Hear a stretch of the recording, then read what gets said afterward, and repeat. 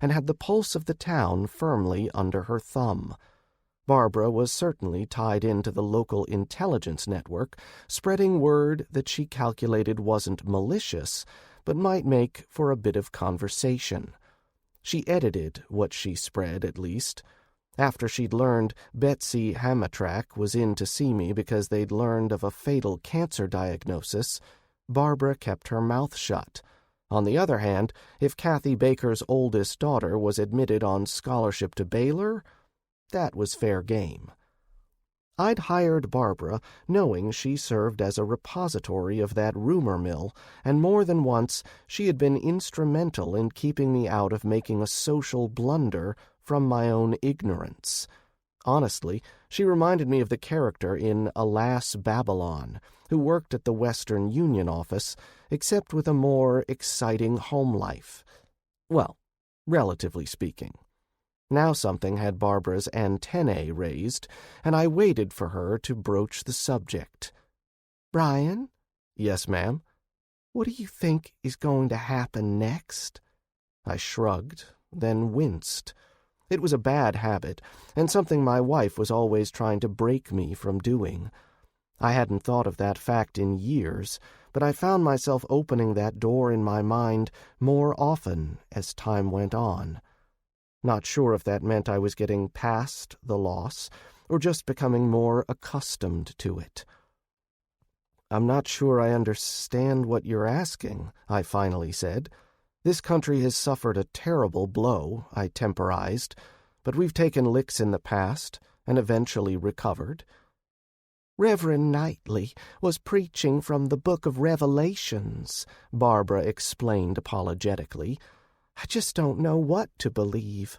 I know you think this is a natural occurrence, but the very idea of those earthquakes and all that damage, it sounds like something God would lay down to smite the sinners. Are you still of the opinion this is a natural occurrence?" Yes, on top of everything else, the religious fundamentalists were having a field day with the left coast suffering from God's wrath. Of course, that attitude completely ignored all their fellow co-religionists who'd also died in the upheaval. I could only imagine that belief would spread if word ever got out that the nation with the largest Muslim population in the world just disappeared under the wall of water. "I don't know about that, Barbara. I never said I thought God didn't have a hand in this. What I know is a lot of people died, including a great number of Americans. Sure, there were a lot of dead Californians in that mix, but despite the propaganda, you'd be hard-pressed to tell some of them from folks who get up around here." "No way. Those people are a bunch of kooks and nuts." "Seriously, ma'am, they're not that different. Sure, you got those Hollyweird types," I conceded, using the common term I've heard bandied about. On the other hand, there were a lot of people you would think were local, or at the worst, grew up in Tyler or Beaumont. I was out there several years ago for work, just north of Sacramento. Ended up staying right across the road from the RCBS factory. "Don't know what that is," Barbara admitted. "Is that one of those marijuana dispensaries?" I had to stifle my chuckle. "No, ma'am, and I'm sorry I laughed. I just thought it was funny, since I know your husband knows who they are. RCBS makes dyes and reloading equipment. Or I should say made. I doubt they are still in business." "Oh, that is funny," Barbara agreed. Then her smile turned serious. "I also get what you mean, and I'm sorry for what I said. I shouldn't be that way. I'm sure you lost some friends out there." "No more than other folks, I'm sure. Until Facebook is back up, I'll just keep hoping for the best." You asked me what I think is going to happen next, and I think we will continue to see the economy decline. You know there's been a lot of rioting in some cities, and I think that's going to continue as well. Best thing we can do is stick close to home and mind our own business. That was my official line, and I was sticking to it. No sense tempting fate, which was what I would consider sharing any of my plans with Barbara Thompson.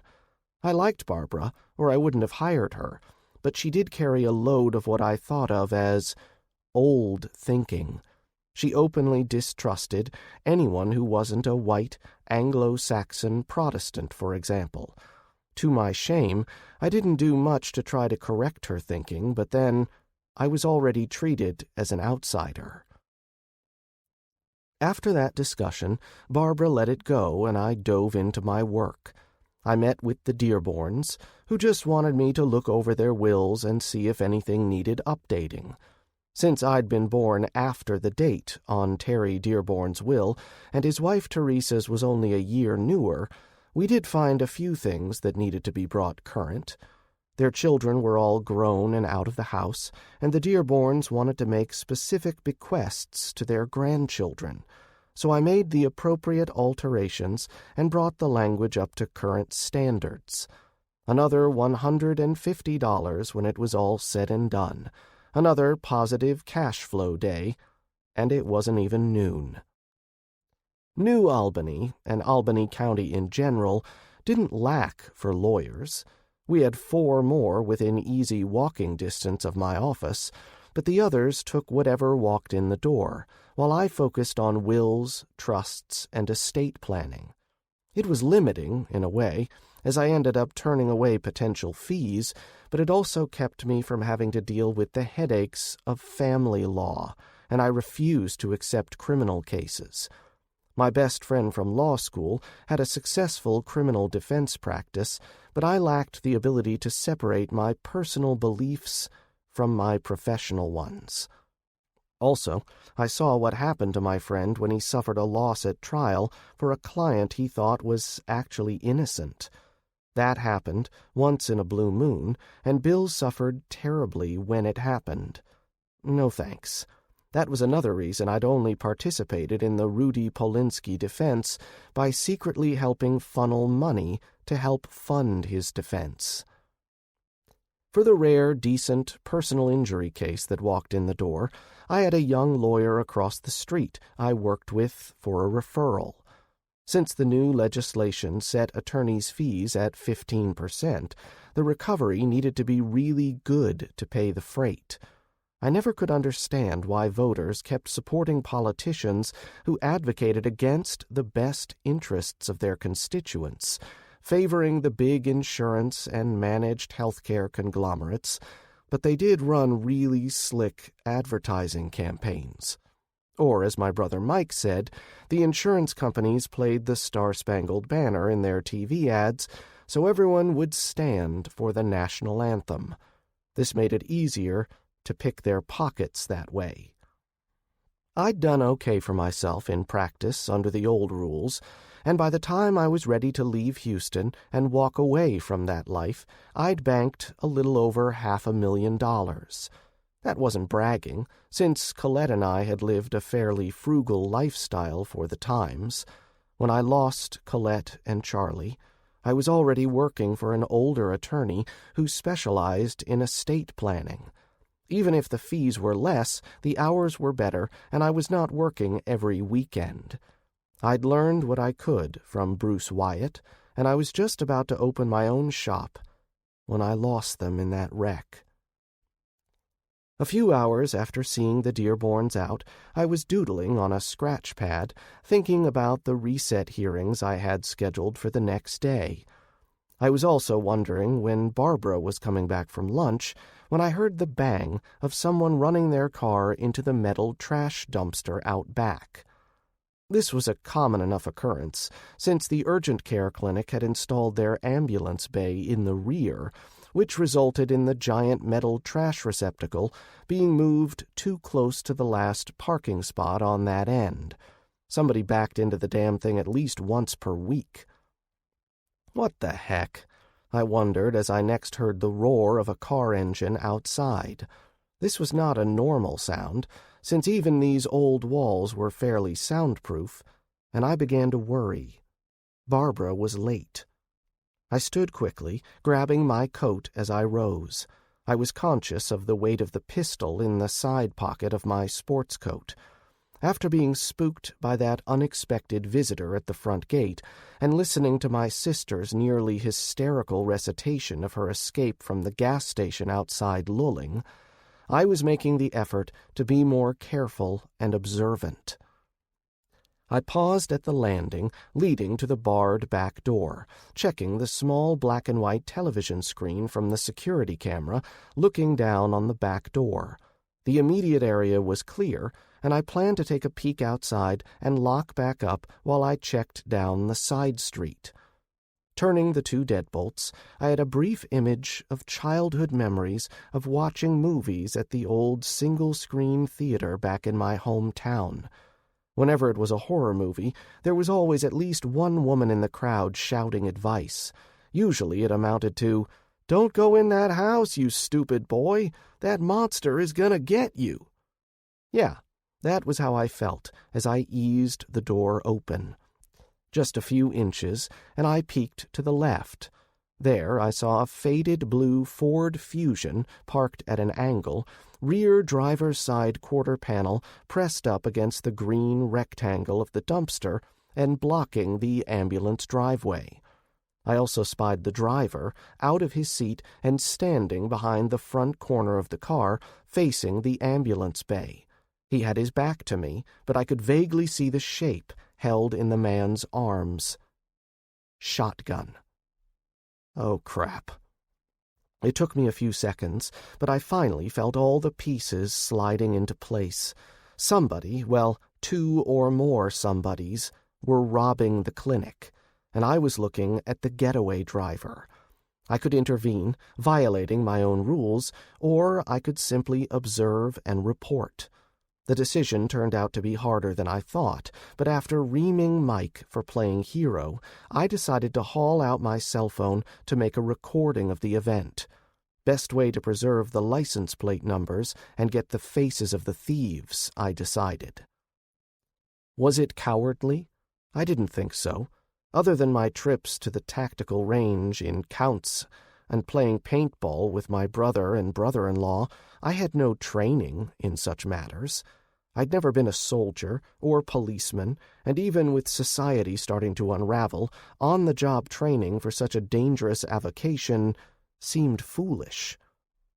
I was preparing to fire up my iPhone when I caught sight of Barbara's Mercedes turning at the corner, just about the same time as the sliding glass doors on the ambulance bay exploded with a bang and a spray of buckshot.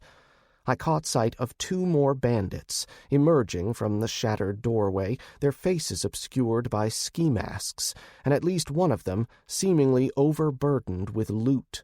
A quick glance back up the street told the ugly truth about to unfold, as an unaware Barbara was seconds away from driving right into the scene of the crime. Fuck my life, I thought, as I slipped the iPhone back into my breast pocket and effectively exchanged it for the Smith & Wesson M&P 9mm I carried in my jacket pocket. I didn't know everything about firearms, but I imagined the M&P was intended as a duty weapon for cops back when they carried 9mm. The pistol was bigger than some in that class and reminded me of Nicky's Ruger P95.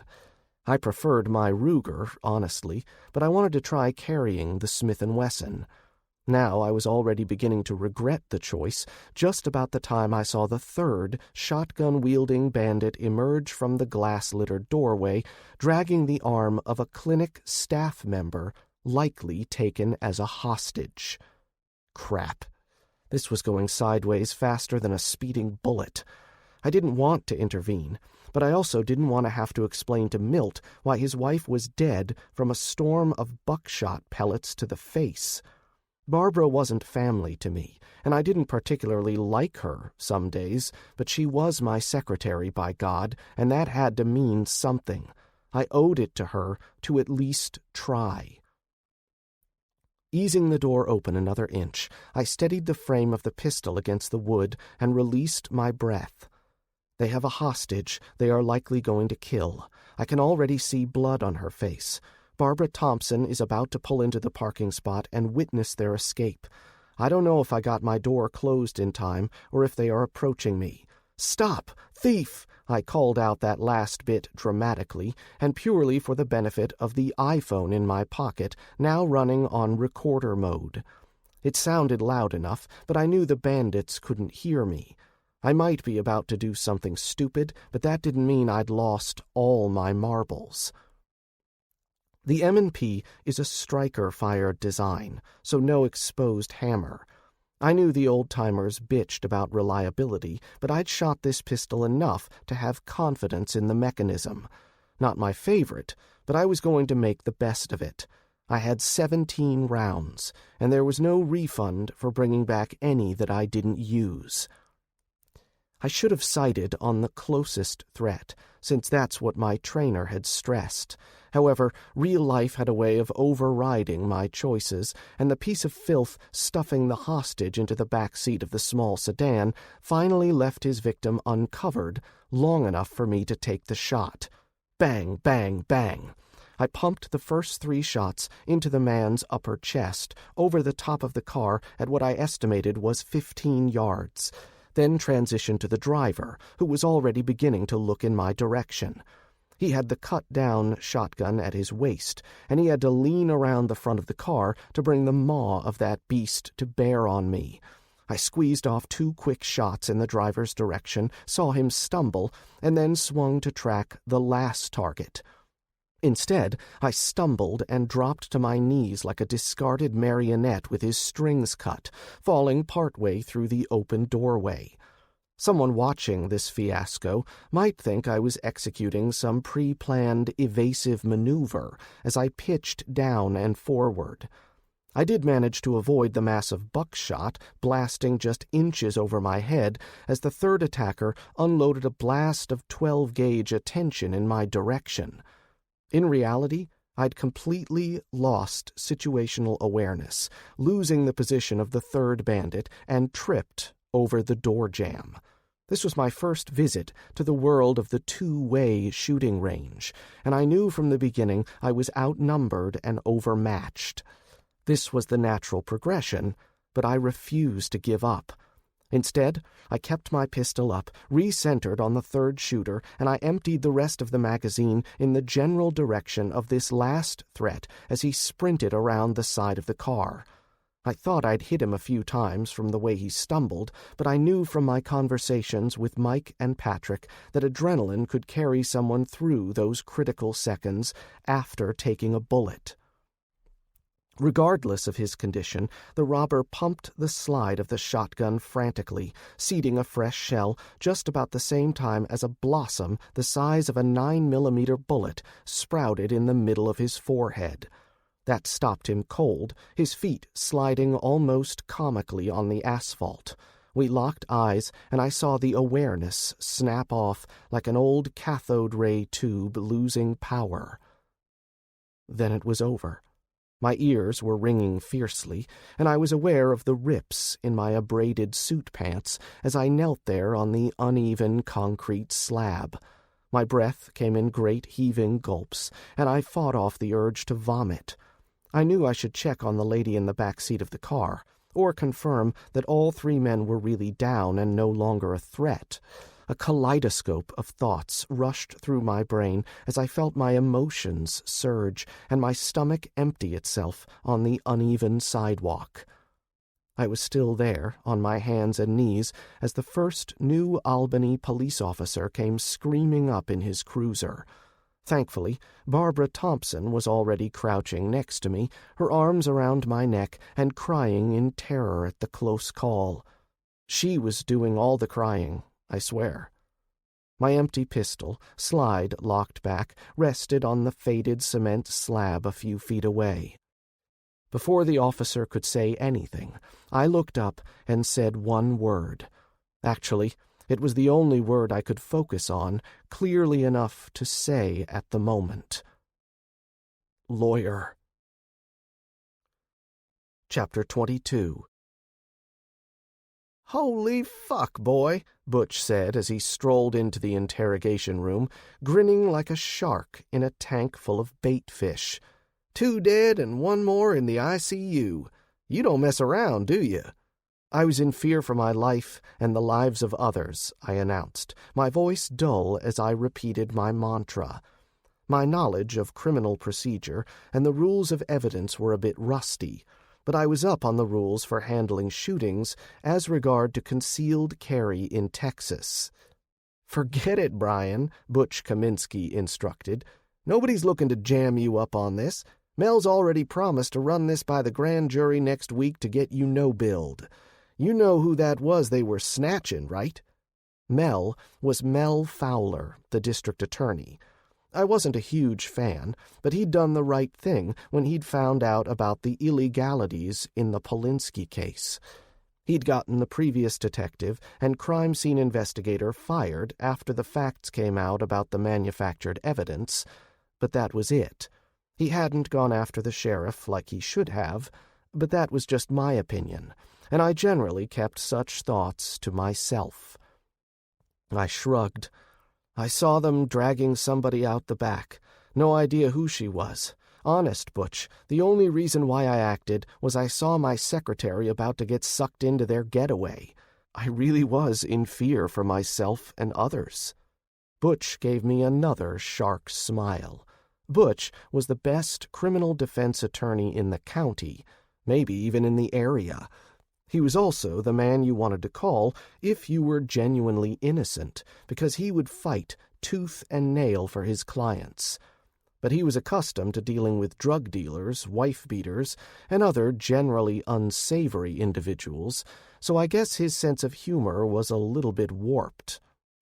"Well, the nurse was one of Teddy Wallace's nieces, his baby sister's youngest daughter." "Ah, well, I hope she's okay," I replied, still feeling a bit numb. Teddy Wallace was one of the county commissioners, which meant he was one of the 3 elected officials who basically ran the county. Not a bad man to have owing you a favor. "How is Barbara?" "Your secretary's fine," Butch assured me. "Already given her statement, and then held a press conference. I'm sure you'll be the talk of the town tomorrow." "Awesome," I grumbled. "Anything else we need to cover before I give my statement to the detective?" Don't say anything to piss off the sheriff," Butch advised. "I'm sure he's not going to be pleased with this vigilante justice going down 3 blocks from his office." That made me stop for a second. Where were the deputies, anyway? I saw Buddy and the city boys show up, but not a single deputy until I got here. I was being questioned at the sheriff's office, after all. The city cops had their own office, but it was small, as befitted the size of their force. Buddy had 3 full-time officers, mostly relegated to writing speeding tickets and patrolling the town for break-ins. Sheriff Landshire, on the other hand, had 5 deputies in the Criminal Investigations Division alone, and another 10 deputies in the Patrol Division. I couldn't recall how many he had in the last division, the county jail, but I figured it had to be at least as many as he had on patrol. "Don't know, but they had some kind of run-in down around Martell, so I think most of the patrol elements were drawn that way this morning." Martell was a 1-stoplight town south of New Albany and near the southern boundary of the county. Despite the small size, a lot of drugs coming out of the Beaumont, Port Arthur, Orange area found their way into Martell. Not coincidentally, in my mind, the Sherwood family compound was located only a few miles outside of the small town as well. Lieutenant Bastrop was the detective assigned to the New Albany office, and he'd been coolly polite when I'd elected to wait on my lawyer before making any kind of statement. I understood and tried not to take it personally. Landshire might be a corrupt SOB, but I'd never even heard a whisper of complaint about how Bastrop did his job. Heck, he was the replacement hired when the last detective got canned. He'd only been a deputy for a little over 6 months, having transferred in from the police department in Longview. As for my statement, I told the truth. It was short, to the point, and stressed my concern for the safety of my secretary and the nurse I saw being taken as a hostage. That actually prompted a comment from the detective. "If you were concerned about Mrs. Schneider's safety, why did you initiate a gun battle on the streets of our town, Mr. Hardin?" "I did nothing of the sort. I was unaware of any gun battle until one of the bandits took a shot at me," I explained, pretending to lose my patience at the end.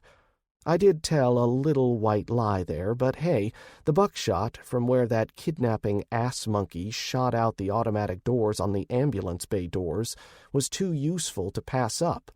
I had a nice 3-shot pattern decorating the rear end of my Subaru anyway. If anybody had audio or even video of the exchange of gunfire, then I was simply gilding the lily with my claim. All I could tell from inside my office was that someone had hit the metal trash container next to the bay entrance to the clinic, something which has been an oft-reported incident since it was installed. I had no warning of an attempted robbery at the clinic, detective. When that man did shoot in my direction, I refrained from defending myself until after I saw that clown in the ski mask throw her into the getaway car. I was trying to avoid Mrs. Schneider while defending myself and trying to get Mrs. Thompson to turn away. "Sounds like you had it all figured out then, doesn't it? Detective, I'm going to instruct Mr. Hardin not to answer that question, because it wasn't a question, was it?" Butch snapped, and Detective Bastrop had the decency to color a bit at the reprimand. "My apologies, Mr. Hardin. It just sounded a little too pat. I mean, you've got no training or background, and yet you managed to overcome 3 desperate men armed with shotguns. I gotta say, in a close-up gunfight, shotguns trump pistols just about every time." "I was hiding behind my door for much of it," I admitted candidly, "and when they got a shot off in my direction, all I managed to do was trip myself over the door jamb. Not exactly Rambo here. And yet you managed to get all your shots into one of 3 targets, or into the brick wall behind them," the lieutenant countered, and all I could do was stare. "Sorry, you lost me there," I said. "I intentionally aimed high, so if I missed, I wouldn't endanger anyone nearby. But you're saying I somehow connected with all my shots?" "A very uneven distribution, but you managed to hit the first kidnapper with 3 bullets, the driver with 2 shots, and the remaining 12 shots were equally divided between that last man and the wall behind him. The driver is in intensive care, suffering with bullet holes to the neck and upper chest." "I can't explain it, Detective, except for the last attacker. In that case, I was aiming up, and I was aware of the wall behind him. I knew the hostage was in the car, so I wanted to be sure to avoid her at all costs." "Nice to say, but how could you know that? Detective, how often do you go to the range?" "What has that got—" "No, you are not getting me sidetracked," Bastrop grumped, then relented. "What are you saying?" "Simply put, I have a concealed carry license, and I train regularly. One of the lessons they pound into your head, Detective, is always being aware of what is in front of or behind your target. Fundamentals of shooting, Detective. That's why I shot the man restraining Mrs. Schneider first, because he was finally pointing the shotgun somewhere else, and he was not able to use her as a shield." Bastrop seemed to pause, absorbing the data, and then he wanted to quiz me about where I'd trained and who trained me. Butch shut him down at that point, pointing out the information on my carry license should be sufficient. I'd passed the qualification, and I routinely maintained my target shooting as any reasonable person would do. There was no rule for how long or where I went for my keeping up my shooting skills, so long as I could pass the test. Actually, the shooting range I frequented was no secret, but I went to Andy's Shooting Sports in Counts, specifically because it wasn't close. Well, that, and the shooting instructor I used there was a retired Texas Ranger. Andy Carstairs, the man who also owned the business. I hadn't been since the meteor hit, but I was rethinking that decision in light of the day's events. My first visit to the two-way shooting range, and I'd survived largely unscathed. I'd made several mistakes, and I knew I did things wrong from a combination of fear and buck fever. Fear for myself was a big part of it, of course, but I was also afraid for the innocents caught in the crossfire. However I got here, I wasn't wasting time second-guessing my decision to act. 2 men were dead, and another wasn't expected to make it through the night. And my biggest problem was pretending like I cared. Week 3. Chapter 23. Remind me, what was that about keeping a low profile? Suck it, lab rat, I retorted, grabbing my brother in a bear hug as he entered the kitchen. He was flanked by Marta and Beatrice, his mother-in-law. The kids came in, said hi, and raced into the living room to catch up with their cousins. "So what happened in town?" Marta inquired, settling into one of the kitchen chairs.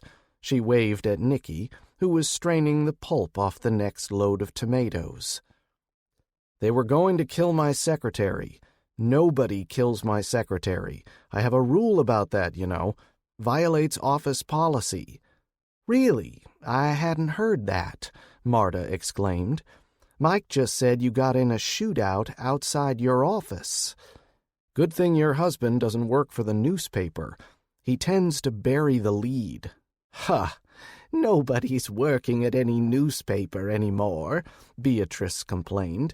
"They've censored the thing so much, there's barely anything in that fish wrap anymore, other than the crossword puzzle." I laughed at that observation and gave them a quick rundown over what transpired earlier in the week. Nicky had heard it all before and kept doing what she was doing. The work came first, after all. "You closed down the office?" "Hell no," I replied sharply. "Once Butch got me sprung, I went back and worked on a few files. The probate judge finally got around to holding court, and I had hearings set the next day.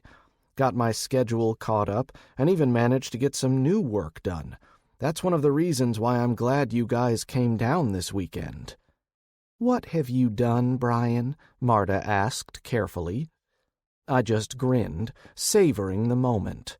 "Well, you know that piece of property next door, the old Bonner place?" "You didn't!" Mike yelled, then looked around sheepishly and lowered his voice. "That listing was nearly double what the land was appraised at." "Yeah, and that's why I offered the agent a quarter of what they were asking. Cash sale, 1 week closing." "I take it from your reactions that you managed to close the deal?" Beatrice observed. "What was the purpose?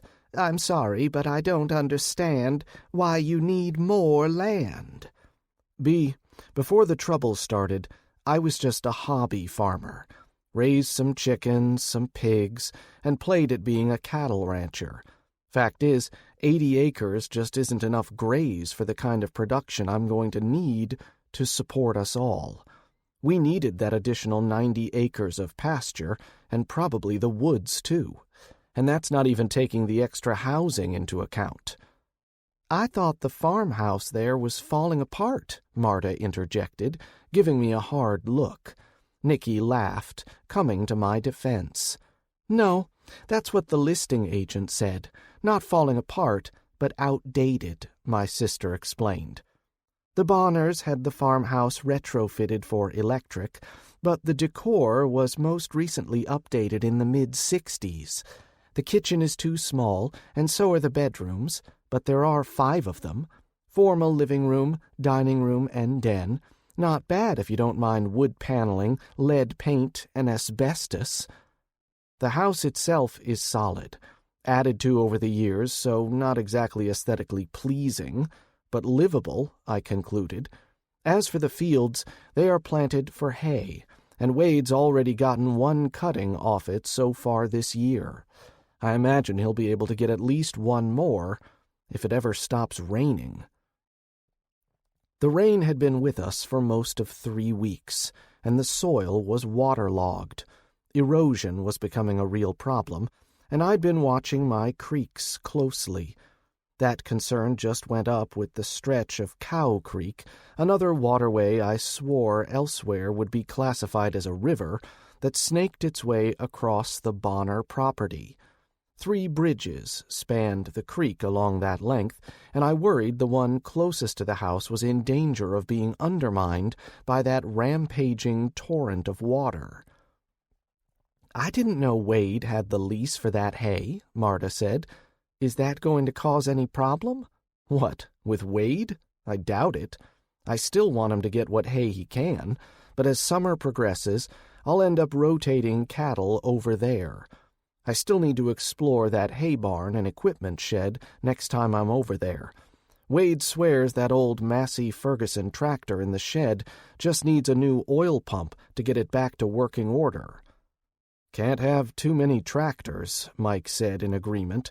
"There's usually one broke down waiting on parts anyway." "How did you manage to pull this off? I mean, with the bank limits and all that?" Beatrice asked.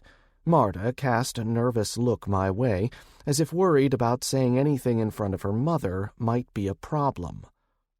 "B, the bank thing only affects cash withdrawals and accessing your personal account.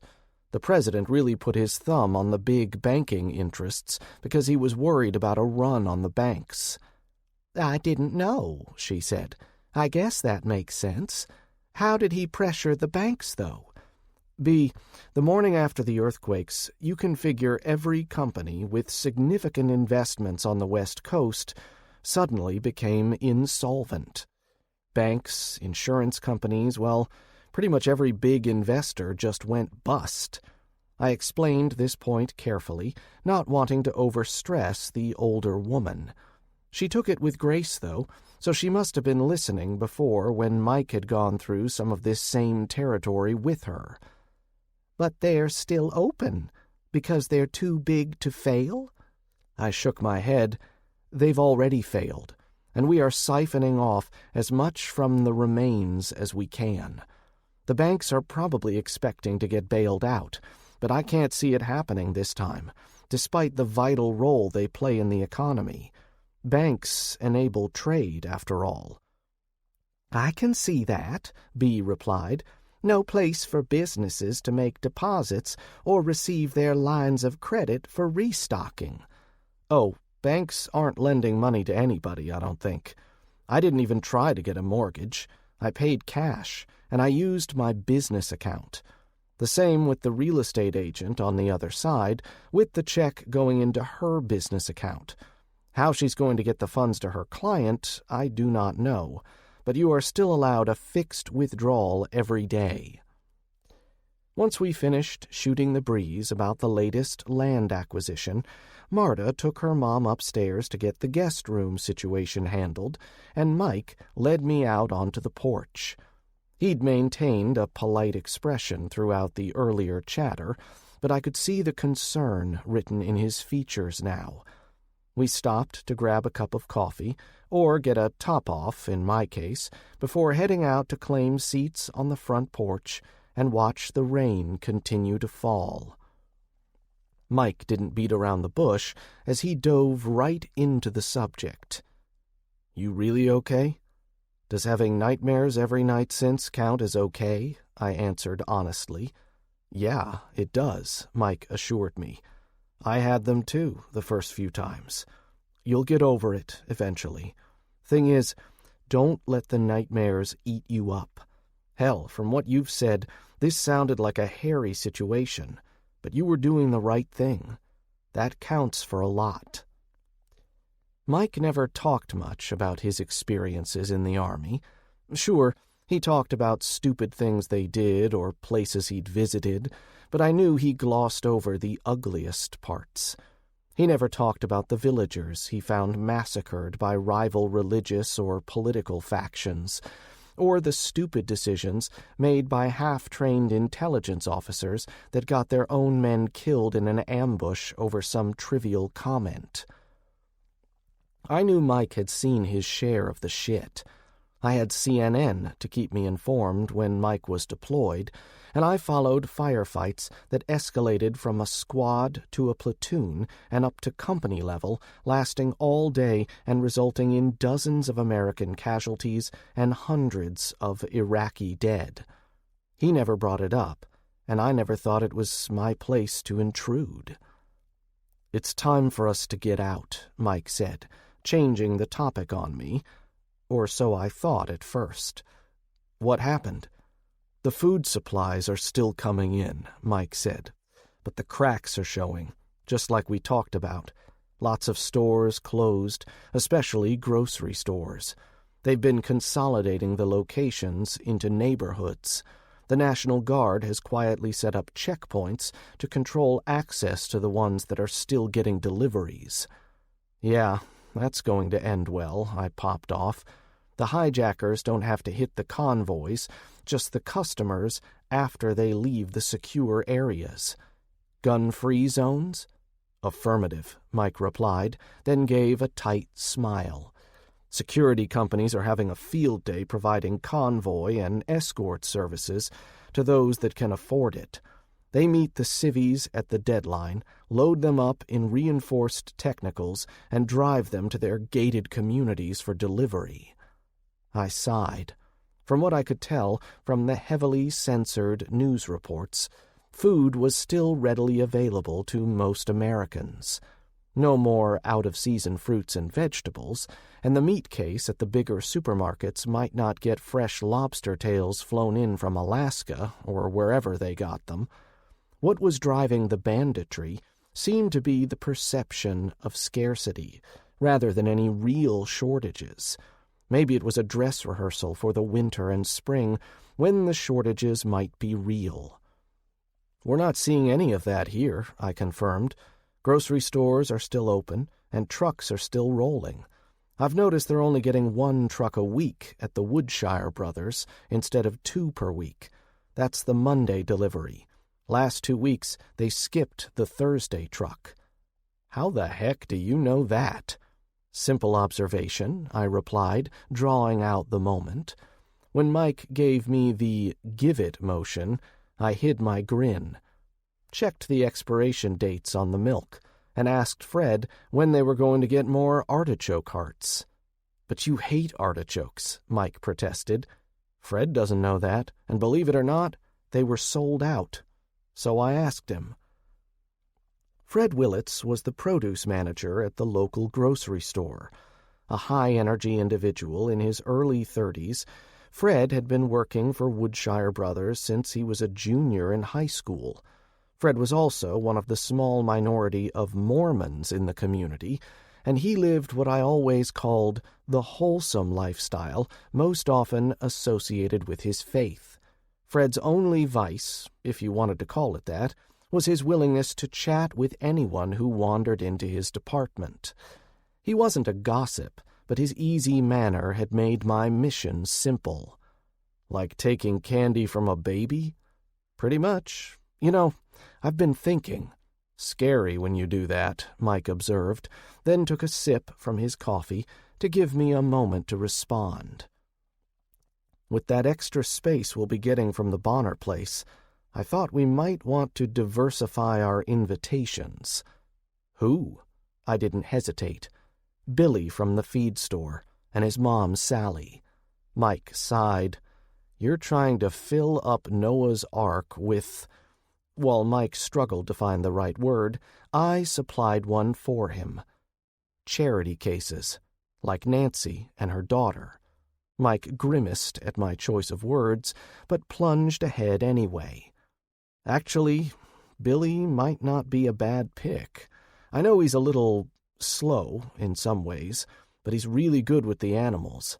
But yeah, you're the one always saying we might have to harden our hearts, and we know Wade has more people he needs to house." I had a list already. Marta's mom, Beatrice, was on it. So was our cousin Mary and her husband Charlie. At least I could put a check mark next to B for the moment.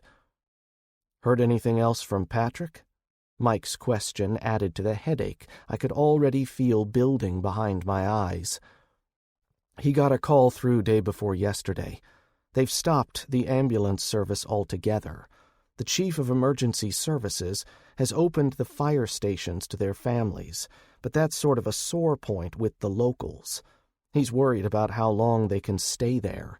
The National Guard has been called out every night this week to deal with the protesters and looters. Patrick conveyed his message using the shorthand all married couples use, and after the call, I thought we were going to have to sit on Nikki to keep her from taking off after her husband. She could tell Patrick was minimizing the situation, and she was not happy. Nikki was the kind of woman who would charge hell with a bucket of ice water for her man. We going to go after him? That's what Nikki said. I don't know what to say. Isn't Marta dealing with the same sort of pressure at her job? Mike shrugged the question off, explaining that for now the surgical clinics were being overlooked. I doubted that would last long, as medical services continued to be in demand. Someone would bring them into the emergency loop sooner or later. Just stay, I said again.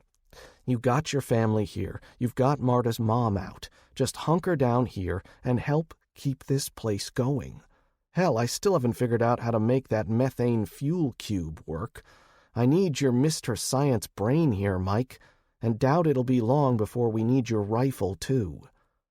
You still thinking about that shootout in town? I looked away, my gaze catching the filly and the colt playing in the corral, frolicking in the rain.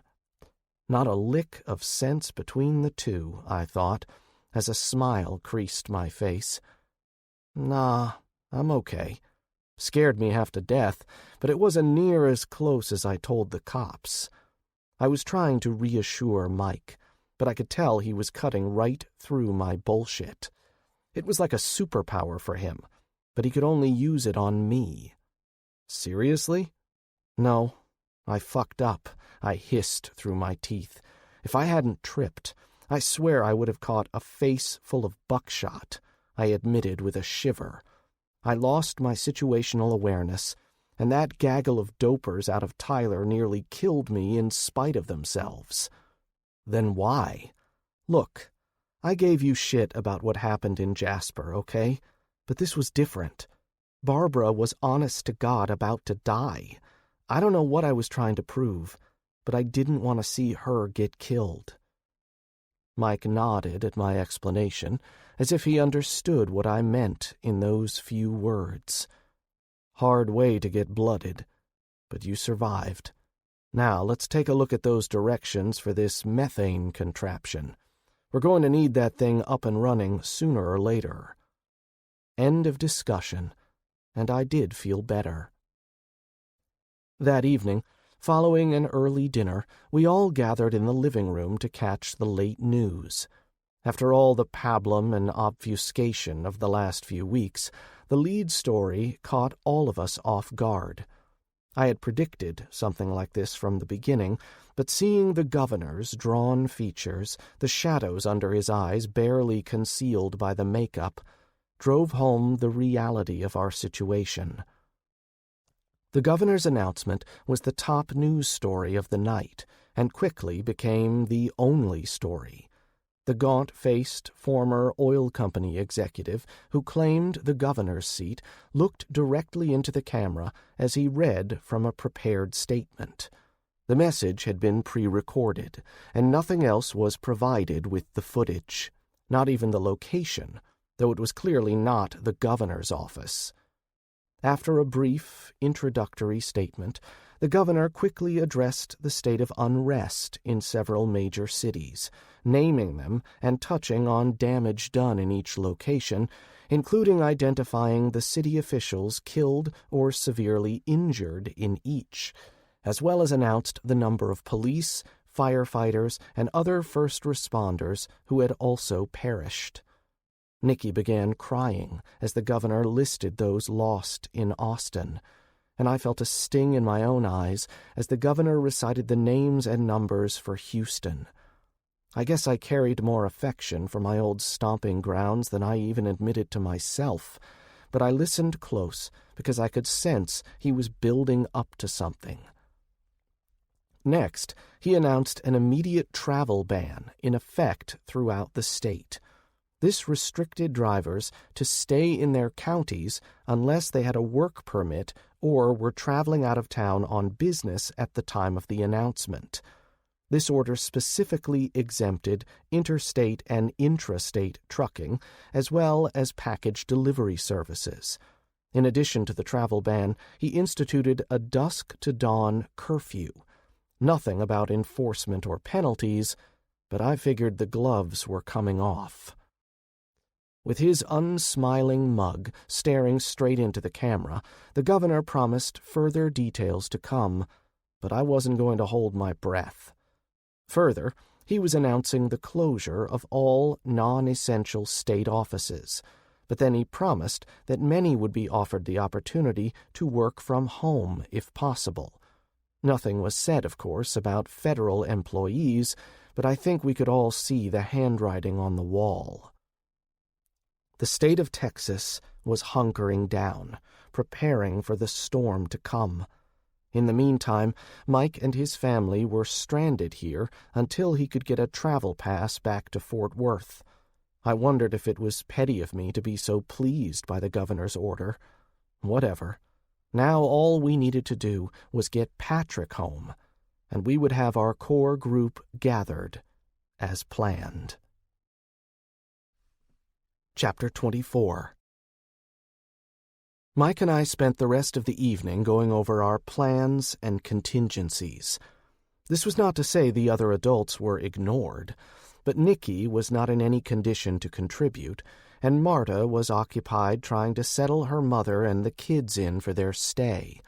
She also took charge of Nikki's 2 children, running them through their bedtime preparations like a drill sergeant.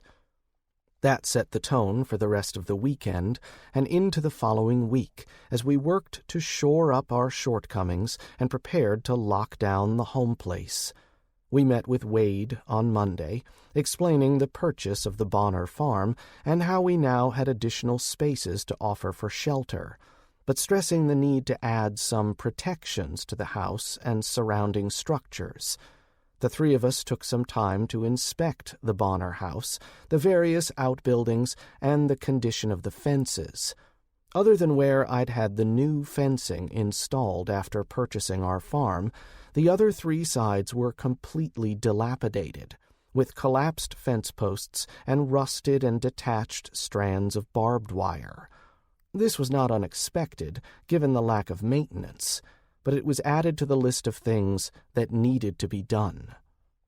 The Bonner property was very similar to the one I already owned, a rectangular strip of property running twice as long east to west, with the paper company's pine forests neighboring them along the east side. To the south, the Bonner property was also bounded by another 5,000 acres of international paper land, though I knew quite a few locals who used the heavily forested area as their own illegal hunting lease. As we walked the soggy grounds of the property, I was remembering when I was first cleaning up the old Ferguson place 4 years ago. The weather had certainly been better, but I'd sweated like a hog those first few days as my body struggled to readapt to hard physical labor. Wade had a couple of teenagers he'd used for general cleanup and bush hogging, and I'd worked with them at first from sunup to sundown, hauling brush and cutting down saplings that had sprouted around where we would situate the house and barn. Once that was done, then we'd demolished the house, pulling aside what little lumber remained solid and setting the rest aside for the landfill. We'd recycled what we could, including some old bricks stored under the house for some reason, and then repeated the cycle on the crumbling barn. I'd actually found some useful, though rusted hand tools scattered in the back of the barn, and Wade laughed at me when I gathered them up and dumped them in a 5-gallon bucket full of detergent. Using a kitchen scrub brush, I'd thoroughly washed and then dried them using old shop towels I had in the back of my truck. "I think you need some better kitchenware than that, boss," one of the youngsters had teased. Benny was a good kid and a hard worker, 17 back then and out of school for the summer. "That stuff is nasty." "No, Benny, just old and worn, like me," I'd joked back. Later, I'd used a block of sandpaper to knock off the scale and corrosion, then finished with a small can of kerosene as a cutting lubricant to complete the job. When I was done, I was the proud owner of a cast-iron cooking grate that looked like it originally arrived in the state riding on a covered wagon, a brass pot, probably used as a spittoon, 4 tarnished silver spoons, and an oddly shaped device I identified as an old bullet mold. I also had several fully functional tools and implements, including a set of adjustable wrenches, a come-along needing new chains, and a heavy table-mounted vise. These would all be moved to the shop in the detached garage once it was built. I'd held on to the bullet mold, intrigued by the piece of history. "What are you thinking about so hard?" Wade asked me as we paused by the old wellhead. There was an actual hand pump still in the ground, and I wondered if it still worked. The leathers would all be rotten and in need of replacement, of course. "Just thinking about how we worked on my place that summer," I replied absently, pushing at the spongy earth with the toe of my boot. "Ha! I thought we were going to lose you to heat stroke that first day," Wade confided. "You just weren't going to quit, and those boys just kept egging you on." "Whatever happened to Benny?" I asked, mentioning the only name I could recall at the moment. "I know he went off to school, but I haven't seen him around town since." Wade looked away, measuring the rain clouds for a moment before replying. "Like a lot of our kids, he got off to the big city and never came back." Yeah, I remember the feeling. I felt like I was trapped on the farm growing up and surrounded by people who didn't understand that there was more to life than Friday night football and nursing Saturday morning hangovers. "And then you got old," Mike said, walking up and adding his 2 cents to the conversation. "Decided the country life was the way to go after all." "No, I just realized that I missed the slower pace. And the people," I replied, then gave a sigh. I got tired of the rat race, realized it was a treadmill, and I was never going to reach the finish line. Plus, living in Houston just had too many memories for me. Heck, I had to drive by the scene of the accident every day getting to my new job there. I felt an old familiar hurt in my gut as I started to think about those dark days immediately after the accident. Mike might have heard something in my voice, but my neighbor was the first to speak. "Hey, you still got that old bullet mold you found at your place?" Wade was about as subtle as a frying pan to the face, so I tried to play along and got to talking about the reloading I was doing. Changing the subject was a good idea. "Yeah, I still got it, and the thing works fine. Had to replace the wooden handle, of course, rotten. Hit it a few times with the sand blaster to clean off the rust in a few places. Turns out 6 perfectly usable 358 diameter bullets at a time." "That's cool, if you have anything in that caliber," Wade replied, and Mike laughed. "Wade, this old man loves his wheel guns," Mike explained while still chuckling. "You got what, 3 or 4 of them just in 357 Magnum?" I had to stop and think about the question. 5, I confirmed. "You forgot that Dan Wesson I picked up last time we went to Mesquite." "Wow, I never realized I had such gun nuts for neighbors," Wade added, laughing. "If you guys like to shoot so much, how come I never hear you practicing?"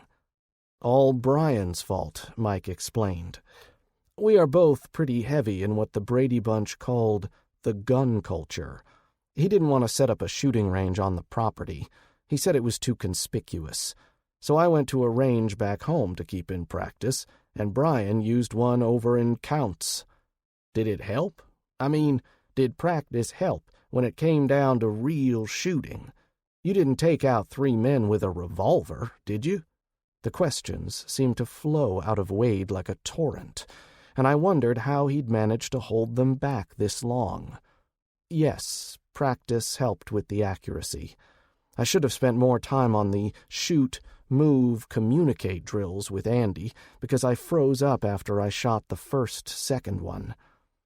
If I hadn't stumbled when I did, that third shotgun would have parted my hair straight down the middle, starting at my neck. And no, I was carrying a 9mm pistol that day, so I had a few more rounds to work with. What kind of 9mm? Just an old Smith & Wesson M&P I picked up.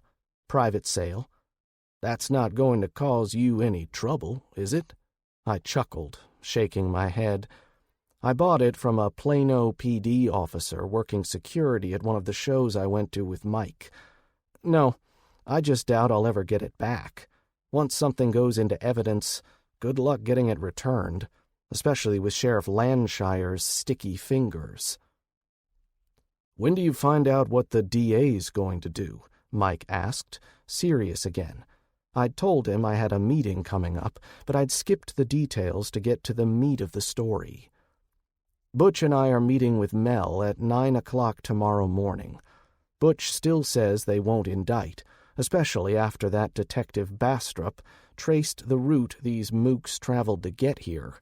Seems they killed a pharmacy tech in Dangerfield, then took a customer hostage when they left. The hostage didn't make it. I dropped my voice with the last bit of information. Nobody said what had happened to her prior to her death, but it didn't take a lot of imagination to paint an ugly picture. Wade nodded along with explanation, clearly thinking hard about what I was saying. He was slow to speak, but I could tell he was focused closely on what he was saying. I'm offering you and your families use of the range set up behind my house. I'm set up for pistol and rifle, at least out to 400 yards. You both set for anything longer range than that? I pointed my thumb at Mike.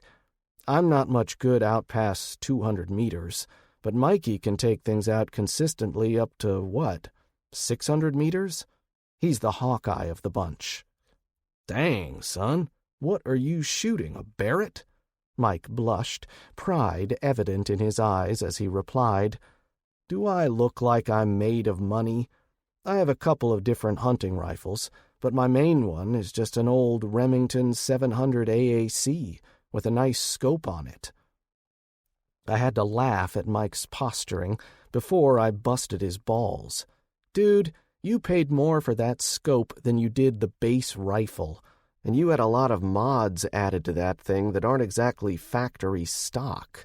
Shh, Mike whispered. Marta asked me how much I paid for the rifle, and I told her, $650 plus tax. That's all she needs to know. Your wife's not here. Wade made a production of glancing in the 4 cardinal directions before he pointed out the obvious, getting into the silly spirit of the conversation now.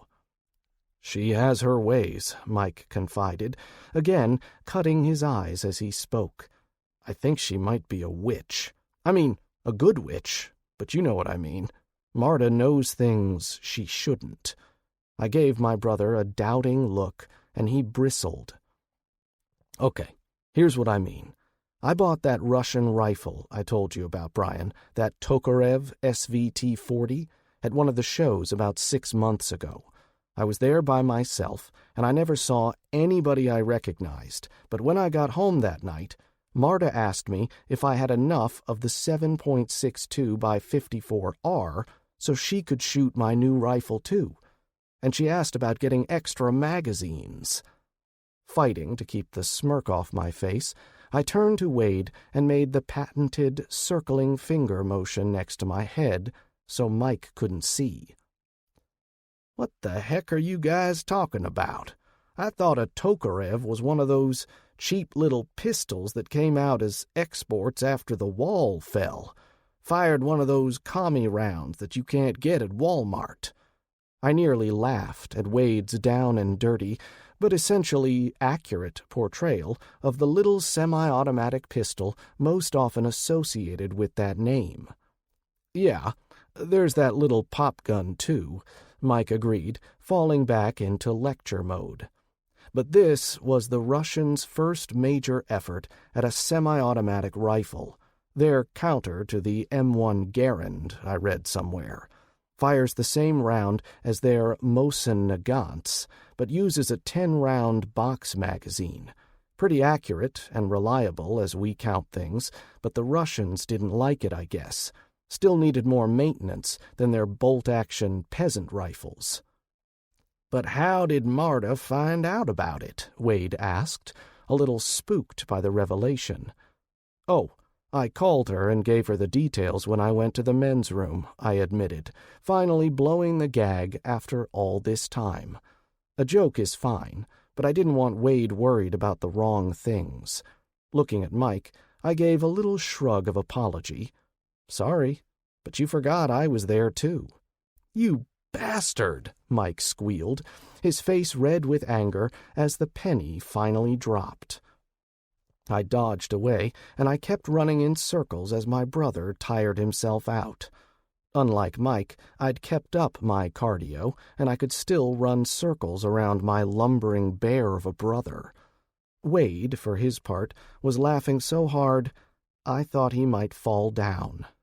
"You guys," Wade managed to sputter, his laughter slurring the words. I knew Mike was pissed, but he was too good of a sport not to get the gag, and frankly, we all needed the release of pressure.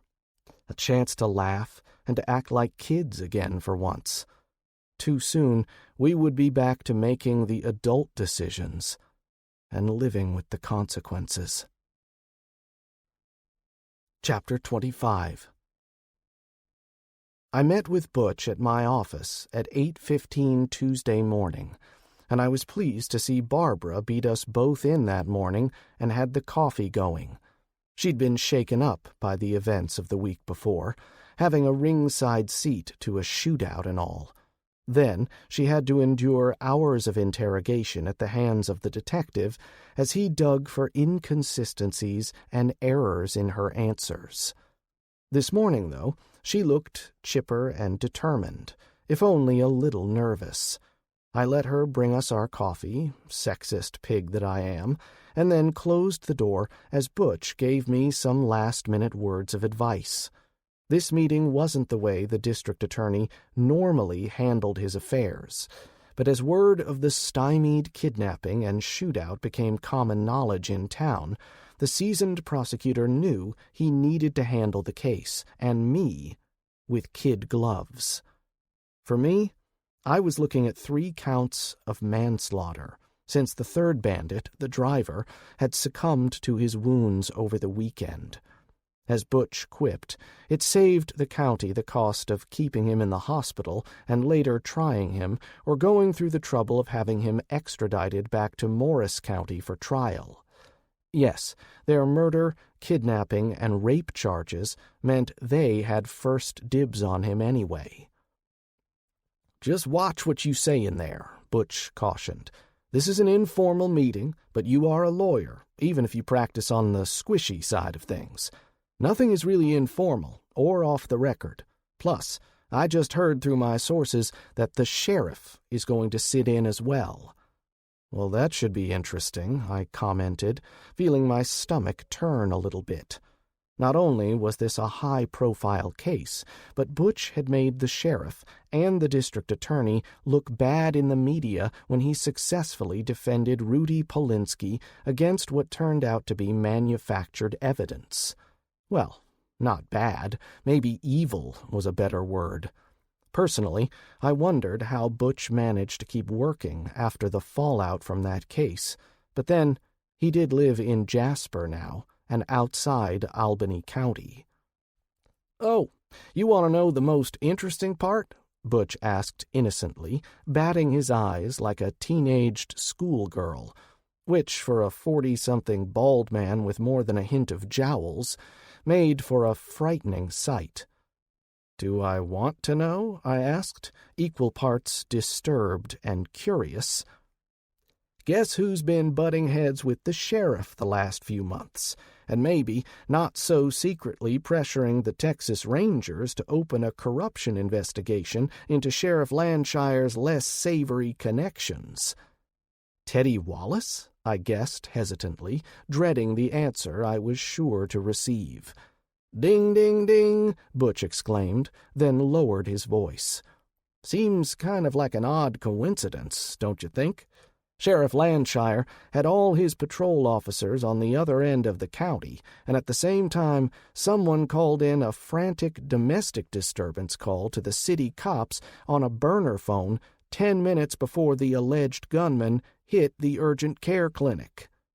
"Fuck me," I muttered, fitting the pieces together. The thing about the deputies all being out of pocket was odd, but the carefully planned distraction of the police department's small force was something of which I had been unaware up until this point.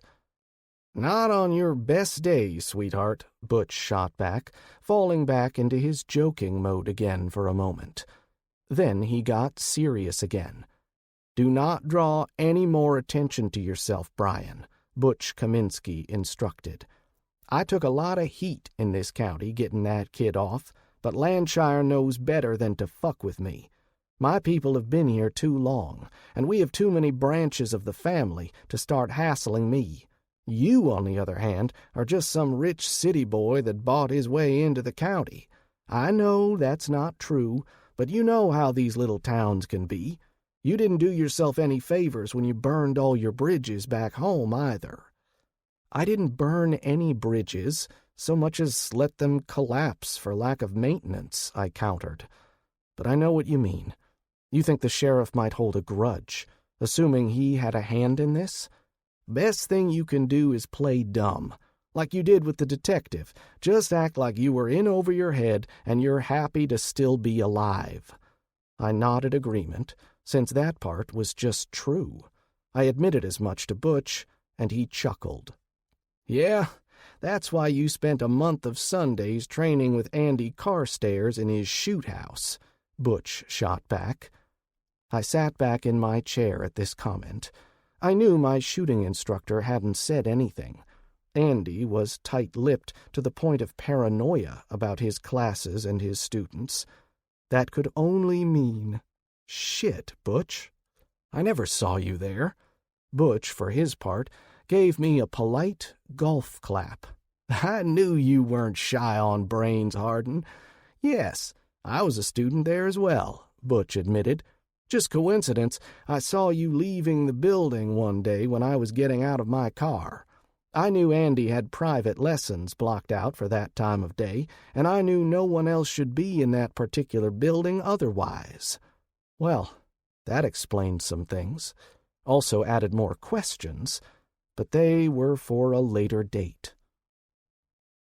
After finishing our coffee, Butch and I made the short walk down the street to the courthouse in the spitting rain. After shaking out our umbrellas and passing through the metal detectors, Butch led the way to the district attorney's office on the first floor of the courthouse. Unlike the sheriff's shiny new offices, which were located in the Justice Center Annex on the other side of the street from the courthouse square, these cramped 60s-style cubbyholes might lack in space, but made up for it with immediate access to the judges and their staffs. I'd never done the criminal side, either prosecution or defense, but I knew well the advantages such a setup gave the prosecutor and his assistants. We barely paused at the DA's office before one of the secretaries directed us to the conference room upstairs and across the hall. Calling it a conference room might have been a polite fiction, since this was clearly a jury deliberation room, but I didn't even raise an eyebrow. I let Butch lead the way, and I hung back, my reluctance not faked in any way. I hadn't had so much as a speeding ticket in the last 5 years, and now I was faced with 3 homicides, even if the language I'd seen only discussed manslaughter. Those were still big-time felonies.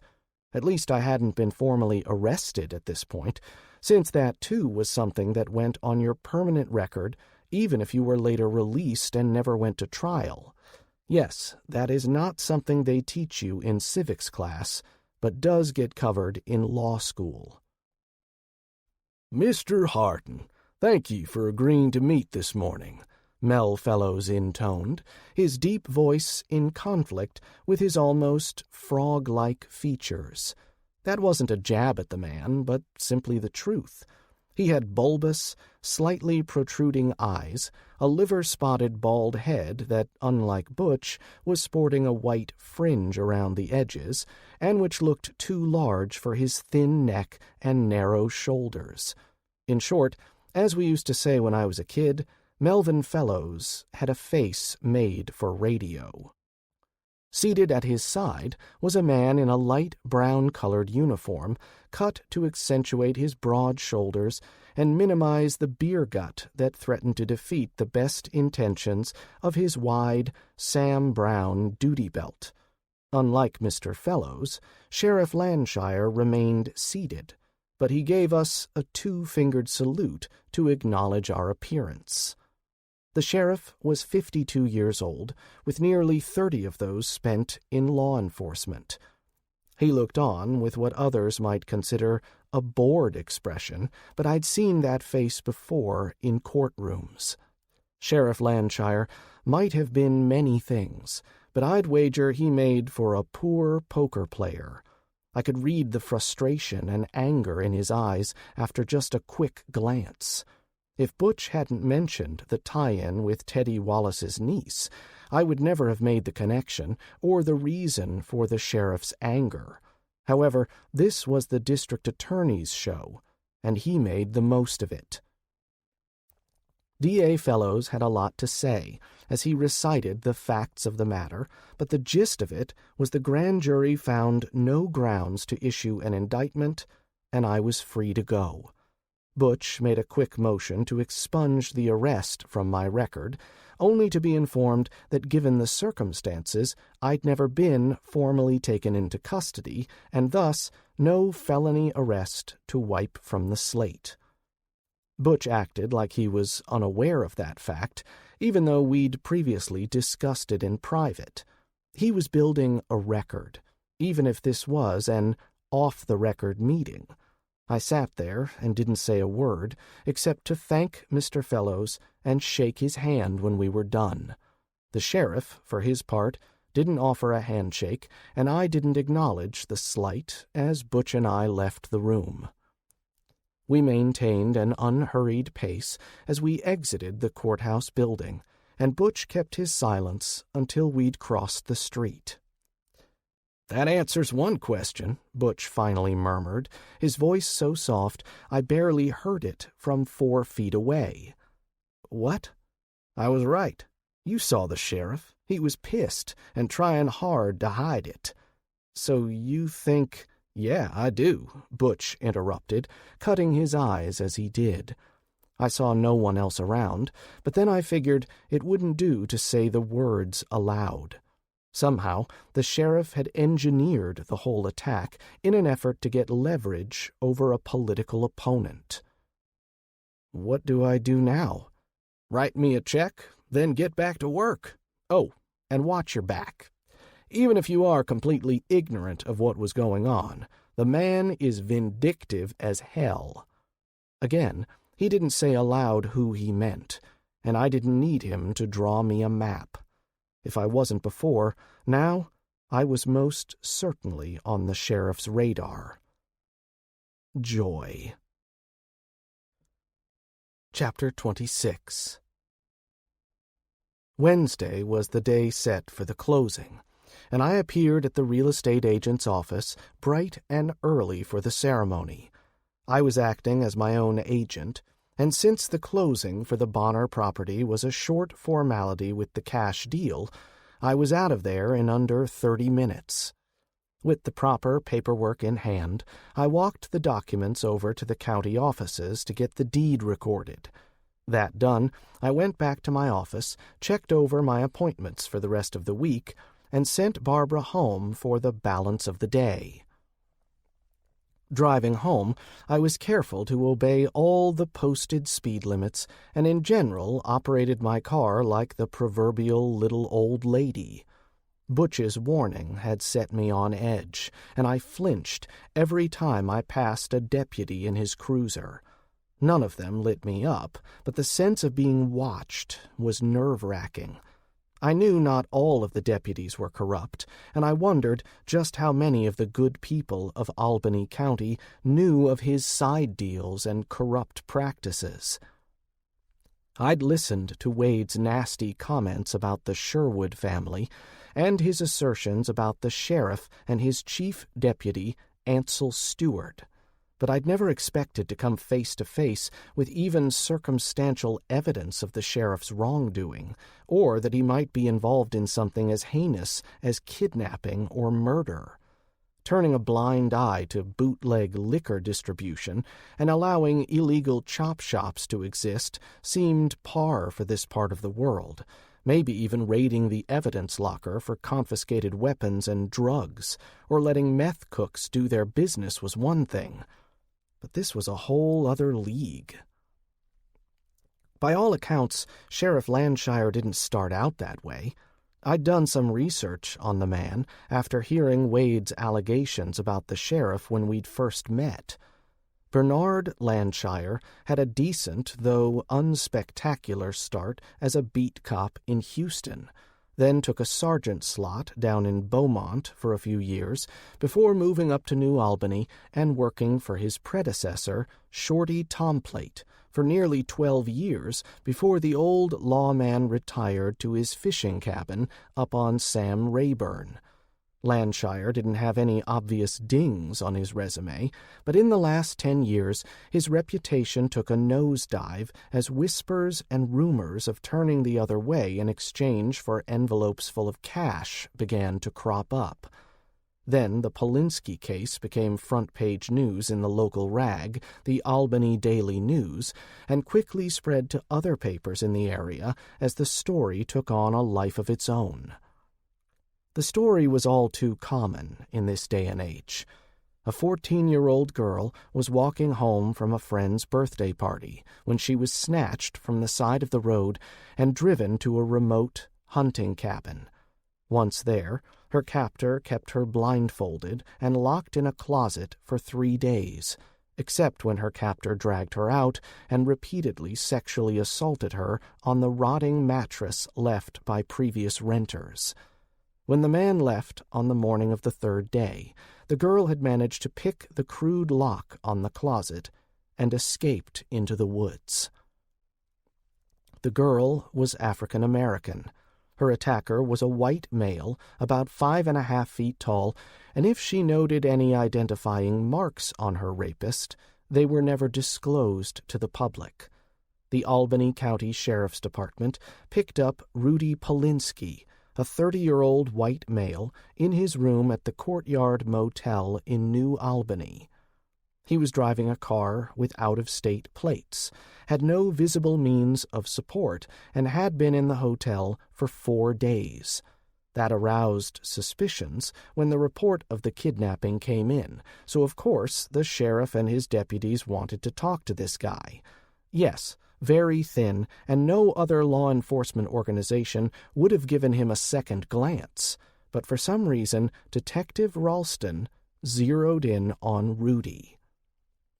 Of course, once he was questioned, he explained he was an electrician on contract from an equipment manufacturer in Michigan, and he was waiting for the shutdown scheduled for the next week at the Evadale paper mill. Even though his story checked out, Rudy was arrested for a whole host of charges, including rape, kidnapping, forcible sodomy, and on and on. Rudy's arrest was splashed all over the local news, and he was thus tried in the media before he was even arraigned. I didn't like it right off the bat, and the more I heard, the less I liked. The cabin was eventually located, but nothing connected Rudy to the cabin, and in fact, the secluded, isolated nature of the location argued against him. In fact, the only tire tracks leading to the old cabin came off a common variety of pickup truck, where Rudy drove a Mazda hatchback. That was before Detective Ralston found a DNA sample under the passenger side floor mat that supposedly matched the victim. Yes, the whole setup smelled to high heaven, and I was the first to approach Butch in confidence about trying to help where I could. I had no skills in the criminal arena, so I started a defense fund to help, opening with a donation of $5,000 to aid in the young man's defense. I knew his employer had cut him loose, and his family was scrambling to raise the money, so I did what I felt was the right thing. Rudy was being railroaded because he was the wrong color and he was an outsider, and neither fact sat well with me. Thinking about the Polinsky case made me wonder deeper into that mess. The sheriff was feeling the heat from the African-American community to solve the crime, but why frame up Rudy in particular? When the truth came out about Ralston falsifying the evidence, going back and adding the sample over a week after the initial testing, I thought it was overzealous police work. At the time, I was still leery about Sheriff Landshire, but in light of the attempted kidnapping of the Schneider girl, where the alleged gunman had zeroed in on her in particular, according to the statements Butch could access, I was sold. The timing was too coincidental. This just reinforced what Mike always said about coincidences. To quote one of his favorite authors, Emma Bull, "Coincidence is the word we use when we can't see the levers and pulleys." The frame-up of Polinsky was shoddy, and the outcome so muddied the waters that I doubted the true perpetrator would ever be found. I thought on that as I turned into the driveway, and the image of Matt Sherwood crouched down by the control panel. Then realization struck, and I stopped the car in the middle of the road. It wasn't a frame-up. It was a cover-up. Whoever had kidnapped and raped that girl was not only local, but also carried enough financial or political clout to pull the sheriff into the mix. Unless the sheriff himself was the perpetrator, I added to myself. As I pulled through the gate and wound my way up the driveway, I noticed Mike was out at the mobile home, elbows deep in the battery box next to the side of the wooden porch. With the water running so high in the creek, the only off-grid power going into the mobile home originated from the small solar array arranged on the roof. "You diggin' for gold, brother?" Mike grunted, then withdrew his left hand from the narrow gap between the batteries. "No, just correcting a fault here. Wire came loose, and that back battery wasn't getting a charge." I looked up at the overcast sky. No rain at the moment, but I knew more was coming. Watching the Weather Channel was a farmer's entertainment, but these days everybody was doing it. Even with limited internet backup, the weather apps were far from being reactivated. I didn't need the meteorologists to tell me we'd already received more than our expected annual rain output, and we still had the second half of the year to go. In addition, the brilliant sunsets and wide bands of clouds told me more of the story than I probably wanted to know.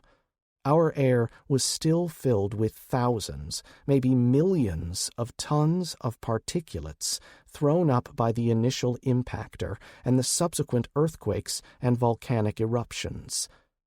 Which reminded me, anything more on the volcano outside Mexico City? You mean Popocatépetl? Fuck. I can't even say it right. That one? Wait, Is there more than one in Mexico erupting right now? I asked, the news making my hands flutter a bit as I helped Mike replace the heavy wooden cover over the batteries. Yeah, there's that one and Cebaruco, which is close to Guadalajara. They both started spewing this morning, Mike explained. As a science teacher, he better understood the different types of volcanoes and their relative risks, but he knew he was no volcanologist.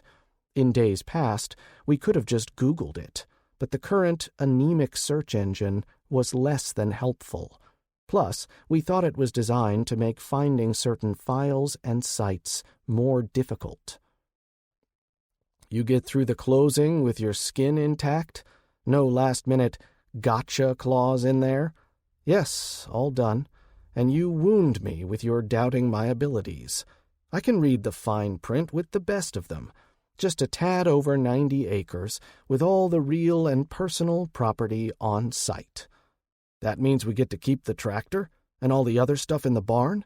Yep, all included. On closer inspection, we'd found quite a stash of old, horse-drawn farming equipment, including a plow, harrow, and planter. The leathers were all rotted and unusable, and some of the wooden parts would need replacing, but I still counted this a bonus that might come in handy in the future, provided we could continue to feed the horses. So what's the verdict on the trailer? I asked, changing gears. If we lose main power, are we getting enough juice from solar, or do we need to reinstall our water bug? For winter conditions, no. Not enough power to run the electric furnace. Couldn't do it even with the little turbine in place. But with an outside wood furnace installed, we could easily heat this trailer, Mike explained, taking on the siding for emphasis as he spoke.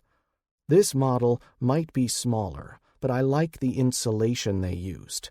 Much better than that crap they used when we were kids. Okay, I agreed. Where are we going to get one of those? And could we use the wood-burning stoves in place of a furnace? Sorry, the wood stove will help, but not enough for what we think is coming. Could get an outside wood-burning furnace from several places, like Lowe's. Don't have one in Albany County, I shot back. Or Home Depot, Mike countered with a grin. Don't have one of those either, I popped back. Or Ace Hardware, Mike concluded. Okay, got one of those in town. Think you and Wade could go pick it up? Mike gave me a hard look, and I shrugged before looking away. My eyes fixed on the distant pasture, and I focused my eyes on the small herd of cows browsing the rich grasses. The rain didn't seem to be affecting the plant growth any, but I knew the deeply soaked fields would make harvesting hay a real chore. I could just see Wade bogging down next door, trying to run a tractor through the waiting hay crop. I didn't say anything for a few moments, my thoughts still a jumble from my earlier ruminations. What is it? Somebody give you trouble over the closing? Or about what the DA announced? I shook my head, then turned back to give Mike my full attention.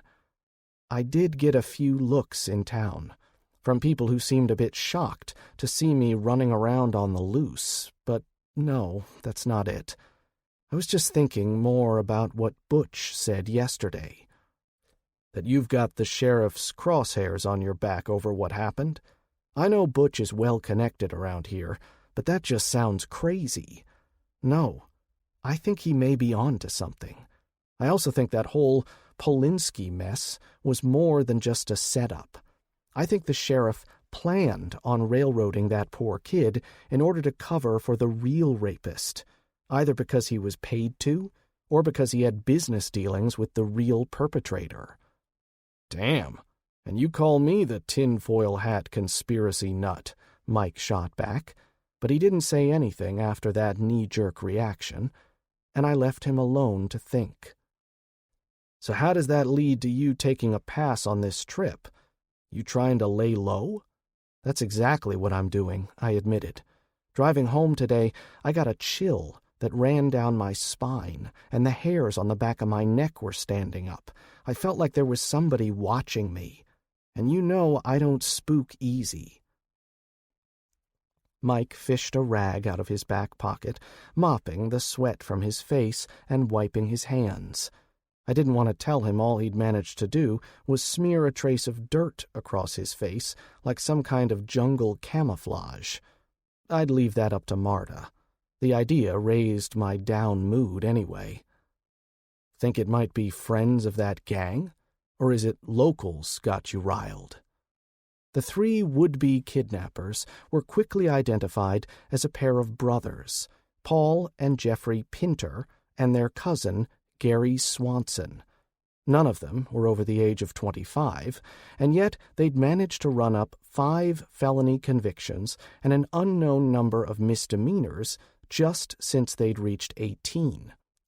Since the day of the California quakes, though, the three had embarked on a crime spree that made their prior bad acts pale in comparison. The one thing that stuck out to me, though, was their prior busts for running opiates, and the carload they'd managed to pillage from the 4 pharmacies they'd hit before getting to the urgent care clinic. I'm not too worried about any of their buddies coming after me. Like I said before, I think they were there for the girl they tried to snatch. I just don't see how the sheriff was supposed to have gotten these 3 goofballs to come hit a specific location at a certain time to snatch one particular young lady. I gave him a crooked grin as I raised my fingers to count off a few things. What were they also stealing? Drugs? Cash? Cell phones? What kind of drugs? Mike shrugged before answering, I don't know. The good stuff. Any kind of narcotics, I guess. Codeine and fentanyl, I said. Opiates. Because this whole distribution mess, along with the loss of the Asian suppliers, has cut into the supply on the street. And do you remember what Keith Sherwood got busted for about 6 months ago over in Jasper? Do you know what he was distributing? Drugs? Heroin or some such, I guess. I'm not all that hip to the drug scene, you know.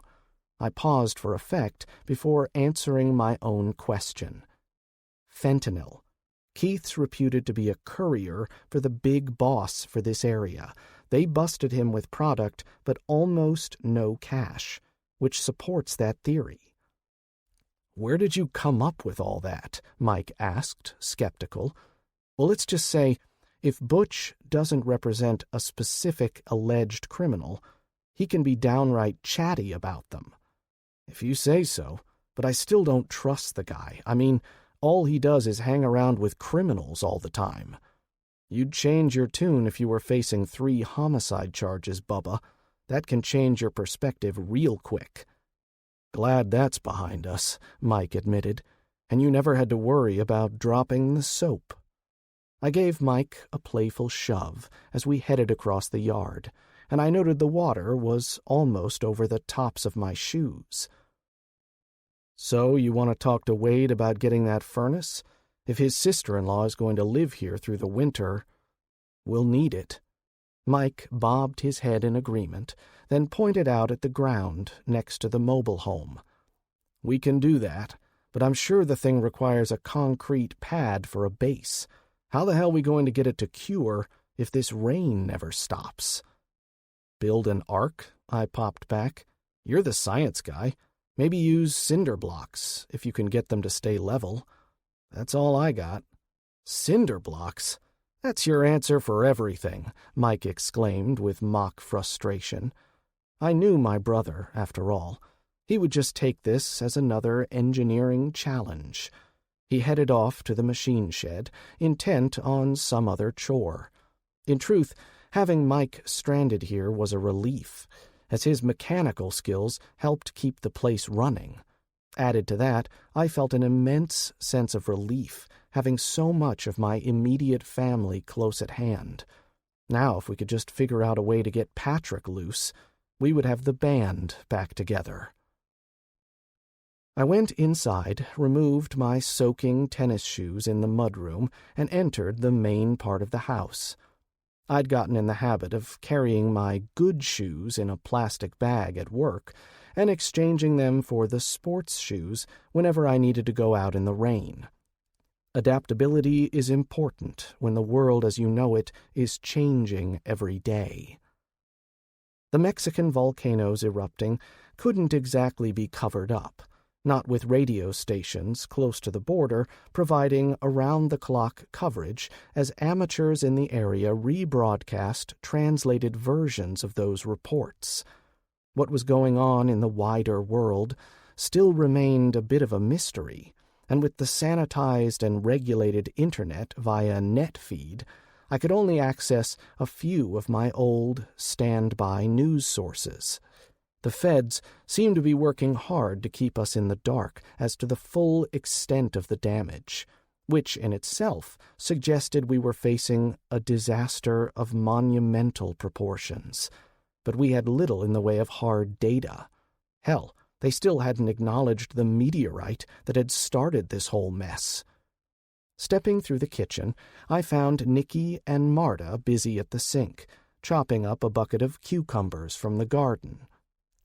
"Get it done?" Nicky asked, not looking up from the cutting board as she worked. "All finished. Just taking the rest of the day off from the office," I replied. "You ladies need any help?" "No, thank you," Marta responded. "Got plenty of backup on this.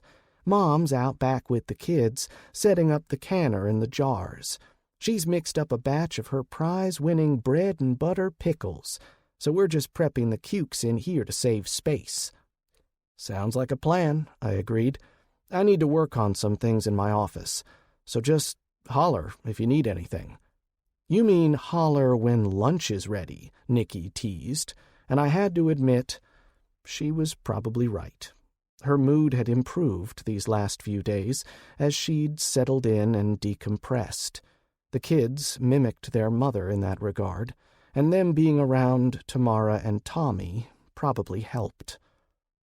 I know she still worried about her husband, but he had been adamant about getting them somewhere safer.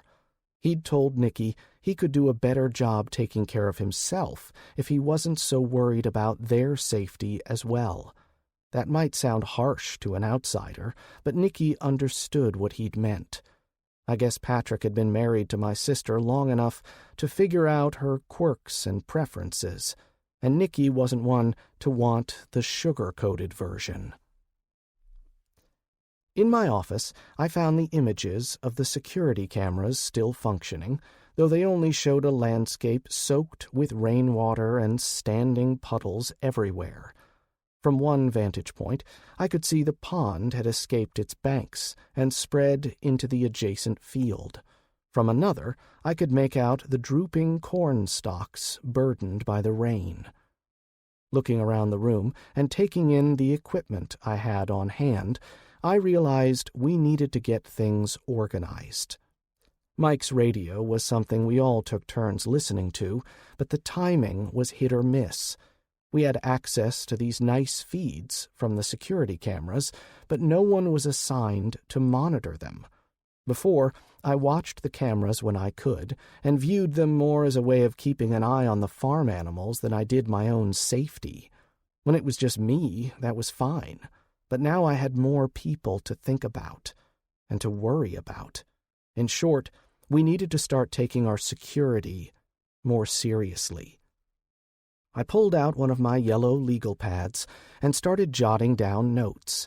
Later, these would be reorganized into something with bullet points and numbers, but for the moment I just let my brain churn through the problems I could foresee. First, we needed to focus on physical security. Matt Sherwood's little visit was unlikely to be the last uninvited guest to show up. First rule was every adult would go armed at all times. I was a realist, so that meant pistols. No one was going to get any work done while lugging around a rifle or shotgun. A pistol was not much more than a deterrent, though, and anyone under attack would need someplace to shelter or fort up while awaiting rescue. Next, we needed to figure out strong points on the farm and prepare these areas accordingly. This meant pre-positioning food, water, weapons, and additional ammunition. The second floor of the automotive garage was already set up that way. I started ticking off other locations, like the loft of the hay barn, and realized I needed Mike to take the lead here. He knew what would make for a defensible position, and what might simply be a death trap, however good it might look on paper, to a neophyte like me. After physical security, I figured food security was another matter of high importance. We had the garden and the greenhouse, but I was thinking more about our livestock. You'd have a hard time rustling our cabbages, but the cattle represented a much more tangible risk. So first thing was to limit the accessibility to the herd. No more grazing in the front pasture, and preferably have them in one of the fields closer to the home place.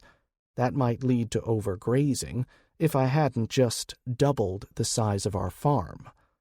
This sent me back to the physical security issue, and I was bumping fence building back up as a high priority item.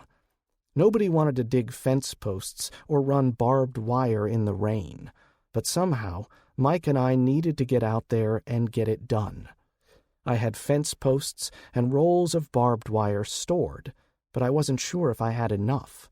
I added both to the list of materials I intended Mike to check on at the hardware store when he went for the furnace. I went on making notes for another 20 minutes, cursing my lack of knowledge when it came to more practical details regarding security. I would need to get Mike off his butt and involved in this as well.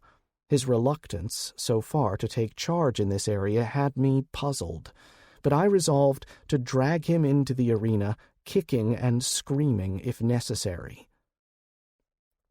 Finally resolved to light a fire under Mike, I quickly consolidated my notes into something at least semi-coherent and typed up a Word document that filled 2 pages. I would need to double-check the inventory for the posts and wire, plus I needed to see if I could get my hands on something I'd read about but never used. Some of the larger cattle operations used wire strain gauges to keep track of their fencing, and the devices were intended to show when the wire had some type of interruption in the system. From my brief study of the technology, it reminded me of electric fences like we'd used when I was a kid. Not the jolt of electricity, but a register that blinked when the wire was shorted out from a fallen limb or a cut wire. Hopefully, I could either find the documents I'd saved on the topic or force the net feed system to spit out some details. Maybe Amazon would be back up for shipments by the time I found what I needed. Thinking about all the things I still needed to do, I got up from my chair and wandered over to the folding card table desk I used for my indoor weather monitoring system. For just over $300, the device was a technological marvel. With solar-powered remote sensors mounted off the radio tower, all linked into this tablet-sized screen, I could measure and track rainfall, barometric pressure, wind speed and direction, plus ultraviolet and other forms of radiation. Based on my own observations, supported by my little weather station, we had not only exceeded our average annual rainfall, we were also witnessing more than a slight dip in the average daily temperature. For the past 3 weeks, I'd been tracking the highs and lows. Down by nearly 3 degrees on average, near as I could make out after crunching the numbers. I'd only shared the results of my calculations with Mike the night before, as I was anxious to talk to somebody about what I had found. This also had given me a chance to discuss the concerns I had about Yellowstone, and Mike admitted he shared my worry. If the impactor triggered an eruption of that supervolcano, our chances for survival dropped dramatically. One thing I knew, though, was the ash and particulates in the air were affecting the UV radiation levels in the atmosphere. We were getting less sunlight, thus reducing the effectiveness of the solar array, while the UV levels also continued to drop after spiking those first few days. Mike knew this too, and we'd talked about ways to work around the problems, at least on the small scale. UVB grow lights, I muttered under my breath. They would work, but the power constraints made the idea untenable for the long term. Still, I went back and added a note for Mike to check on their availability at the hardware store. Probably a pipe dream at this point, but nothing ventured, nothing gained, I decided. Finished with depressing myself for the moment, I wandered out of my office and headed for the basement. With an increase in the threat level on my mind, I wanted to see how we were looking with the space on hand. That's what I told myself anyway, as I took a few minutes to look over the small, windowless room I'd designated as my gun room. As part of my goal for keeping under the radar, I didn't have an armory fit to set up an infantry platoon. No racks of black rifles to alarm the locals, and definitely nothing that qualified as an NFA or National Firearms Act weapon on the premises. I didn't stockpile explosives or squirrel away illegally purchased automatic weapons. If the cops ever showed up with a search warrant to search the premises, they would find over a dozen rifles, but most had wooden stocks and sported simple Nikon or Redfield hunting scopes on them. I did stockpile a few thousand rounds of .30-06 ammunition, but nothing in the gunroom would shock a Southerner. Of course, a Brady Bunch gun control advocate might spontaneously develop brain tumors at the site, but again, nearly all my rifles in the gunroom fell under the category of sporting or hunting arms. Over the years, I'd picked up a nice, sporterized Springfield 1903 A3, which was a polite way of saying someone took an old military surplus weapon and replaced the heavy wooden furniture with a lightweight forestock and a more ergonomic buttstock, cutting about 3 pounds off the overall weight. Likewise, I had a similarly reworked M1917 Enfield that I liked as well, though the ears on the thing were annoying. All of these were nice deer rifles, along with the lever-action Marlin 336 I had in 30-30, which made for a nice brush rifle that I carried when I was out riding. My go-to rifle, though, was a reworked Remington Model 740 Woodsmaster with a shortened 18-inch barrel and a polished trigger group. Despite the poor reputation for the rifle when compared to bolt-action models, I'd never had a problem with the rifle jamming as long as I used 180-grain rounds, and if I religiously cleaned it after firing. The aftermarket 10-round magazines worked fine, and this gave me a nice hog gun I stashed behind the seat of my pickup. All of that was nice, but now I was feeling a bit unsafe, and I wanted something to be my security blanket. Specifically, a rifle with a bit more magazine capacity, while at the same time keeping the caliber respectable. My solution was the FN FAL in 7.62 by 51 mm, or 308 Winchester.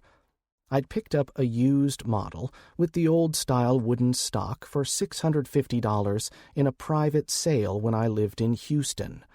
Some folks swore by the Springfield M1A or the other M14 variations, and I might have purchased one in the past had the money been right and the rifle available, but I never found one for under $1,000, so I always passed. Then I'd bought the FAL and decided I didn't need anything else.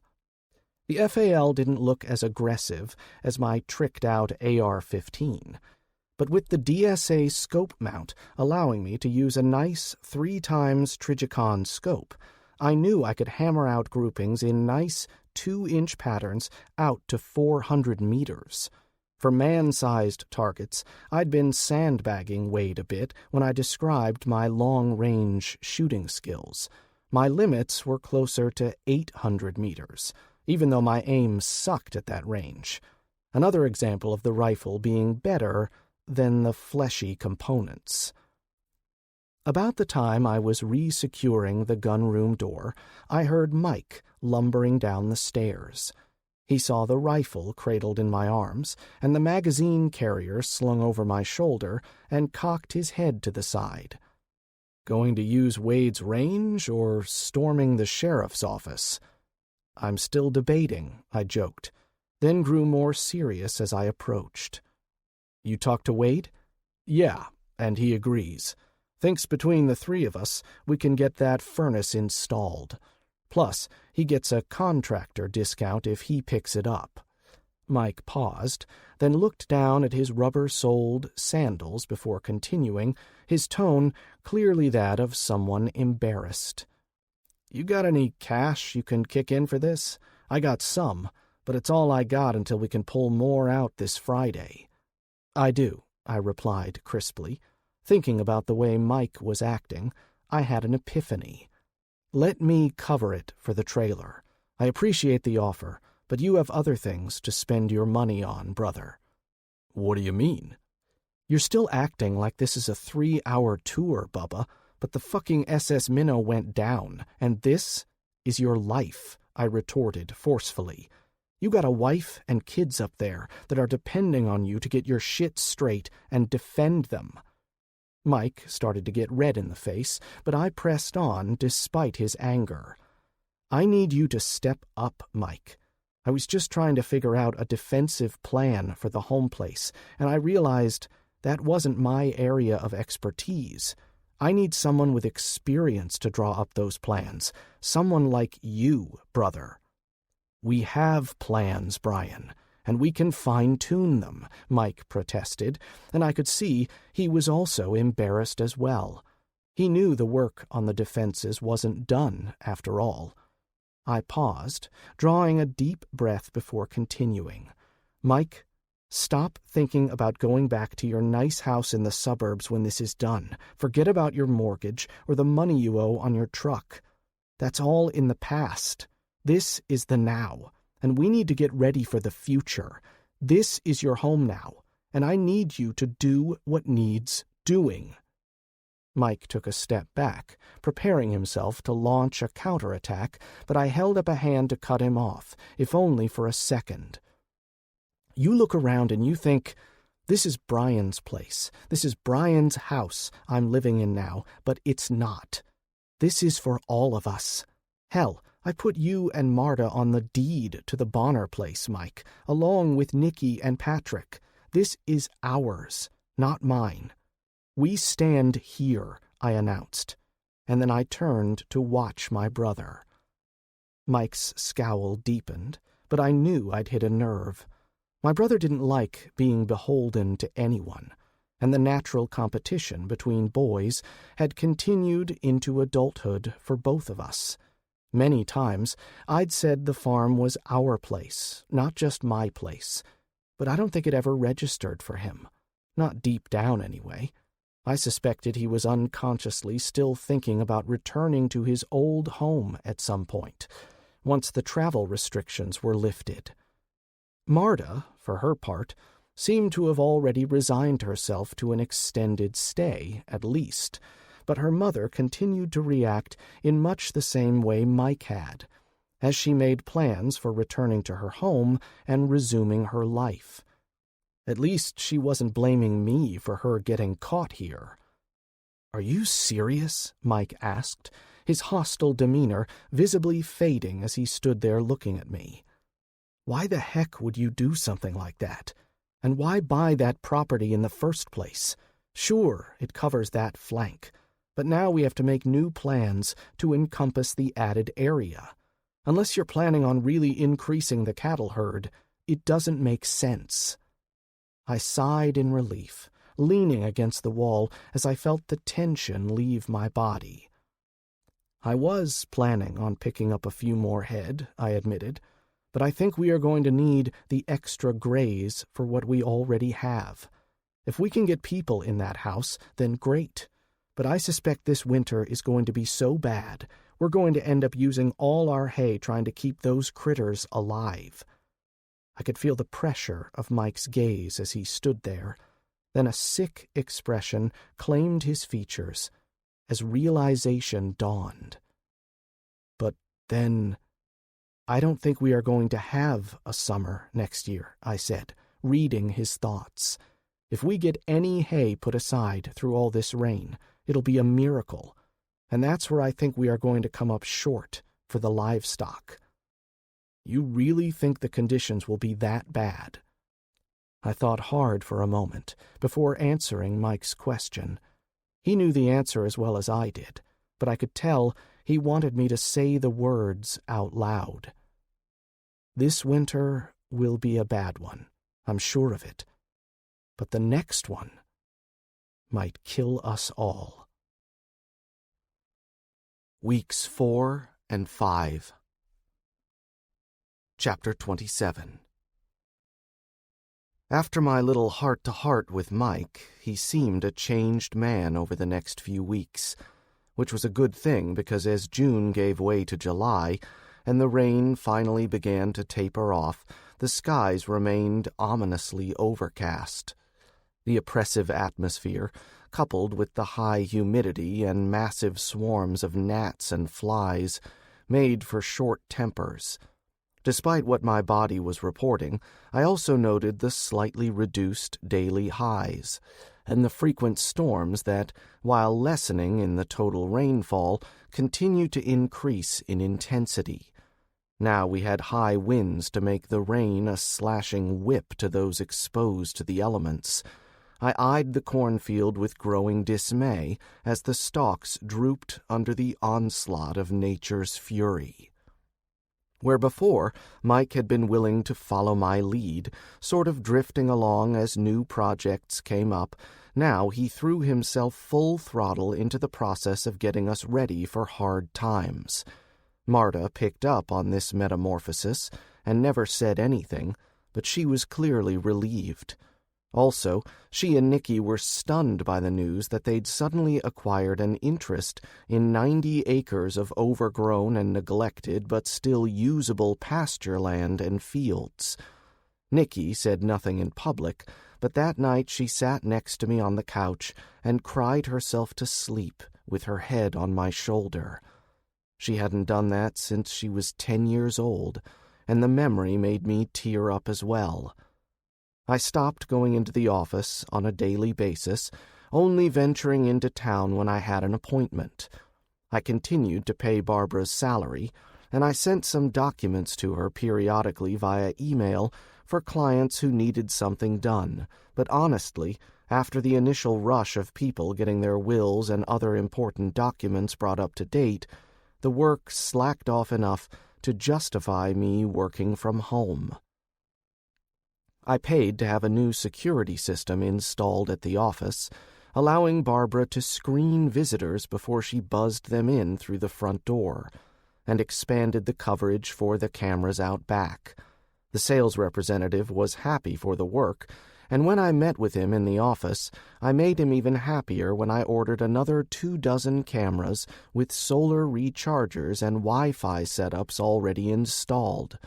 This was expensive, and funds were getting low on my law office's working account, but I was still able to use it to get the business discount.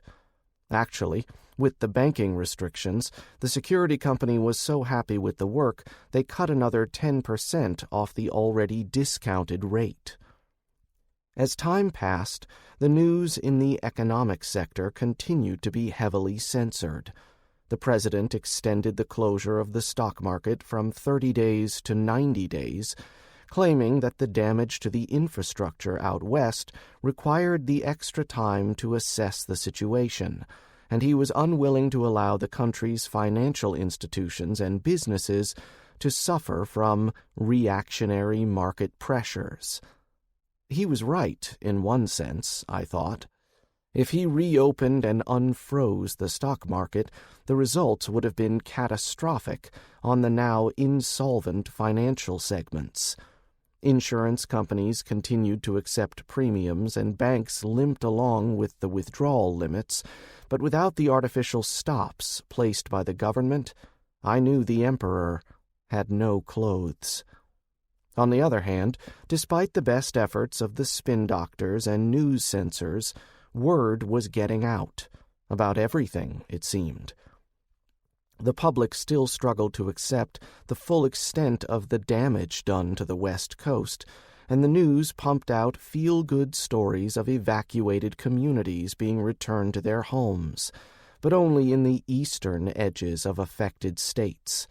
With eastern Washington and Oregon relatively heavily populated with preppers and out-and-out survivalists, I thought many of those communities could have continued on without missing a beat.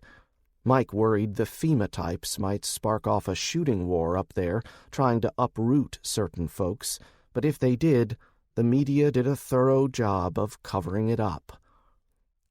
One of Mike's better proposals saw the conversion of one of the unused bedrooms in the basement into a radio and security room. I provided grunt labor, while Mike did all the wiring runs to get not only the Kenwood system, but a set of repurposed monitors into the windowless room, so we had a hardened security room in the house just outside the entrance to the shelter. The twin bed remained, but I donated one of the old IKEA desks I'd bought but never liked as the setup for the equipment. My beef with the desk was a lack of drawer space, but I broke down and cobbled together a set of wooden shelves mounted on the inner wall. This gave us a spot to store our pistol belts when on radio and security watch. News from overseas gradually trickled through the cracks in the information dam. Thanks to the 50,000-watt Mexican radio stations along the border, we learned of the worsening conditions in that country as the beleaguered federal government there struggled to deal with the loss of the Baja Peninsula and much of their own west coast. Tijuana was gone, completely wiped away in the wake of the massive tsunami, and further down the coast, the resort cities of Mazatlan and Puerto Vallarta, as well as dozens of other less well-known coastal cities, suffered a similar fate. The destruction of Baja did manage to blunt the force of the waves across the Sea of California and spared the state of Sonora from the worst of the disaster. There, cities suffered the equivalent of hurricane-force storm surges and winds of no more than 100 miles per hour. Listening to the reports made for depressing work, but at Mike's insistence, all of the adults took a shift of a few hours in the evenings to monitor the ham radio broadcasts as we struggled for more news. The Mexican radio stations also passed on reports, all second-hand, of the supposed fate of the so far silent Eastern Pacific nations. I'm sure the President of the United States was displeased with these disclosures, and we seldom heard them repeated after the first reports went out. This made for even more grim news, but we needed to know so we could plan accordingly. Fortunately, or maybe not, I happened to be on duty that night when the most up-to-date report came through, thoughtfully translated from the Spanish to English by some helpful soul. As I'd suspected, the list of drowned countries represented a large chunk of the world's population. No one was confirming the meteorite strike, but more reliable reports placed the epicenter of the initial earthquake in the East China Sea, about an equal distance between the cities of Shanghai in China and Kagoshima in Japan. I was writing quickly as the list of cities and countries quickly unspooled. At the end of the report, I had some names supposedly confirmed as being destroyed. Once again, I felt the urge to throw up at the dreadful news. That night, after the kids were in bed and the adults had adjourned for one last cup of coffee on the front porch, I addressed the subject, along with a few other topics, with what had become the normal briefing team. This included all the adults on the property, minus Beatrice, who begged off after sitting through only the first meeting. Though she couched it in different terms, I understood her excuse to mean she didn't want to hear the bad news. This one looked to be just about the worst, as I needed to address the information we'd been gathering about the state of the world. I've got a preliminary list of countries I think, and I stress I don't have any corroborating evidence, were effectively destroyed by the meteor strike. "What do you mean, effectively destroyed?" Marta asked carefully, like she was negotiating a minefield. The land might still be there, but the population has likely dropped below a quarter of what it was, probably much less than that. For example, I doubt Japan has even a tenth of the pre-strike population, based on proximity to the impact zone and the volcanic nature of the islands themselves. I paused, clearing my throat before plowing ahead. That's, not taking their nuclear reactors into account, but we know at least some of them have gone supercritical. "I presume China is a total write-off, then?" Nikki inquired. "I don't know. As you are all aware, we are getting our news from second- and third-hand sources. The same merchant vessel that survived the tsunami, heading back to Seoul, only took a brief look at the coastlines as they sailed past. Or so I've heard." I sighed in frustration, cursing our own gutless government for working so hard to keep the truth from us. The captain authorized his radio operator to share what they'd found. His broadcast reports were in English, but they were not the best sound quality, or so I've been told. Never heard the originals, and I don't think any of you guys have either. With a shake of their heads, I confirmed the negative and went on. All I got was a summary that the station in Nogales somehow got their hands on, probably by way of India and then southern Europe. Again, we are stuck playing telephone while trying to piece things together. "Who else is on the list?" Marta asked solemnly. "I know some of them from what I heard, but I don't think I've wrapped my head around it still, even after all this time. Like I said before, I don't know about all of China, but the coastal areas as far inland as 200 miles have been wiped clean. That was reported by an Indian Air Force pilot who flew reconnaissance missions over the affected area looking for survivors. His was also one of the first and only accounts that reported signs of blast damage consistent with a meteorite impact, though he didn't classify it as such. "How the heck did that report get out?" Mike wanted to know, and all I could do was shrug. "I'm just going by what the BBC is saying," I explained. "The Brits have actually been pretty straight with their public, but they just don't seem to know as much as the US or Mexico. Not sure how the southern hemisphere is taking it, except again, the Brits reported Australia's northern territories suffered what the correspondent described as catastrophic losses in Darwin and throughout the surrounding countryside." "But that's so far from the impact zone," Marta objected. "Catastrophic was the word the Brits used, not me," I explained calmly. I knew after Marta and Mike had visited Australia and New Zealand on vacation a few years ago, they'd fallen in love with the people and the scenery. If not for their ridiculous gun laws, I half suspect my sister-in-law would have been lobbying my brother to relocate. I'm sure the tsunami was unprecedented, like what hit our own west coast, but this was after the waves plowed through the Philippines, Malaysia, Indonesia, and Papua New Guinea. I think those island nations are in the same or similar conditions as reported in Japan. Then there's the Korean peninsula, which was treated in a similar fashion, completely removing the need for a demarcation between North and South. "Is that it?" Nikki wanted to know, already teary-eyed. "I mean, that's bad enough, but what about the other countries around the Pacific Rim?" "No. You guys already knew about Hawaii and Mexico, but from what I'm hearing, the rest of Central America fared just about as poorly. Lower total death tolls, but a higher percentage of their populations lost. The Panama Canal is effectively filled in with trash and debris, and the capital cities of Honduras, Nicaragua, Guatemala, and Costa Rica are all gone. Too close to the Pacific side. Same for coastal cities in Colombia, Ecuador, and northern Peru.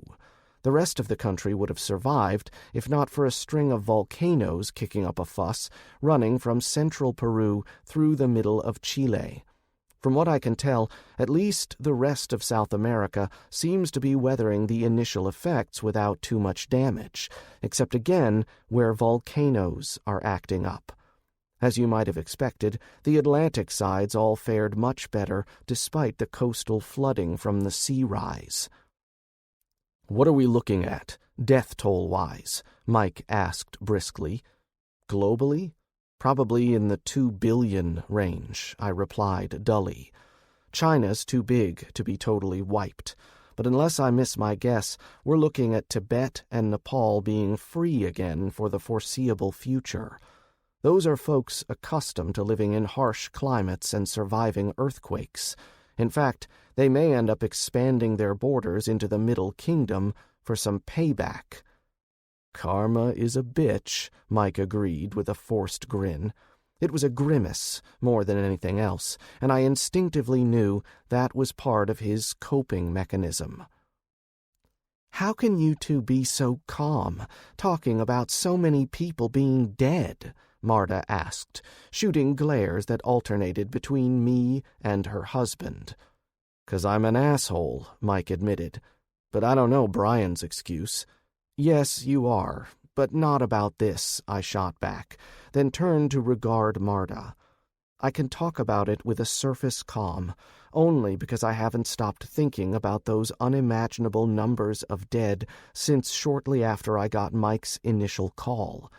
If it makes you feel any better, I threw up the first time I started getting a handle on the sheer magnitude of this disaster." Marta had the decency to look away. "I'm sorry, Bryan. I didn't mean anything. Like I said, I just can't wrap my head around those kinds of figures. And I know we're looking at this for other reasons, right?" "Exactly," I confirmed. "This isn't new territory for us, but it bears repeating. For literally tons of consumer items, what there is in the supply line and warehouses is all there will be for sale, maybe forever, and maybe just until the United States can get back into manufacturing that particular product or piece of equipment. We need to be careful about things like batteries," Mike chimed in, picking up the thread with practiced ease. "Even with rechargeables, they'll eventually wear out and stop taking a charge. One way we can extend the life on these batteries is to avoid depleting them past half charge. That keeps them from being over-exercised, I think is the best way to put it. Other things, like iPads, iPhones, Kindles, and laptops, just be careful. Again, no replacements. I'd suggest getting a rubberized cover for all of the above, also only made in China, but they cost $10 or $20, as opposed to the $300 to $500 price tags for phones I'd expect to see soon." "China made all that too?" Nikki ventured, feeling pretty certain she was right. "Or South Korea, or Vietnam," I agreed. "Same for our clothes. Bangladesh survived, barely, but lost a good bit of infrastructure to the flooding. Ditto with Cambodia, Laos, and back to Vietnam. All were emerging apparel manufacturers, and now they are almost assuredly out of that business. So keep the clothes carefully, avoid snags, and reuse and recycle. "So keep doing what we're already doing?" Nikki said, poking fun at me while trying to raise the mood of the conversation. "Yeah, but now you know why I'm such a penny pincher," I declared, trying to inject a little levity to the grim subject. That garnered a nervous chuckle from the ladies. They knew I'd been scavenging any scraps of cloth not suitable for dust rags with the idea of making patchwork quilts. If this winter proved as severe as I expected, we would have the time on our hands once we were snowed in, and we would also need the quilts to help keep us warm. "All right, next order of business," Mike announced, sensing it was time and well past to be moving on to the next subject. "I've worked out a deal with Wade to give us set practice hours at his gun range for 3 days a week. We've opened up that fence and installed a gate between the properties to expedite this and other things, so I just want to say this one time. Be there for your range time. Do not make me come looking for you," Mike finished, cutting a look at his wife. He knew better than to say anything to me or Nikki. We'd both been forced to use our carry pistols already, and all I wanted to do was figure out how to fit that scoped FNFAL in my back pocket. I never wanted to feel outgunned in a shootout ever again. In that last week, I'd used up so much .308 Winchester that Mike finally broke down and showed me how to operate his reloading equipment. It was a quality Dillon setup, and I took nearly a whole legal pad full of notes as he showed me the process. I also resolved to stock up on more reloading supplies, if such a thing was ever possible. The closest place I knew was in Jasper, across the county line. The travel prohibition had been talked to death since Mike and his family became stranded here, but they needed a travel permit from the sheriff's office to make the trip back to Fort Worth. Leery as we all were now of the sheriff, Mike decided he would rather not draw attention to their presence at this time. As the violence in the cities continued to escalate, I knew he and Marta worried about their home, but the only thing either could think to do was call their next-door neighbor and check on conditions in their neighborhood. So far, nothing to report, and the clashes between rioters and National Guard troops still seemed far away from the suburban neighborhood. With Mike's admonishment in mind, the meeting broke up a few minutes later, and the couples headed off to bed. Even though I felt tired to the bone, I headed down to our radio shack to see if I could catch any more news. My ass was dragging from digging post holes all day, but with the rain dropping off to just afternoon sprinkles, Mike and I had hit the Bonner fencing project hard, focusing on the stretch of property facing the road. Nikki was a great deal of help too, but she simply lacked the upper body strength for driving the cutting edge of the heavy post hole digger into the sodden clay and dirt of the ground. When I reached the bottom of the stairs, I headed on into the security room without pause, not bothering to turn on the lights in the basement hallway. I told myself I wanted to listen to the radio, but the truth was I would probably only listen for a few hours. But I intended to stay up until at least 2 a.m. before hitting the hay. The security system didn't do us any good if no one was watching the videotape, and we still lacked the personnel to cover the shifts.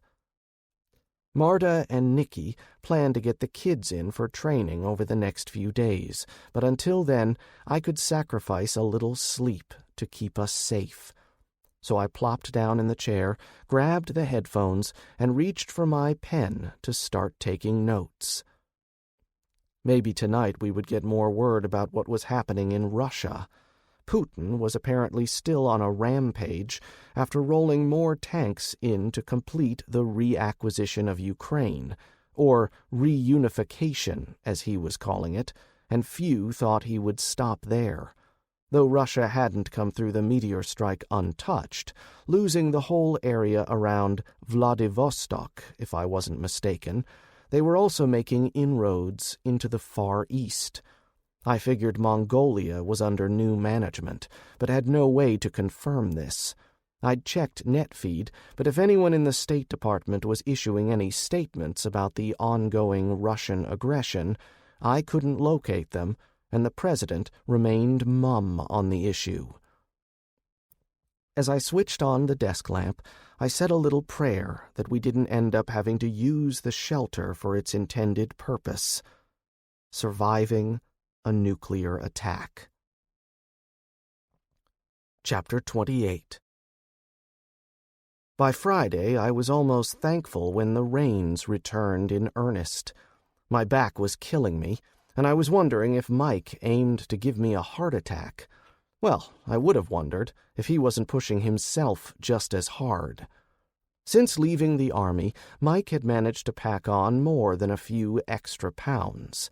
Well, we all managed to gain little weight over the years, but Mike was pushing 300 pounds and was on 2 different blood pressure pills. So I was worried about my little brother, especially since we'd lost our mother to a heart attack at a relatively early age. Walking back to the four-wheeler we were using to haul the tools and ourselves, I debated whether or not I should say anything. Mike could be sensitive about his weight at times, and I wasn't in the mood to go poking the bear. Despite the rain poncho, I was soaking wet and miserable, so I figured Mike was about in the same boat. To my surprise, after we stopped for him to open and shut the gate at the Bonner property fence line, Mike raised the topic himself as I guided the little Yamaha side-by-side four-wheeler across the flooded pasture and on towards home. "I guess you are wondering why I'm pushing so hard?" Mike asked, opening the conversation. I shrugged, and after a second realized he didn't see my motion in the rain. "I understand, I think. We need to get the fence in, and the weather's not cooperating," I replied carefully. "What you said a few weeks ago has stuck with me, about the changes and this coming winter. I'm afraid we've got problems coming before that. I was watching the Weather Channel last night," Mike continued, "and there's a hurricane forming in the Gulf." I tapped the brakes in shock, whipping my head around.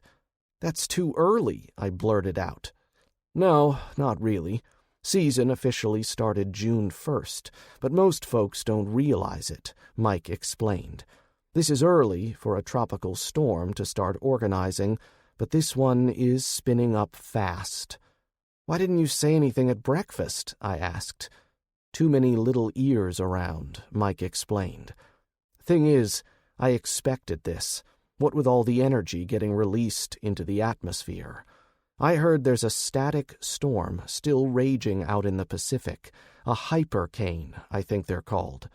We'll see some of that leak over into the Atlantic, which should spawn an unprecedented number of hurricanes this year."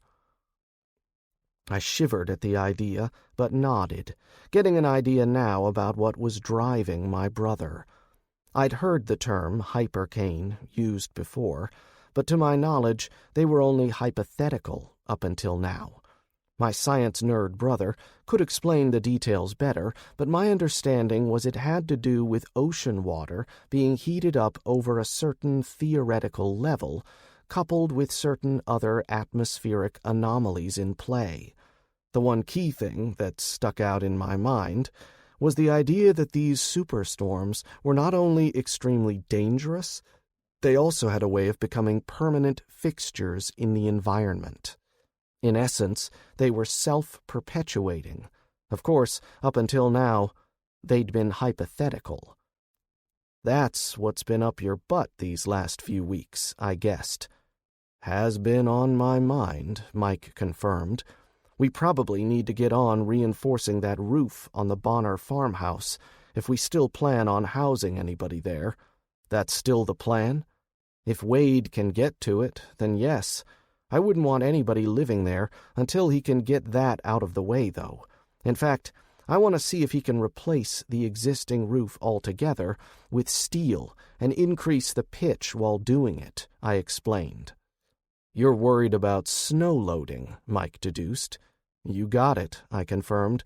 You lived up north more than me, so any other tricks to living through the snow? Barracks living doesn't really compare to single-family dwellings, but I'll think on it. Mike waited until we were almost back to the house before he spoke again. You've been tracking the weather, Bryan. Think we'll be getting any chance to get the corn in? I know Wade is concerned. I'd been thinking hard on that subject for the last few days, mentally cursing myself for not doing something so basic as checking the weather on TV. I was watching our own temperature and rainfall so closely, I'd overlooked the bigger picture. I hope so. If we can get that corn in, we can grind our own meal and stretch our food supplies considerably. With more mouths to feed, I'm sure Wade will be doing the same. I can guarantee we can't go by the farmer's almanac anymore. My rueful comment at the end at least got a grim chuckle from Mike as I coasted the ATV into the automotive barn and cut the engine. Once we shed our outside gear in the mudroom, Mike and I went inside to change into our sweatpants and sweaters. Beatrice was busy in the living room with her yarn basket close at hand, the needles clicking lightly as she industriously knitted on something that looked suspiciously like a sweater. "What's up, boys?" "Creeks are rising again," Mike declared. "We stopped to grab something to eat before getting back out there." "Coffee's fresh," Beatrice said, not looking up from her work. "The kids are all out on the back porch working on those starts for the greenhouse. Oh, and Bryan, your girlfriend called." Who?" I looked over, dumbfounded by the last bit. "That Nancy called," Beatrice explained. "She wanted to know if that offer was still open. You know, for the trailer." "Mom, don't tease him like that," Mike admonished lightly. Beatrice got along well with her son-in-law, but Mike knew I wasn't in the mood for any joking along those lines. Even after nearly 5 years since losing Colette, dating again was still not on my radar. I noticed pretty women, of course, and Nancy certainly qualified, but I was not in the market, or on the market, for any type of a relationship. I didn't know Nancy very well, but what I knew told me she was definitely not someone looking for a convenient hookup. No, she was relationship material. For someone. "I'll give her a call. We've got the trailer set up now that the furnace has been installed," I acknowledged. Then I waved at Beatrice, letting her know it was fine, and went to grab my cell phone from its charger in my bedroom. Looking at the slick glass face of the phone, I thought about how much things had changed in just a short period of time. At one point in my life, the damned thing had been practically surgically attached, but these days I just left the device inside and away from the seemingly ever-present rain. Scrolling through my contacts, I found the number, but then hesitated when I looked at the time. She'd likely called when she was on her lunch break for the co-op, and it was now approaching 2 p.m. Slipping the phone in my breast pocket, I headed for the door, but stopped in the middle of the bedroom and glanced around.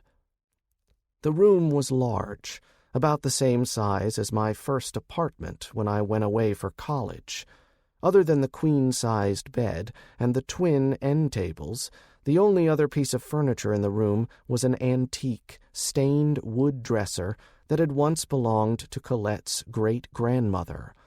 I'd sold or given away most all of her old home furnishings, but I'd saved the oak dresser as a reminder of good times past. Looking around again, I nodded to myself and exited the room. After dinner that night, we sat out on the porch and once again discussed matters regarding the farm.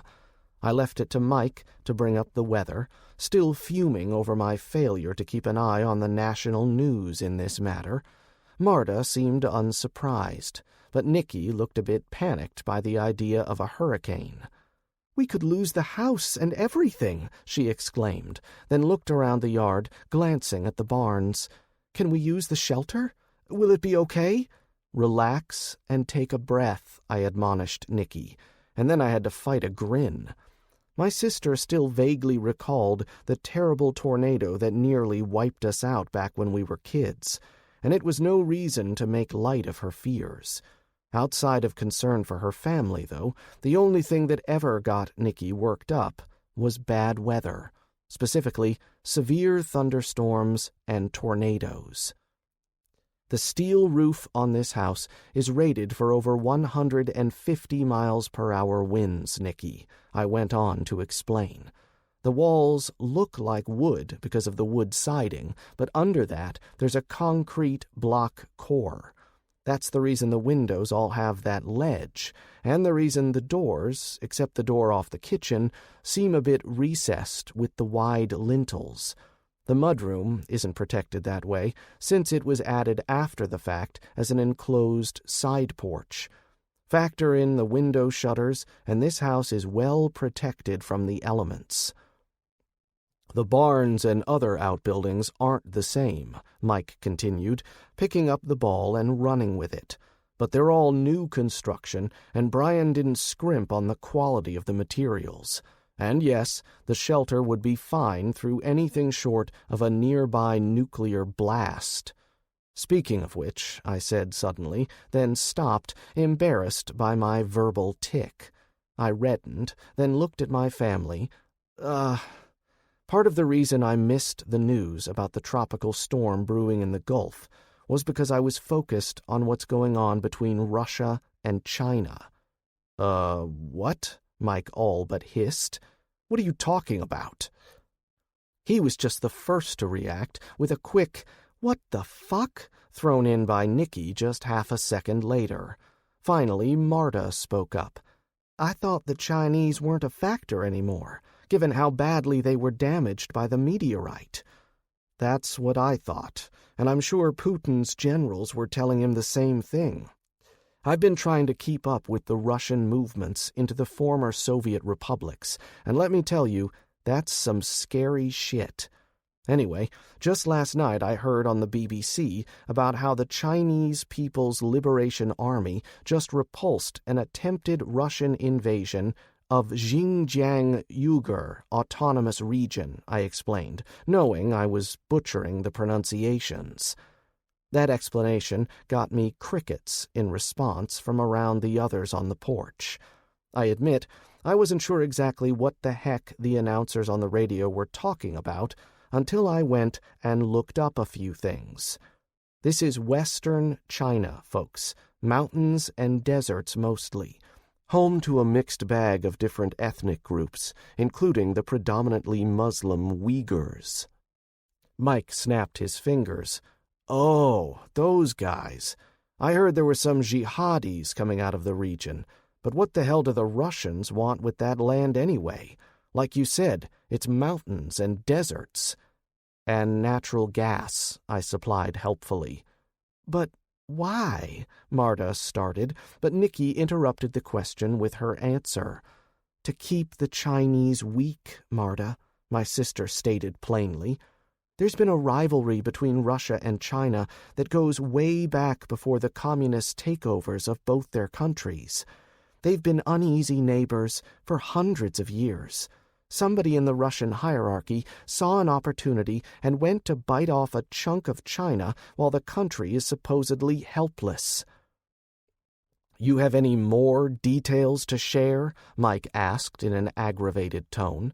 I'd had all day to share the news with him while we were working, but I'd honestly just forgotten until we started talking this evening. "Mike, I just forgot this morning, swear to God," I explained. The reporters at the Beeb were doing little better than getting the general facts out there, and even admitted some of what they were reporting was based on educated speculations. I listened until the report repeated itself twice, but I never got any more details. "I'm just impressed they have anything to report, or have a way to get the news out at all," Marta said. "Compared to what we're getting from our government here, The Brits seem to be willing to deal out the truth. Don't let the facts fool you, Mike warned his wife. The British actually have more constraints on what they can report than we have here, or at least before the Patriot Act, he tacked on with a grumble. They have the Official Secrets Act, which allows the Queen's government the right to censor the news.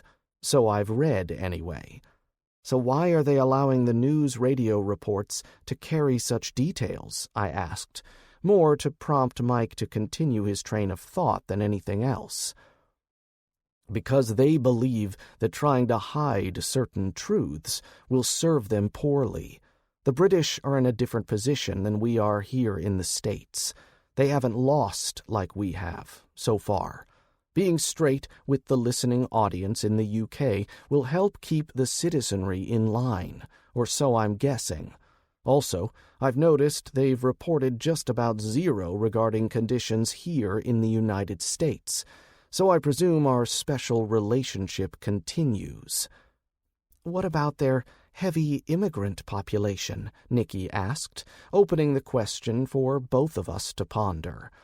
I answered first, simply because I had something to say that didn't require much thought. The British are remaining very tight-lipped about any disruptions at home, as well as omitting anything about the U.S., I said, and again Mike dove into the conversation. That means they're having their own troubles with protesters, Mike chimed in with a grim smile. Of course, even if they did report on the violence, they couldn't say who was instigating it. Might be labeled as racists or something of the sort. All right, for the time being, we're going to stick close to the house, Nicky declared, jumping to the point she was leading up to with her questions.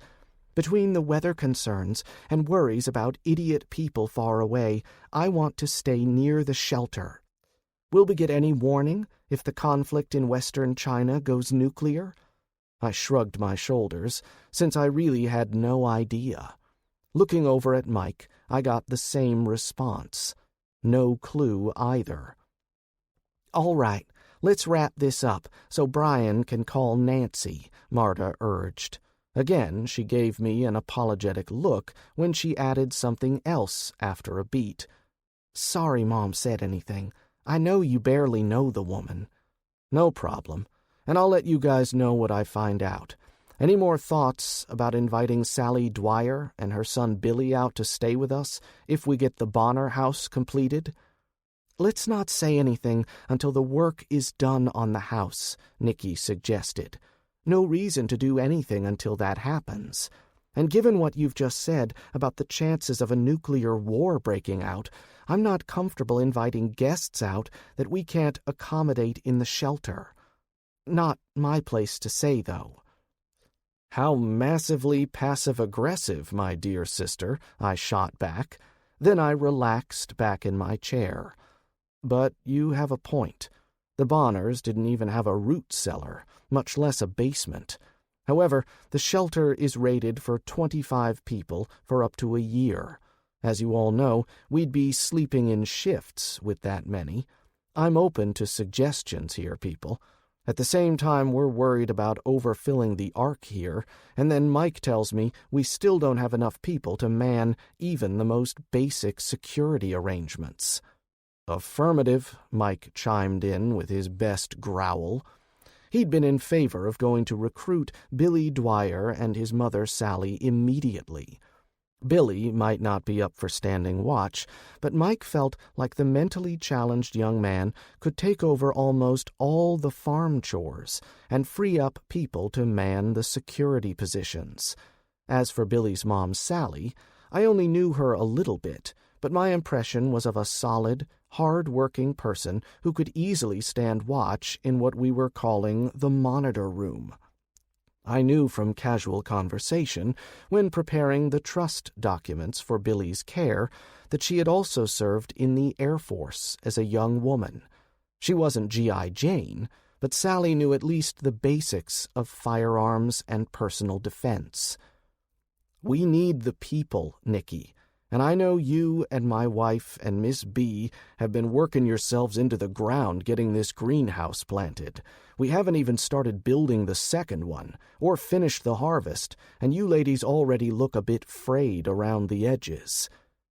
"Who are you calling frayed, you big pile of—" "Nicky, stop," I said forcefully, and I think my raised voice shocked my sister. My recent histrionics with Mike aside, I wasn't one given to shouting or carrying on, so Nicky paused to reassess. She might have been teasing, or she might have been serious, but I wasn't in the mood, and neither was Mike. "Listen, I've been working outside quite a bit these last 4 years, and still my arms and back hurt so much I can barely go to sleep at night. Look at Mike," I ordered, not taking my eyes off my sister as I spoke. "Yes, Mike's losing weight. Good for him, but he's pushing too hard doing it. I try to get him to slow down, to take a break, but he won't. He's worried about us, about our survival, and he's burning himself out doing it. Getting more help isn't optional. If we're going to make it, we need more hands we can trust, and ones that will stick with us when times get hard." Nicky looked down, and I could see tears in her eyes. For others, they might misinterpret, but I know my sister. Those were tears of frustration, nothing else.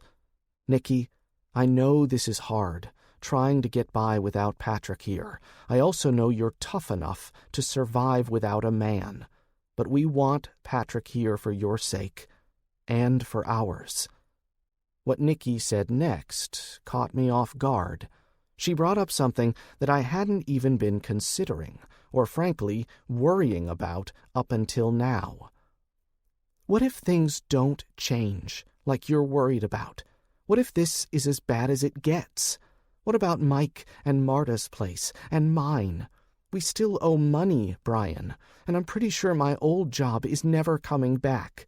Sometimes I worry about that, and other times, well, now you've got me worrying about a possible nuclear war. I just don't know what to think." I leaned forward, cradling my head in my hands for a second before looking up to address Nicky's latest concerns.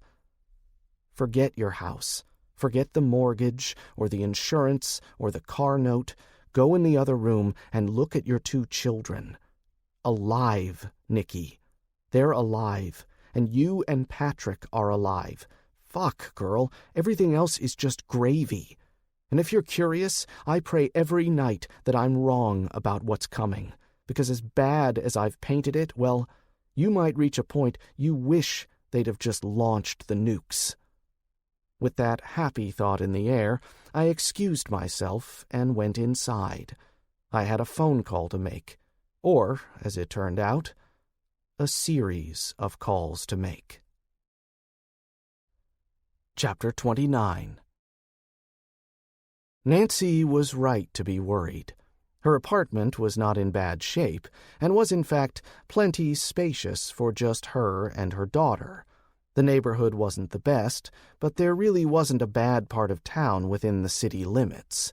The small-town slums were found in the lower-end trailer parks these days, where unskilled working-class men and women tried stretching their paycheck to the next payday while having to live cheek to jowl with petty criminals lurking to prey on them. No. Nancy's problem in her apartment became readily apparent as soon as I met her apartment manager, Susan Slocum. Nancy's problem was Marky Slocum, and he was hanging out in the office. More accurately, he was sprawled out on a tacky naugahyde sofa in the office. But I'm getting ahead of myself. After borrowing Mike's truck for the hauling capacity, I had to insist that Mike himself stay behind. I appreciated the backup, as well as the willing hands, but Nancy explained they were traveling relatively light, and the apartment had come furnished. In truth, I just hated leaving the home place without one of us there in case of a varmint problem. Ever since my brush with the law, all of the adults, except for Beatrice, made it a habit to open carry our sidearms. I'd opted for concealed today, but I felt the comforting weight of the Ruger LCP in the small of my back. I drove around to the second of the boxy-shaped apartment buildings and located the appropriate number affixed to an exterior wall about head-high. The 2-story stucco structures looked well-maintained from the outside, and I knew the owner had only recently paid to have the exteriors refurbished. After getting off the phone with Nancy yesterday, I'd done my due diligence before coming over this morning. Nancy opted for a second-floor apartment, choosing security over ease of access, she claimed, and when I knocked lightly on the door, there she was, popping open the door like a jack-in-the-box. She was dressed casually in jeans and a long-sleeved flannel shirt, looking fresh and a bit rosy-cheeked. I guess the prospect of moving out and away from her harassers had her excited. "You came, and you're on time." I had to chuckle at her enthusiasm. Lisa, standing behind her mother and dressed in similar attire, huffed a little sigh. "Mom, you are so embarrassing," Lisa complained, but I could tell she didn't really mean it. The little time I'd spent around the mother and daughter had revealed a deep bond of affection between the two. Lisa reminded me of Nikki's oldest, Rachel, in her interactions with her mother. "One man and a truck moving," I replied, earning another smile from Nancy. "You ladies ready to go?" "Mr. Hardin, thank you for doing this, for giving us a safe place to stay, and for helping us move," Nancy said more softly, and she looked away to break eye contact. By her own admission, Nancy hadn't had many good relationships with men over the years, and I just wanted her to feel safe and secure after having to go it alone for so long. Sure, her sister had helped, but Dorothy had her own family and kids to keep her busy as well. I knew Wade wanted to do right by his sister-in-law, but I was in a position to help, and I wasn't shy about poaching some help for our farm. "Don't worry. I intend on getting some labor out of you and Lisa in the process. You can drive a tractor, right? And please, call me Bryan." "Okay, Bryan. And yes, you know I can drive a tractor, or a dozer, or a motor grader, or even a tractor-trailer rig if called upon, even though I lack my commercial license." That's a relief," I popped back, faking a wipe at my brow. I was worried slaving away in the garden was all I could get out of this deal. "Come on, let's load some boxes." Lisa joined her mother in a slight chuckle as we quickly formed an assembly line to ferry the little family's stack of boxes to the door, down the stairs, and neatly stacked in the bed of Mike's big truck. Even with the steady rain, which had swept back in the night before, we were safe under the awning, and with Mike's bed cover, the boxes stayed dry as well. Within 30 minutes, we had the last of the suitcases stacked on the tailgate, and I slid them into the remaining space before slamming the door shut. I stayed downstairs as Nancy and Lisa made one last walk-through before coming out to join me on the concrete walkway under the overhang. When Nancy had taken me around the apartment, I'd had my phone out, snapping close-up pictures of the entire space. The furniture was old, but well cared for, and I'd made sure to highlight the gleam in the white metal of the stove and the refrigerator. Clearly, Nancy and Lisa had spent way more time cleaning up than we'd taken loading their boxes. "Thank you so much for this," Nancy repeated. "Getting that many boxes out to your farm would have taken at least 2 and maybe 3 trips in my little hatchback." She paused, then swallowed before continuing. "Plus, I wouldn't feel especially safe. That Marky and his boys are complete ass monkeys." "Mom, your language," Lisa chided, but I could tell she shared the sentiment. "Don't mom me, young lady," Nancy retorted, a Mona Lisa smile on her face. "Sometimes you just have to call them what they are. You know, we could just drop the keys in the lockbox and roll on out of here," I said, but I didn't mean it. After my conversations the day before, I knew I was going to go see this manager and her son. Whether Nancy did or not was purely optional. "No, I can't. That apartment is spotless, and it is the end of the month on Monday. I am getting my deposit back," Nancy announced, her chin just slightly stuck out in a resolute pose. "Fair enough. Grab your car, and I'll meet you at the office." "Bryan, you don't have to do this," Nancy protested. "It was enough that you offered me a place to stay and then helped me haul our stuff. No sense for you to get involved in my mess." "But I am involved, both as your lawyer and as your friend. We are friends, aren't we?" "Bryan, I can't afford a lawyer," Nancy hissed. "And yes, you are my friend. But I'm just going to drop off these keys and give my notice." "Don't worry." I raised a placating hand and gave her a reassuring smile. "My rates are surprisingly reasonable and quite flexible. I do accept labor, after all. Now, did you have a written lease for the apartment? And has the term expired?" "Yes, and yes. Well, the lease was month to month, and all I have to do is turn over the keys to Susan, and that's it." "Well, I'll follow you two over to the office, but I suggest Lisa stay outside.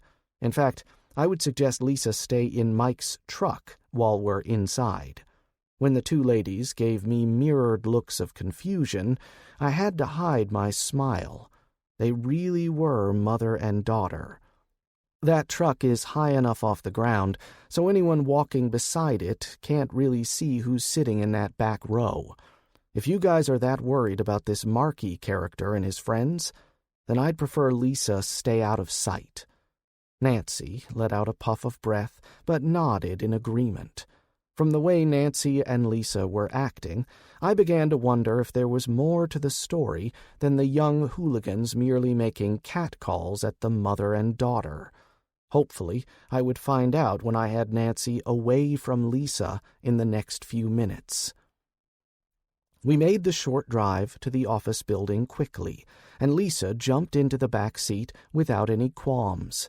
Nancy said something to her, too soft for me to overhear, and I paused before shutting the door to add my own 2 cents. "Lisa, just stay there. Nobody should know this truck or realize you're inside. Just stay low and don't call attention to yourself. Your mom and I will be out shortly. Okay?" "Okay, Mr. Bryan. Just watch out for my mom." "You got it," I agreed without hesitation. As we walked side by side along the concrete path, Nancy asked the question I expected, so I told her. "Watch out for me, huh? Sometimes that girl makes me wonder who is the mother and who is the child." "So I gathered. Before we go inside, I have to ask you, has the harassment gone past whistles and rude comments? Has Markey or any of his ass-monkey buddies laid hands on you?" Nancy hesitated, and I waited, not saying a word as our boots splashed through the stream of water sluicing across the concrete. I felt a flash of rising anger at what her hesitation foretold. "Just one time. It was this past Thursday, and we were coming home after I picked up Lisa from Latasha's house. That's Lisa's friend, and her mom lets Lisa stay there until I get off work to come pick her up," Nancy explained nervously. "And?" I prompted her, and Nancy paused, almost missing a step. "Markey and 3 of his homeboys were sitting on the stairs, like they were waiting for me to get back to the apartment. I don't know the other boys, but they're just like Markey, in their late teens or early 20s, and don't have any jobs as far as I can tell. They just hang out here in the complex, drinking beer and talking loud, trying to look like gangsters, I guess." "What did they do, Nancy?" Nancy swallowed again, looking away before answering. All 4 of them were sprawled out on the treads of the stairs, looking like they were sitting in their living rooms on the sofa. They started talking their nonsense as soon as Lisa and I stepped around the corner into the stairwell. I didn't see them there until it was too late, and I wanted to just turn around and leave, but they jumped up so quick. Nancy paused again, and I felt my anger rise even more, and ice began to flow through my veins. Did they put their hands on you or Lisa? When I turned, I told Lisa to run, but they were so fast. Marky got his arm around my neck, not choking me, but like a horse collar, and 2 of his buddies ran after Lisa and grabbed her arms, dragging her back. It was my turn to swallow convulsively, but in suppressed anger, not fear. I didn't want this nice lady to see my emotion. She was fragile in so many ways, and I didn't want to spook her. What happened next? Well, I was hollering to beat the band while this was going on, and the downstairs neighbor, Mr. Sussex, came to the door and he began shouting too. Said he'd heard what Marky and his boys had been saying, and that he'd already called the cops. Marky tried to act tough, but I knew Mr. Sussex wasn't bluffing. She lowered her voice then before continuing. I was pretty sure he had a pistol in the hand I couldn't see on the other side of his door. Guess I owe that man a beer or something, I muttered, before turning back to Nancy. Was that the end of it then? Just about. One of the city cops came by about 10 minutes after Marky and his crew cleared out, and I made a statement and said I wanted to file charges. The officer was very sympathetic, but he said since we hadn't been hurt, and given the current state of things, he really couldn't justify arresting the 4 of them on just my word. I muttered vile curses under my breath as Nancy continued her story. Plus, they just don't have the beds at the county jail. Mr. Sussex hadn't seen them grabbing us, just the loud talk, and I knew even if I got those boys arrested, they'd be even worse when they got out. And the officer said they would most likely be immediately released due to the overcrowding. I continued grumbling under my breath at this, but I knew she was probably right. Sadly, the best thing was to get Nancy and Lisa out of the line of fire for these young males. They weren't boys, though. In my book, no one over the age of 18 should be called that, and many should have crossed the line into manhood by the time they were 15. No, Marky and his posse weren't boys, but they weren't men either, at least not in my book. So I considered them young males, for lack of a better, more pejorative term. My thoughts on discipline and corporal punishment, maybe the reintroduction of the stocks, came to a crashing halt as we stepped through the street entrance to the apartment's office. The office was set up in what was obviously a converted apartment unit, with the walls removed from at least one of the bedrooms to form an open office off of the wide reception area decorated with a pair of sofas arranged in a conversation pit style around a low coffee table and a scattering of chairs around the periphery. That was when I got my first glimpse of Susan Slocum and her son Marky. It was still early in the day, but Susan looked like she'd just rolled out of bed, with her hair a twisted tangle of curlers under a kerchief, and dressed in what looked like a ratty housecoat, as best I could see from her seated figure behind the desk. In contrast, Marky looked like he hadn't gone to bed from the night before, or at least he was still wearing the same wrinkled, food-stained clothes. Straining the seams of a Houston Rockets jersey for a player I didn't recognize, Marky was wearing saggy, black knee-length shorts and matching high-top sneakers.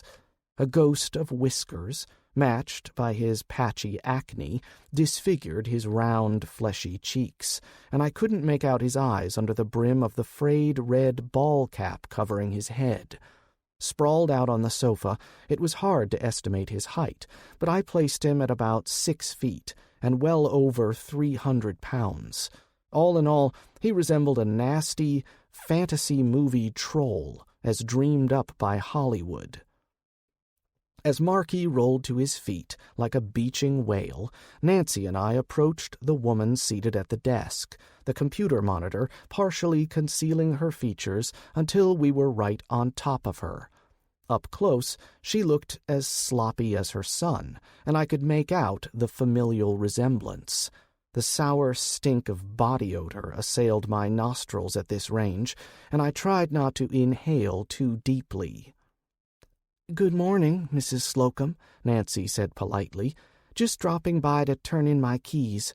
How long do you think it will take to get my deposit refunded?" Susan Slocum snorted, giving Nancy a glare with beady, bloodshot eyes. "Putting the cart before the horse, aren't you, Miss Priss?" Susan Slocum hissed, her belligerence evident as the vitriol rolled off her words. "You expect to get your security deposit back after you called the law on my boy? I figure you can get your deposit back when it's a cold day in hell. Now get out of here before I ask my son to perform his duty as security and remove you and your boyfriend." I was aware of Marky's movement behind me, so I took a step sideways to keep an eye on both Slocums, while I made an exaggerated show of withdrawing one of my business cards from my front pocket. I dropped the card on the woman's messy desk, fearing the small cardboard square might become immediately lost under the mass of papers. "My name is Bryan Hardin, Mrs. Slocum, and I am not Ms. Prentice's boyfriend. I'm her lawyer. My card has all my information on it, if you can find it." As Susan's nicotine-stained fingers closed around my business card, I forged ahead. "Just so I'm clear, you are going to deny the refund of Miss Prentice's security deposit in retaliation, and you plan to use your son, one Marcus Avery Slocum, as security to remove her and me from the premises? Did I get that correct?" Mrs. Slocum recoiled a bit from my words, but she recovered and plastered an insincere smile across her bloated features as she replied. She might have wondered how I knew her son's full name, but I didn't volunteer the information, so she went into damage control mode. "Well, sugar, I don't know where you might get that idea. I just meant that there's no way this woman could have cleaned up her apartment enough to meet our standards here at the Stafford Arms. She doesn't just get it back, you know." "I do know. That's why I took pictures of the apartment before we left. Over 100 photographs, in fact. I was very thorough, as was Miss Prentice. As to your second statement, are you saying your son, one Marcus Avery Slocum, is being employed by you as security on behalf of the Stafford Arms?" "What are you talking about? I'm the manager here, and I have final say over what goes on in my apartments." Susan let her tattered dignity slip as she all but shrieked, and I could see Marky take a step forward. "Ma'am, you are an employee, not the owner. In fact, the owner is one Kelly Bond Ward of Jacksonville, Florida, correct?" Susan Slocum pinned me with a glare that would have done credit to a basilisk before she shifted gears once again. I'd done my homework, and I'd tracked down the owner yesterday.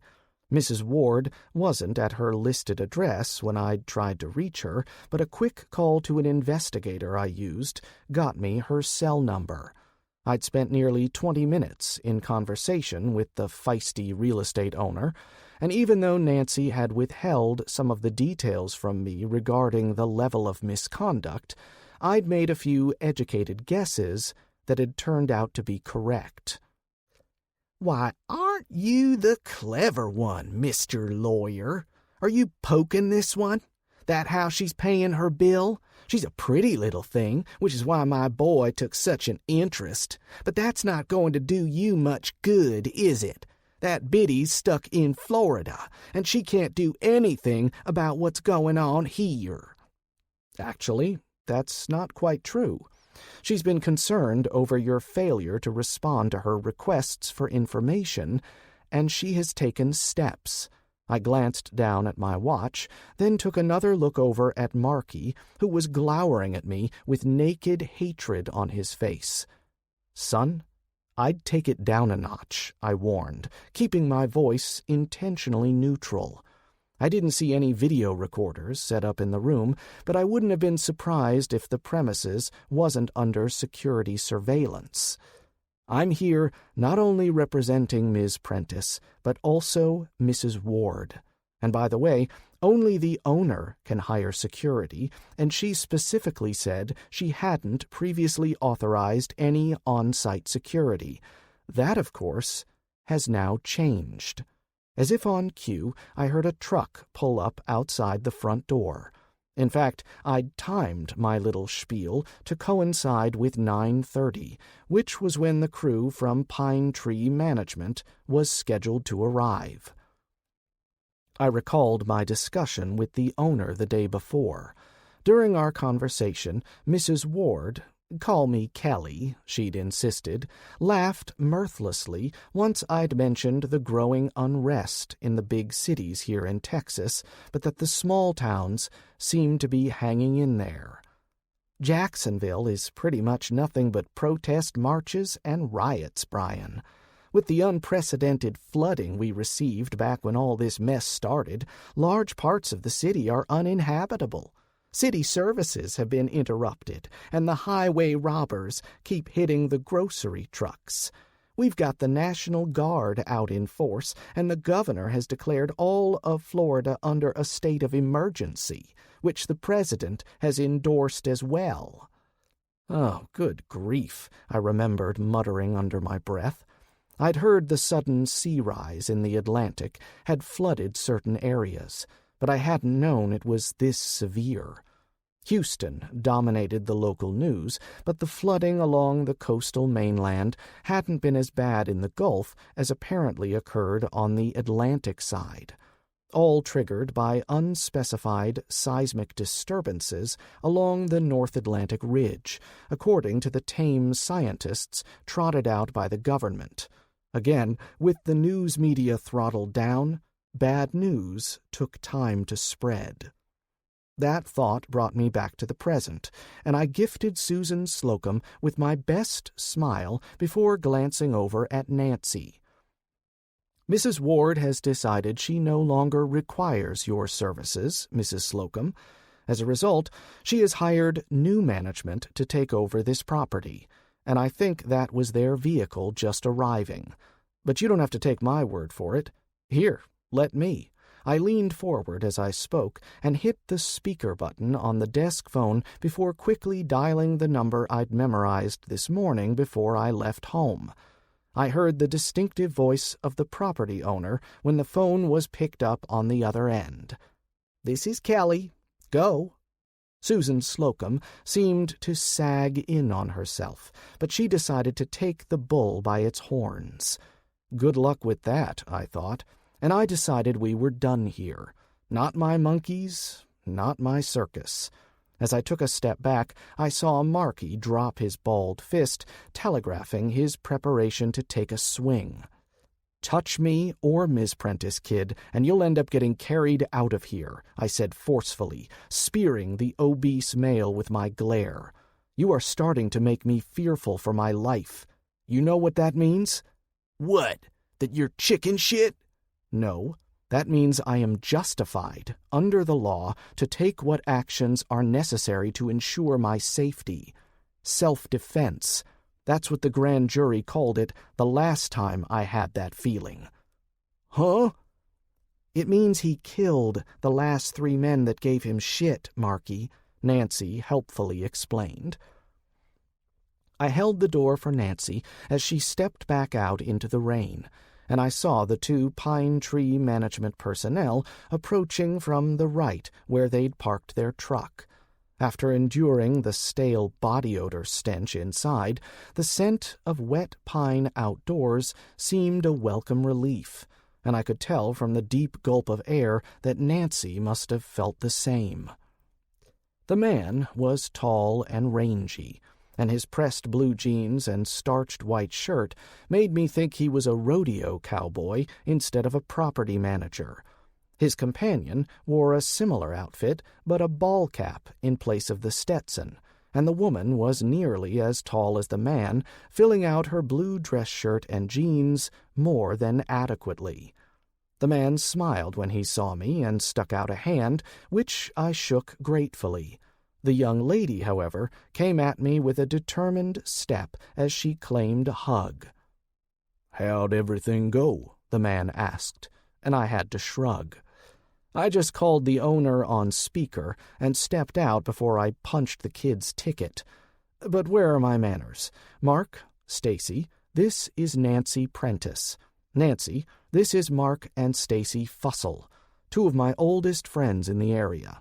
Together, they own Pine Tree Management, which specializes in running multi-family properties. Again, quick pleasantries were exchanged, and before I could get away, Mark thanked me for getting them this contract. "Hey, you can pay me back by getting Ms. Prentice's deposit refunded," I replied playfully. I swear she put down butcher paper on the floor so we didn't mess up the wax job while we loaded their boxes. Who thinks of things like that? Just as we were parting, Marky came storming out of the door, his face an unhealthy shade of scarlet. He pointed an accusatory finger at my face, and again I took a step back to gain space. This time, though, I let my right hand drop back, and I closed my fingers around the butt of the small pistol. "You got my mama fired! Now you're gonna pay for that!" "Marky, last warning," I retorted loudly. "Stand down and step back." "Fuck you!" My hand came free with the pistol rising just as Mark Fussell stuck out a booted foot, and the lumbering sack of meat took a painful-looking tumble on the rain-slicked concrete. The barrel of the short pistol nearly clipped Marky's nose when he rapidly descended, and the frightful squall let me know he'd indeed managed to injure himself. "Thanks, Mark. I'd advise you to write this up as an attempted assault on a guest," I told Mark as we gathered in a circle watching the obese young male wallow around on the ground. Other than his pride, though, the only injuries visible were the abrasions on his hands and knees. Kneeling down next to the soaking wet Marky, I screwed the barrel of the little Ruger right into the whining ass monkey's ear, earning another squeal. He cried out, and I released the pressure just enough to lean over, my lips close to his abused ear. "You and your mama need to leave town," I whispered softly. "If I see you after today, I'm going to presume you mean to do me or my family injury. Then I will remove you permanently. Do you understand?" Marky mumbled something, so I returned the barrel of my pistol until I was sure I was digging into his tympanic membrane. "I said, do you understand me? Say it out loud, or I'll turn your head into a fucking canoe right now," I snapped, easing the slack up in the trigger as I spoke. I really wanted him to make a smart-ass remark. I understand. We were just messing around, mister," he blubbered, and I could see the snot hanging in ragged strings from his wide nostrils as I shied back in terror. "Good," I said at my regular volume. "I'm glad we had this talk. Now get the fuck out of my sight before I end you." Marky nearly fell again as he surged up and away, dragging his saggy pants up to half-mast before he scurried off in the direction of his family's apartment. He looked back once, caught my glaring stare, and barely avoided taking another fall as the pace of his footsteps increased. Turning to a wide-eyed Nancy and a grinning Mark and Stacy, I finally spoke up after nearly a minute of silence. Sorry about that. He's probably going to be a problem in the future. Nancy, are you ready to go?" Yeah, let's go," she stammered. Then, to the Fussels, she gave a polite, "Nice to meet you," before heading over to my truck to retrieve her daughter. "Damn, son," Mark murmured. "Don't you think you were a little hard on him?" "No. He has a little posse that hangs out with him. They manhandled Nancy and her 12-year-old daughter last Thursday. She's a pretty little girl, too. You can imagine what they plan to do if a neighbor hadn't intervened and called the cops." Stacy narrowed her eyes at my comment and smacked her husband in the belly with the back of her hand. "You got room in the back of that truck? We can still get his body in if you drop the tailgate," she said seriously, and I didn't doubt her intent. I'd known Stacy back when we were in high school together over in Jasper, and she'd never been one to tolerate bullshit. I'd bumped into the couple about 2 years ago, when Mark and Stacy came into my office with questions about incorporating their already existing business. We'd recognized each other pretty quick, even though we hadn't been close friends in school. I'd learned that Stacy had married Mark about 15 years ago, and she'd moved over to New Albany to help run the business. In addition to the apartment management work, they also owned 6 rental houses. Stacy had a degree in accounting, and after a week on site, they would have the Stafford Arms audited and staffed with a screened manager who would run things according to their strict standards. "Don't think I wasn't considering it, but no room back there," I replied sincerely. "Just keep an eye out for Marky's little goon squad, and go drag that mama of his out of the office before she starts stealing office supplies. And get some air fresheners in there. If the office stinks that bad, I shudder to think about their apartment." "Gotcha, and thanks for the recommendation. We can use the business." "Time's getting a little dicey?" I asked, curious. "With the cost of food going up the way it is and the local businesses cutting back, we've got 2 of our rentals vacant, and another family just gave notice. And one of the families that left trashed the house before they disappeared. Going to take me at least $8,000 to get it all fixed, and my insurance company isn't returning calls," Mark explained. While Stacy did the books and kept on top of the filings and supervising the managers, Mark handled the repair and maintenance work. As a licensed electrician, he knew enough to do just about any job, but he didn't do any general contracting work since he already had enough on his plate. 2 pieces of advice, Mark. Well, 3. First, don't expect your insurance to ever pay off. What happened in California, well, all that mess has effectively bankrupted all the insurance companies. Second, even with the rising prices and the rationing, see if you and Stacy can set back as much food as you can. This fall's harvest is likely to be affected by the bad weather. I turned to go, but Stacy stopped me when she called my name. "Bryan, what was the 3rd piece of advice you had for Mark?" "Don't ever let your husband call himself Marky. It's just plain wrong for anyone over the age of 9. I left my 2 friends laughing in the increasing downpour as I headed for my truck. Chapter 30. I expected Nancy to have retrieved her daughter from my truck before heading over to her car, but instead she just let Lisa pop the door open and stuck her head inside. I couldn't hear the conversation, but as I stepped closer, Nancy just gave me a friendly wave when I called her name and continued on to where she had her hatchback parked. Oh well, she would be following me anyway, and the drive should only take 15 minutes or so. The farm was only 10 miles from town. I could deal with one tween girl for that length of time. In fact, I'd learned a lot from listening to my nieces over the years. From my nephews, not so much. After exchanging the obligatory hi with Lisa, I tried to forget she was in the back seat as I eased out of the apartment complex parking lot and headed for the road out of town. For the next few minutes, I listened to the news radio station out of Beaumont while the announcer talked about recovery efforts along the coastline as the inundated communities were still getting power restored in some communities where the floodwaters washed away transmission systems and relay stations. Not as bad as a hurricane, but the temporary average 6-foot rise in sea levels had washed away a lot of vacation homes and, of course, once again flooded New Orleans, but sea rise lacked the tornadoes and intense storm cells. Do you always listen to the news? The question caught me slightly off guard. My thoughts had been circling back to the escalating confrontation back at the apartment office as I came to grips with my threats to the thoroughly loathsome Marky Slocum.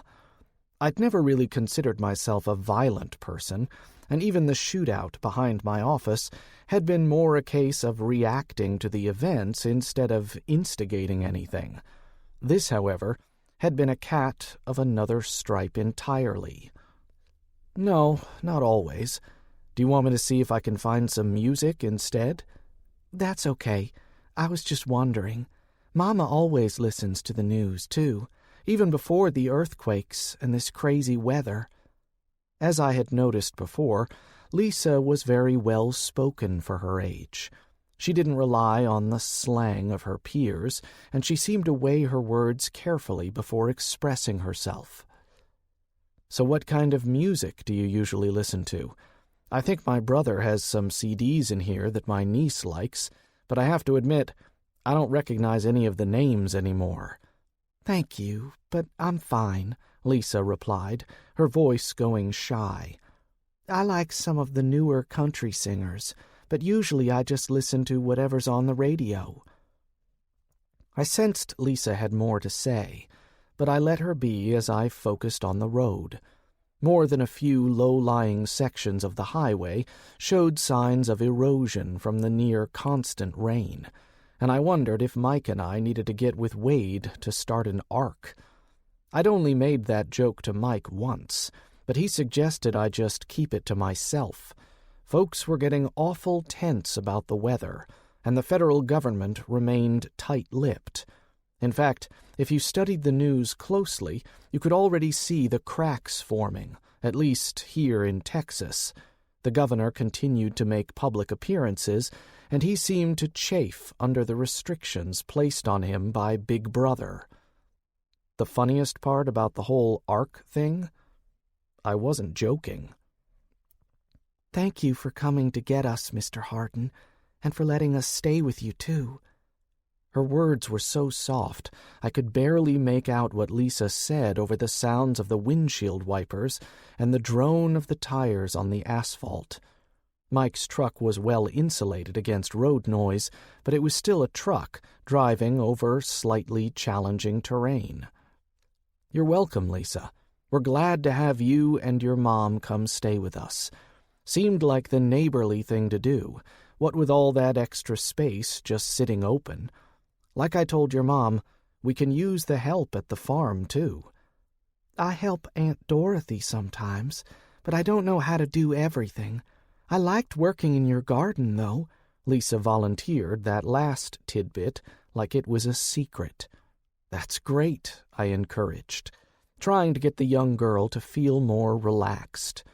I knew she was facing some fear at a new environment, but then I realized she hadn't even met any of my nieces and nephews, so she would be around even more strangers who were close to her in age, so it wasn't like she could just ignore them.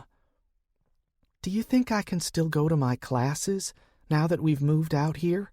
Lisa asked, and she had me stumped. What classes? I thought you were out for summer, I replied lamely.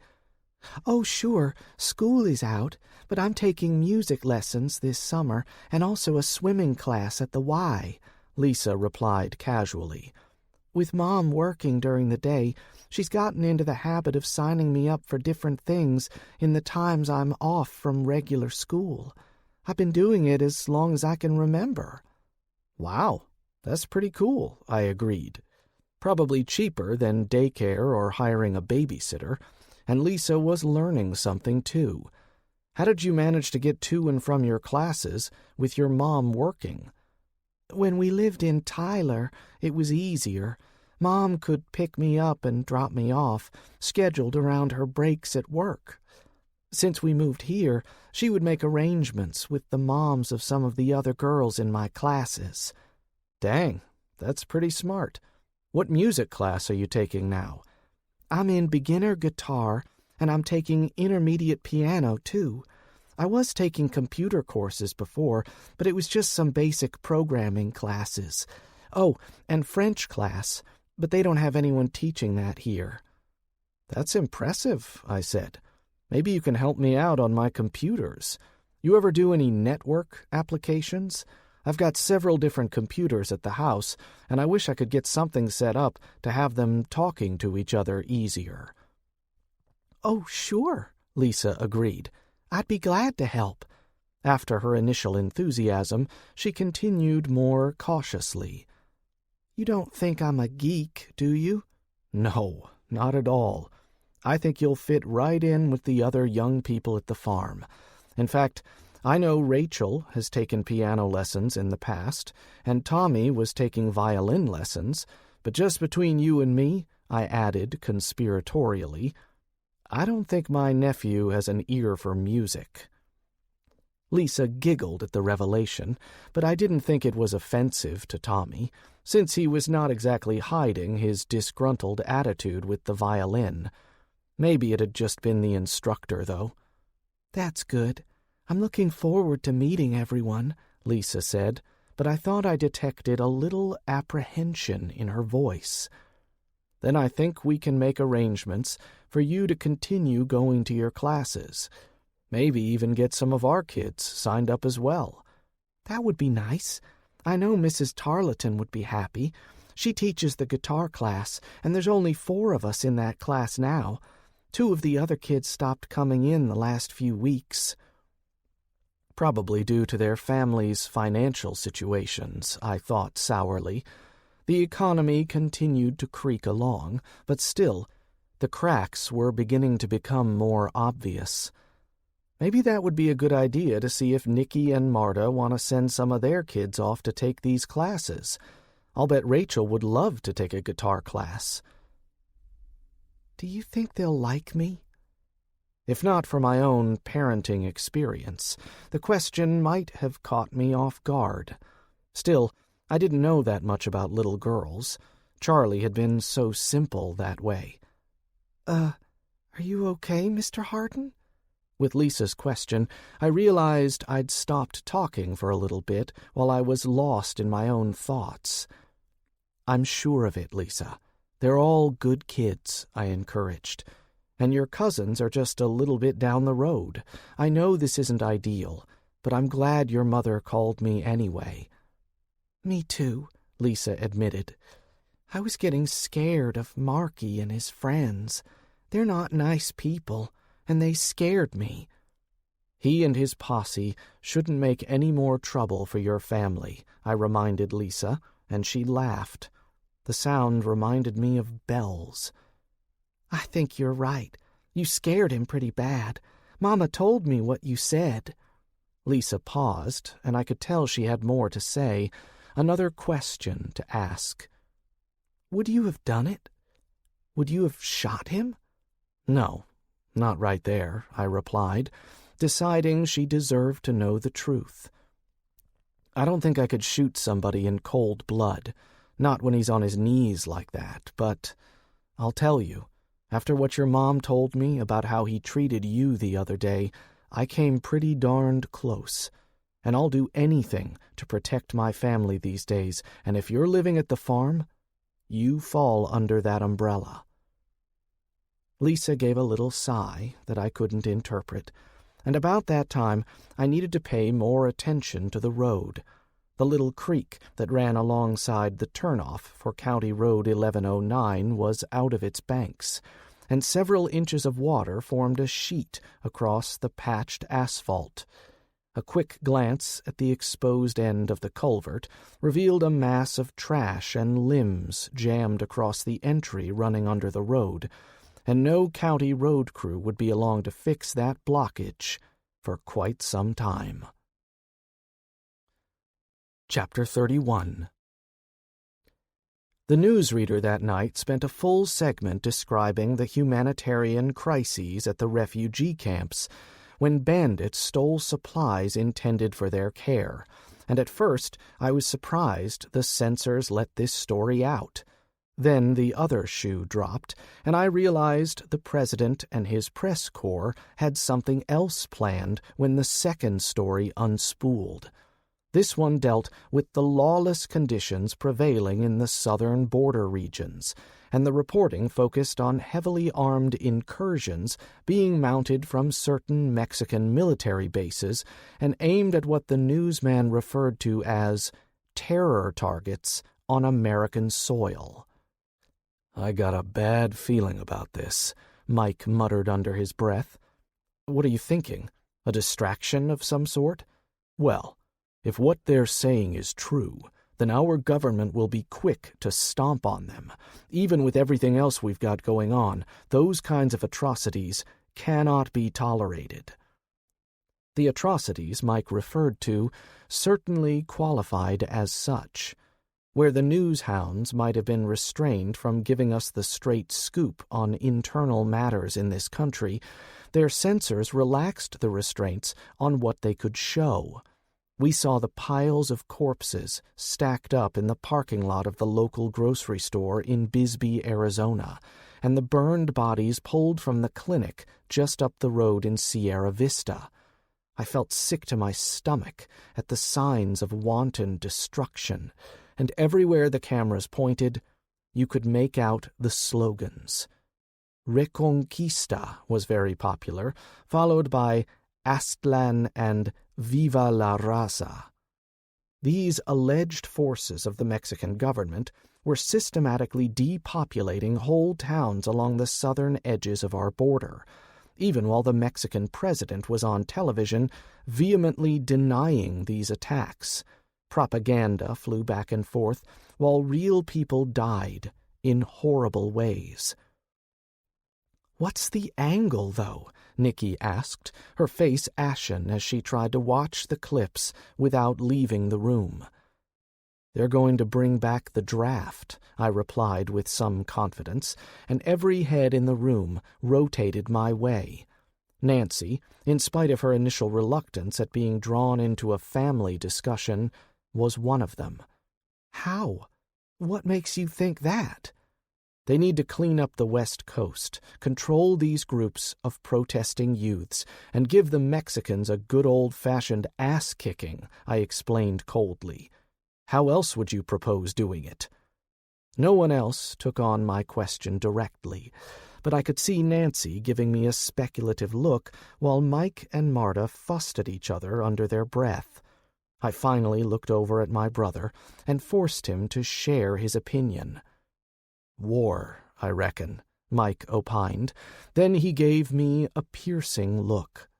"We've got to go get Patrick out of Austin, bro, before he gets reactivated." "But his contract's expired," Nikki protested. "He's been out for years. There's no way they can call him back to active duty." "Nikki, he was a Green Beret, honey," Marta said with some sympathy in her voice.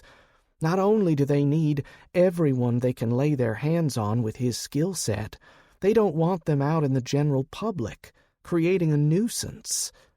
I saw Nancy react to this bit of news. "He was like a real Green Beret? Like in the movies?" Nikki, despite her concern, had to fight a chuckle. "Honey, not like in the movies," my sister explained. "Don't let that Hollywood stuff fool you. My Patrick was a highly trained operator, as they called them, but he was an 18 Delta, a Special Forces combat medic, and he's as tough as boot leather. but he's no Dwayne Johnson." "More like Jason Statham," I piped up, rubbing at my scalp suggestively. "Oh, hush. My boy can't help being follically challenged," Nicky shot back, then looked over at Nancy again. "If you saw the pictures of Patrick and his buddies clowning around back at Fort Bragg, you'd never know who or what they were. That was the point. They learned not to stand out too much.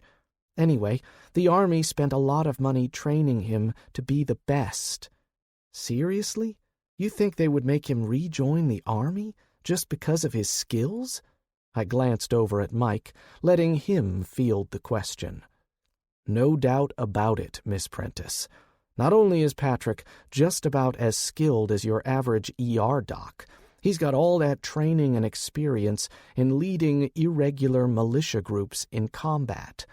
That's pretty much what his A-team was doing in Afghanistan his second tour there, if I understood him correctly." Nicky nodded, giving Nancy a wan smile before speaking. "That's what prompted Pat to get out.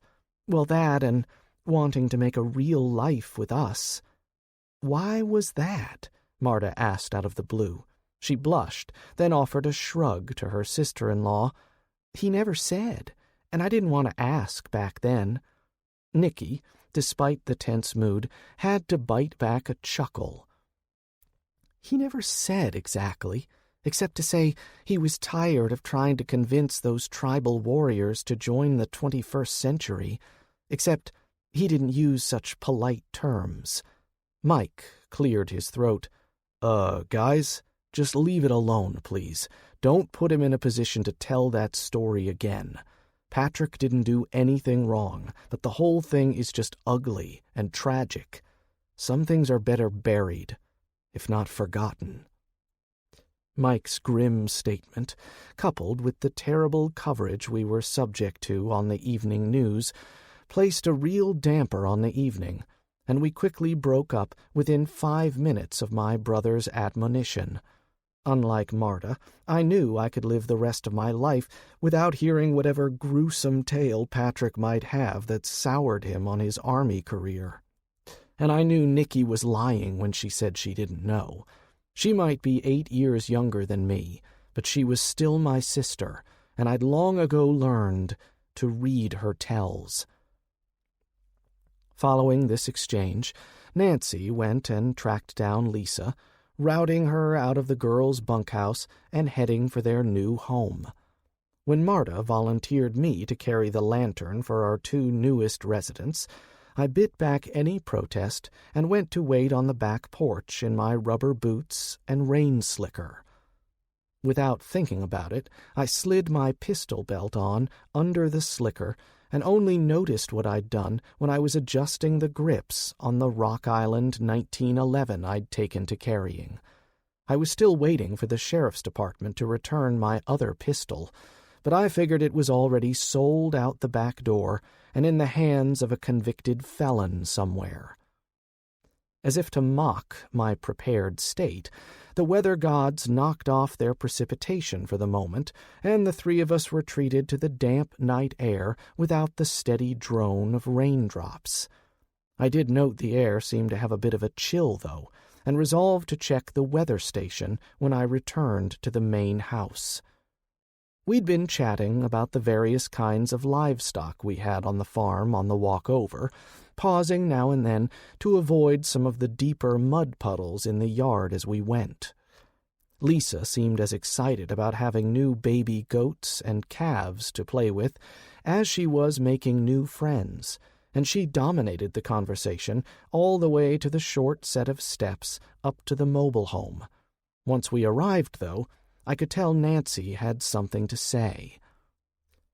"Thank you again for letting us stay here, Bryan," Nancy said once again. Then she grew more serious as she waved for Lisa to precede her into the small foyer we'd converted into a mudroom. "I've never been one to look for charity, but my family has always been there when Lisa and I needed help. Now I find myself beholden to a man who's nearly a stranger to me, and the feeling is peculiar. You've shown yourself to be a gentleman, and I'm not accustomed to that. Please, give me some time to get used to the idea." Nancy seemed almost upset by the time she finished her little speech, and I wasn't sure what to say back to her, so I stumbled a bit. Nancy, helping you is helping my family too. I mean, I try to do the right thing, but this was a no-brainer. Not just for cementing our working relationship with Wade and his family, but because you offer so much by living here with us. Please, don't feel like you owe more than you've already agreed to do in helping us out around here." "As you wish," Nancy replied sweetly, and I had to take a step back in mock horror. "Did you just Princess Bride me? Really? And I'm Buttercup?" Nancy laughed, as I'd intended. She gave me a nod of acknowledgement, as if she could sense my own discomfort at the emotional turn of our conversation. I was offering a way out of what might have been a painful conversation for both of us, and she accepted. "Live with it, Buttercup. Now, go home and dry off. We've got work to do in the greenhouse tomorrow." Chapter 32. Sunday turned out to be a rarity, a day without rain, and everyone on the farm jumped to take advantage of the fair weather. While Bea and Marta led the kids, including an eager Lisa, in an assault on the garden, harvesting the ripe and in some cases overripe produce, I took Nancy and Mike over to the new property for some strategizing. Nikki, as per Mike's new security protocols, remained on watch in the control room. She would stand duty until noon, when Marta would come to relieve her. From the basement office, anyone in the security room had access not only to the expanded ring of cameras erected at key points around the property, but also had the Kenwood ham system set up, as well as my old Panasonic shortwave radio. I'd forgotten about the Panasonic after Mike had installed his much more versatile Kenwood, but Marta dug the 20-year-old boombox-sized radio out of storage one day when I was in town and set it up to listen to music while she was working on the back porch. That was fine, but sort of like using the farm truck to pull your little red wagon. As a result, I'd picked up a smaller, battery-powered Sanyo at the overpriced variety store downtown about 2 blocks from my office and reclaimed the Panasonic. I'd paid $12 for the palm-sized device, and now Marta could listen to her music, but from a local radio station now, instead of one in Costa Rica. Mike and I decided to use the side-by-side ATV instead of saddling the horses or taking one of the trucks. So Mike and I ended up rubbing elbows, stuffed in the front bench seat, while Nancy lounged on the back bench with only a canvas bag full of tools to keep her company. Slower progress, but we didn't have a saddle for Nancy yet, and I worried the soggy ground where we were going would simply swallow one of our trucks. Despite the lack of rain, I could feel a heaviness in the air, and the dark bellies of the cumulus clouds scudding across the sky gave credence to my worry. The weather report warned of the tropical storm building in the Gulf, but for some reason the National Weather Service remained strangely mute on the timetable and the likely storm track. "You think this overblown tropical depression in the Gulf is going to go all megastorm on us?"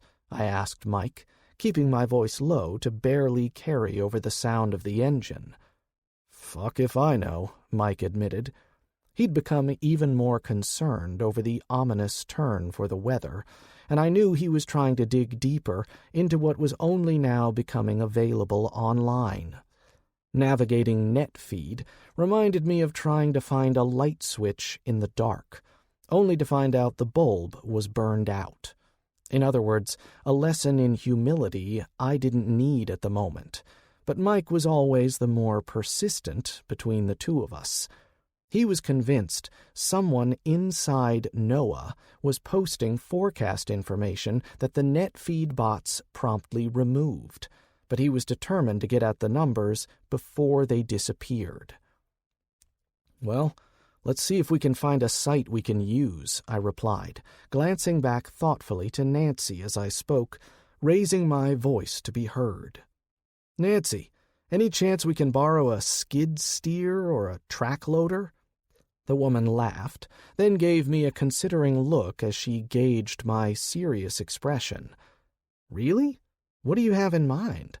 I thought we were just looking for a place to set up the other greenhouse. Some place back off the road where it wouldn't draw attention, but where it could be maintained and harvested from whoever ends up living at the second house." Now it was my turn to blink in surprise. She'd deduced an awful lot from our rather cryptic discussion about this backup plan. "That's true, but you can see from the tangle ahead we're going to have our work cut out for us," I gestured, encompassing the overgrown thicket as we motored closer. This 10-acre patch of trees looked to have never been harvested, and the kudzu vines seemed to give the secluded mixture of pines and oaks a jungle texture. "You want to build in there?" Nancy's simple response told me my idea might actually have some merit. If we did this right, no one would think to search in that thicket of vines and creepers. "When winter comes, we'll lose a lot of the visual cover we now have," I conceded. "But the idea is to haul out some of the standing dead trees for firewood and then construct the greenhouse in the middle of that mess. Won't the limbs and vines obscure the sunlight you're going to need?" I turned to Mike, who'd actually done some research on the subject. "Not as much as you might think. The pot growers in the north used these kinds of greenhouses in the woods to pretty good effect," my brother lectured. "We just need to cut our way into the middle, doing so from the backside, away from the road, then remove some limbs while leaving the bulk of the screening trees in place. You lose some solar coverage to the obscuring foliage in the mornings and evenings, but the idea is to keep the plants warm inside, as well as giving them sunlight. We have the little stoves, just about perfected, using the already built model to experiment, and I've found using pine knots and the like work nicely for fuel." Idling the ATV, when we drew near the outer edges of the small clump of trees, I waited while my brother and our new friend studied the tangled mess.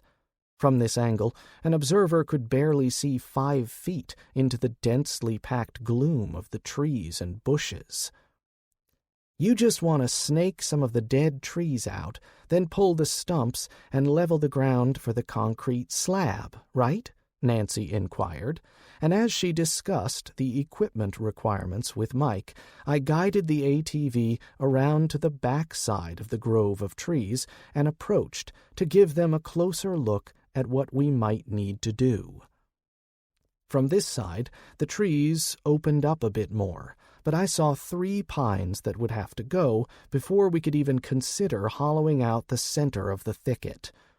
One looked to have been struck by lightning at some point and was split about 1/3 of the way down from the crown, and it leaned into the neighboring 2 trees like a drunken sailor being supported by his shipmates. That was a hazard, and I resolved to do the cutting on that one myself. "We also want to be careful with the kudzu," I chimed in, and while Mike understood my reasoning, Nancy gave me a curious look. "Now you're just messing with me. Careful?" "Oh yeah," Mike added, moving in to steal my thunder. "Bryan's been studying all these wild plant books, and turns out kudzu is actually edible." "Yeah, laugh it up, but you still ate the jelly I made from the flowers last year," I said, nodding to Nancy as I spoke. "That was easy. But I'm still working on a way to make the cornstarch substitute like they use in Japan. I mean, I can make it, but there's got to be an easier way of reducing the leaves." That sounds interesting, but like you said, makes for a whole lot of work. Any reason why? I started to give one of my non-committal answers, but I decided if she was willing to throw in with our crew, then she deserved the truth, or at least the truth as I saw it. Nancy, before things get back to normal, I predict we'll need every scrap of food we can grow or forage. The long pause before she spoke told me Nancy was running some calculations in her head. Just how bad do you expect the situation to become? Don't know, but we'll need alternatives, I temporized, not wanting to get into my dark speculations. Mike gave me an odd look, but I shook him off as I continued, trying to sound more upbeat for once. We're lucky, in one respect, with the timing of this disaster. As it is, most of the garden will be usable, and some of the field corn crop can be saved. Looking at using things like kudzu or curly dock or some of the other forage foods just makes the resources stretch further. I think... Before I could provide any more information, the walkie-talkie, strapped to my hip, gave a warning chirp. Mike got the same, and since I was driving, he reached his first. Keying the microphone, my brother muttered a gruff, "What?" "You and Bryan need to get back up here right now. They're finally talking about that storm on the news," Marta said, her voice tinny and distorted by the electronics. "They've upgraded it to a hurricane." Mike gave a sigh, but I nodded in response and warned Nancy to hang on, turning the ATV to head back. "How big are they projecting it?" I heard Mike's question, but I couldn't make out Marta's answer. But then I saw Mike's face, and I knew it was bad. He paused, like he was gulping back bile.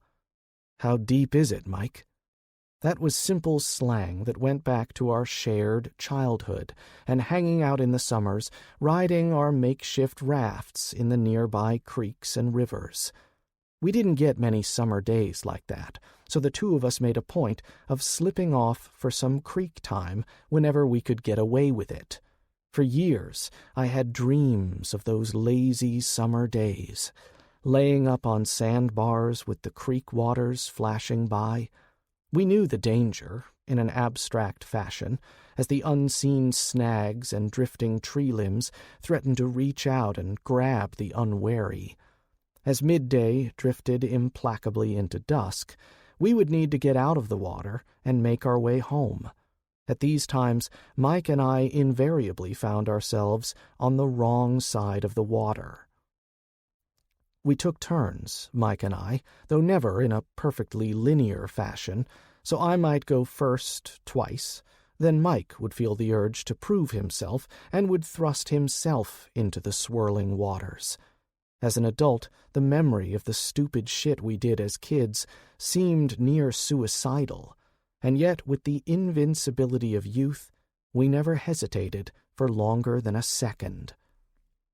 Whoever went first, whoever braved the current and the threat of obstructions under the water, would always turn back from the bank to give a report.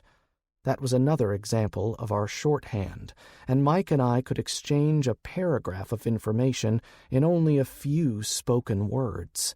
In this case, I wanted to know just how deep we were in the shitstorm to come. "Like I can't see the bottom," Mike responded, and I fought the urge to shiver. Whatever Marta had said about the hurricane, Mike thought the news was the equivalent of drowning waters. "What are you two talking about?"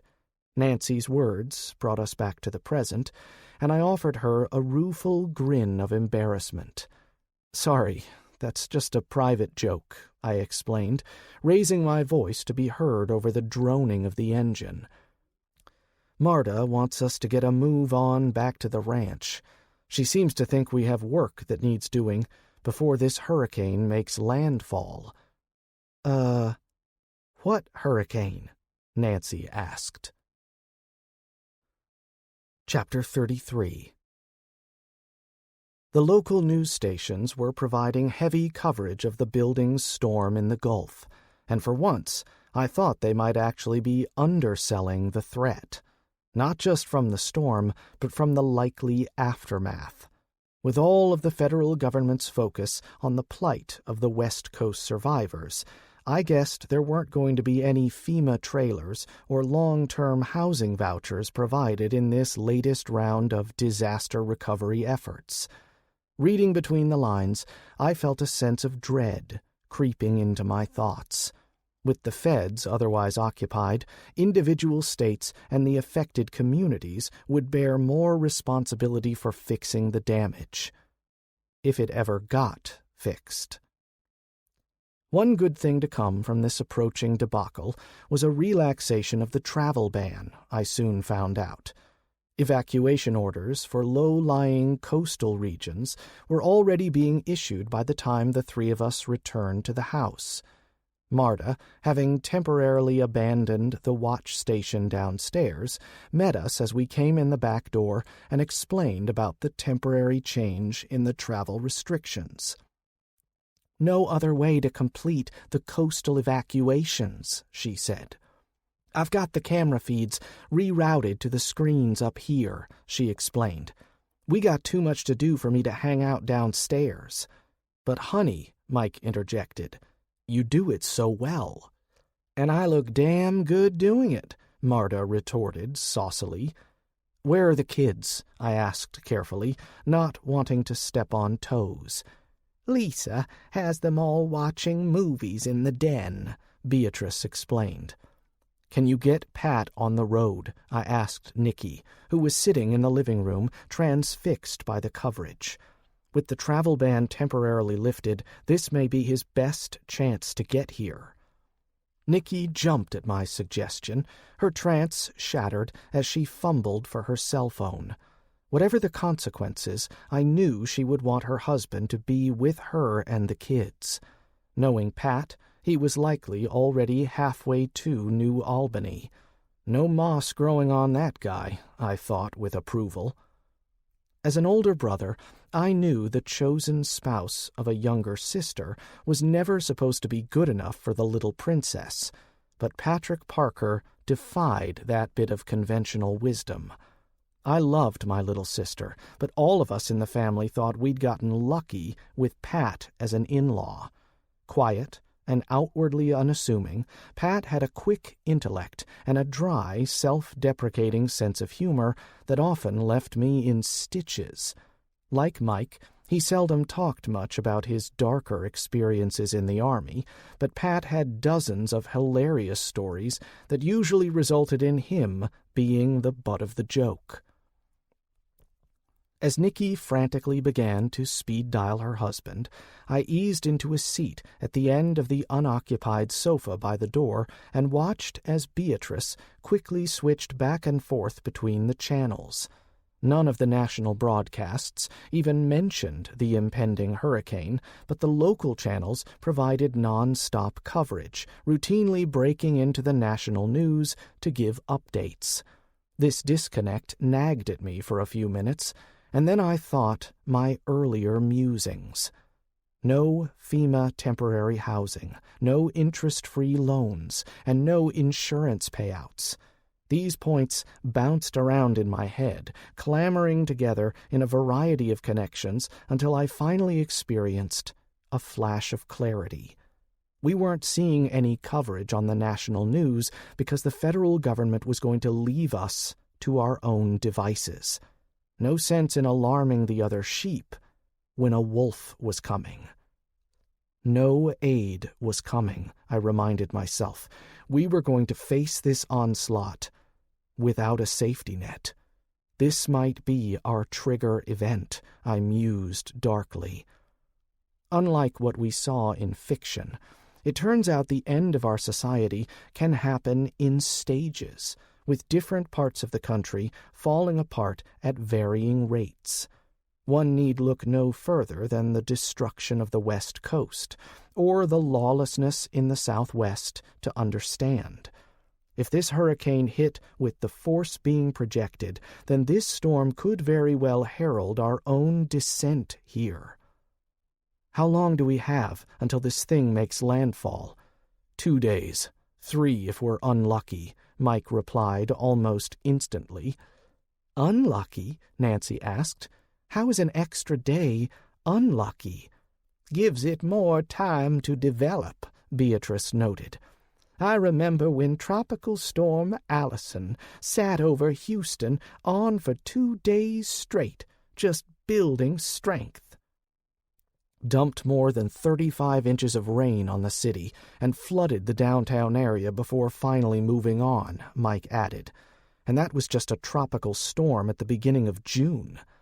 This is going to be much worse, I'm afraid, I continued regretfully.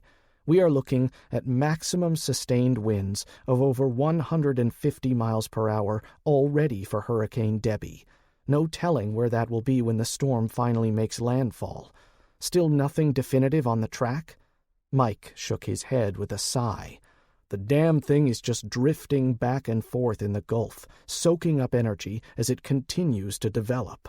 From what I can tell, the National Hurricane Tracking Center hasn't reset yet after evacuating Miami, so what we're getting is from the NOAA's Ocean Prediction Center. Think it'll reach a Category 6 before landfall? Nikki asked after ending her call. No such thing, Mike scoffed, a touch of humor finally entering his tone as he tweaked our little sister. That's just something they made up for the Sci-Fi Channel. Really? Nikki and Nancy exclaimed together. Yeah, I chimed in, adding my knowledge to the mix. Rogue hurricanes were more in my prepping wheelhouse than meteorites wrecking civilization as we knew it. Anything with sustained winds averaging over 175 miles per hour is a Cat 5. Doesn't matter how high the wind speeds reach. There's no upper limit. Why is that the cutoff? Nancy asked, her curiosity piqued by the number. I knew the answer, but I resisted the urge to speak the words out loud, so I instead just gave her a shrug. Nobody needed to hear that anything over 175 miles per hour sustained winds simply meant overkill, since anywhere such a storm made landfall would be declared a zone of total destruction. Nothing this side of a purpose-built bunker would be able to survive such force. Coward that I was, I just shrugged in response to Nancy's question. Turning instead to Nikki, I gave her a searching look, and she nodded. As I expected, Patrick Parker was already on his way here. Okay, folks, I think we need drag out our hurricane protocols, I formally declared, and Mike went straight to the bookshelf to grab the correct binder. You guys have your own hurricane plan? Beatrice asked, and Marta gave her mom a comforting pat on the shoulder before joining her husband at the table. Of course we have a hurricane plan, Marta finally replied to her mother. We've got kids, and we live in a state that experiences so many hurricanes. Even this far inland, you know how bad they can be. We get the leftovers all the way up to Fort Worth, too.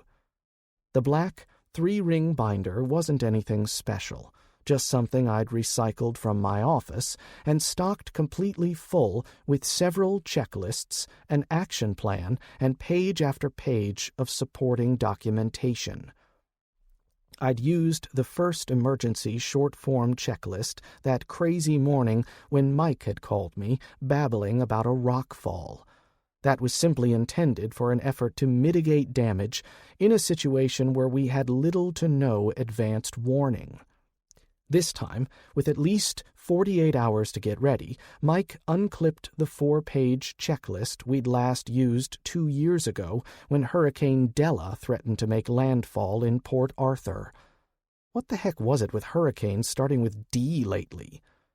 That Category 3 hurricane paused in the Gulf for nearly 24 hours before swinging east to lay a beatdown on Houma, Louisiana.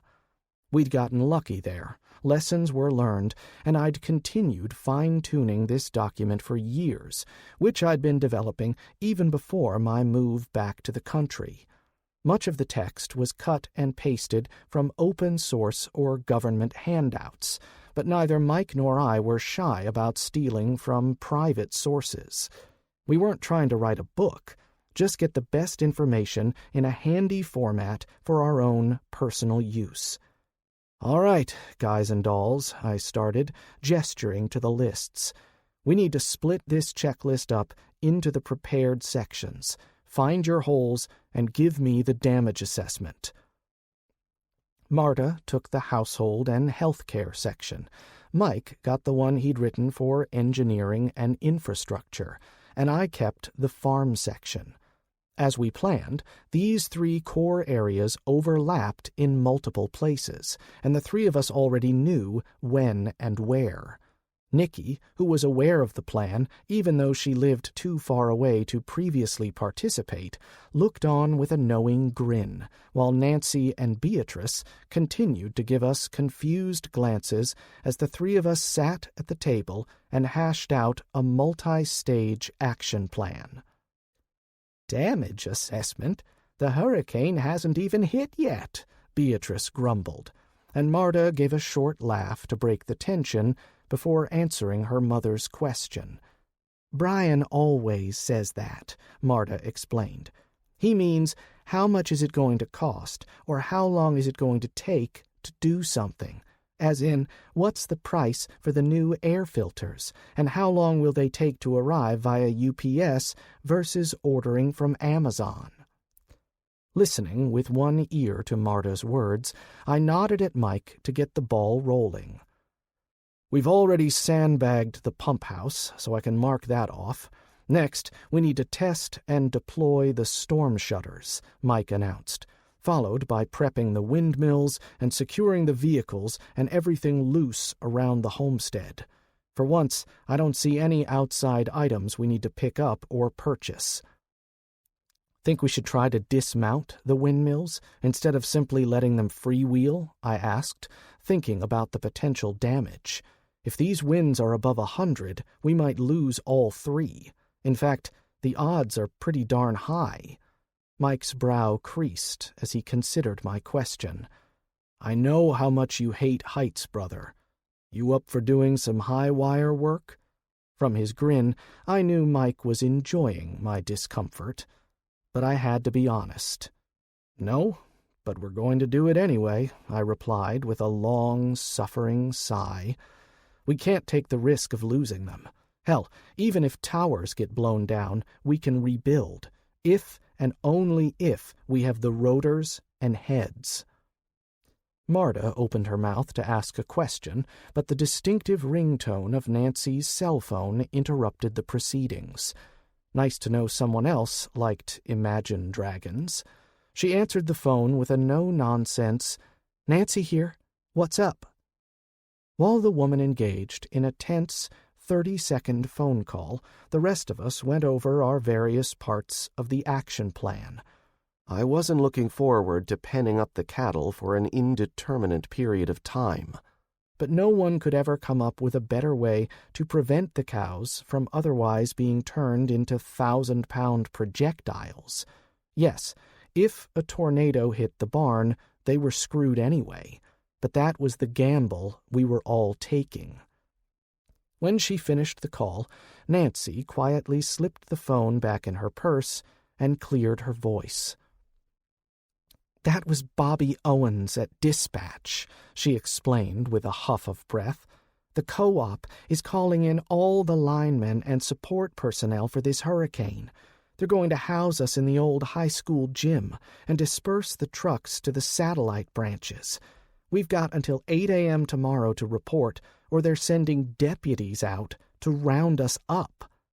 "Makes sense," Mike grudgingly admitted, then held up his hands in a hold-on gesture. "I meant the location. That gym was built as a backup fallout shelter back in the 80s. Solid concrete, and while it looks ugly as sin, the thing should be able to take the wind." Nancy nodded. I could see the concern in her eyes as she spoke again. "Bobby said they're setting it up with cots, and provisions are being made to take care of the families of workers out in the field." "Lisa is staying here with us," Nikki announced confidently. "But my sister—" "We'll take care of her, hon," Nikki interrupted again. Laying her hand on the other woman's arm, she gave Nancy a little squeeze. "If that hurricane hits, the county is going to need your help to get the lights back on. Least we can do is take care of your baby." "Yeah, what she said," Mike piped up, pointing at our feisty sister with encouragement, and we all shared a little laugh. Okay, Nancy said. "I give. Now, what do we need to do first?" "Tarp the greenhouse," I said in unison with Mike, and Marta simply nodded along in agreement. "Tarp? That's the only way we've come up with to protect the greenhouse," Nikki explained.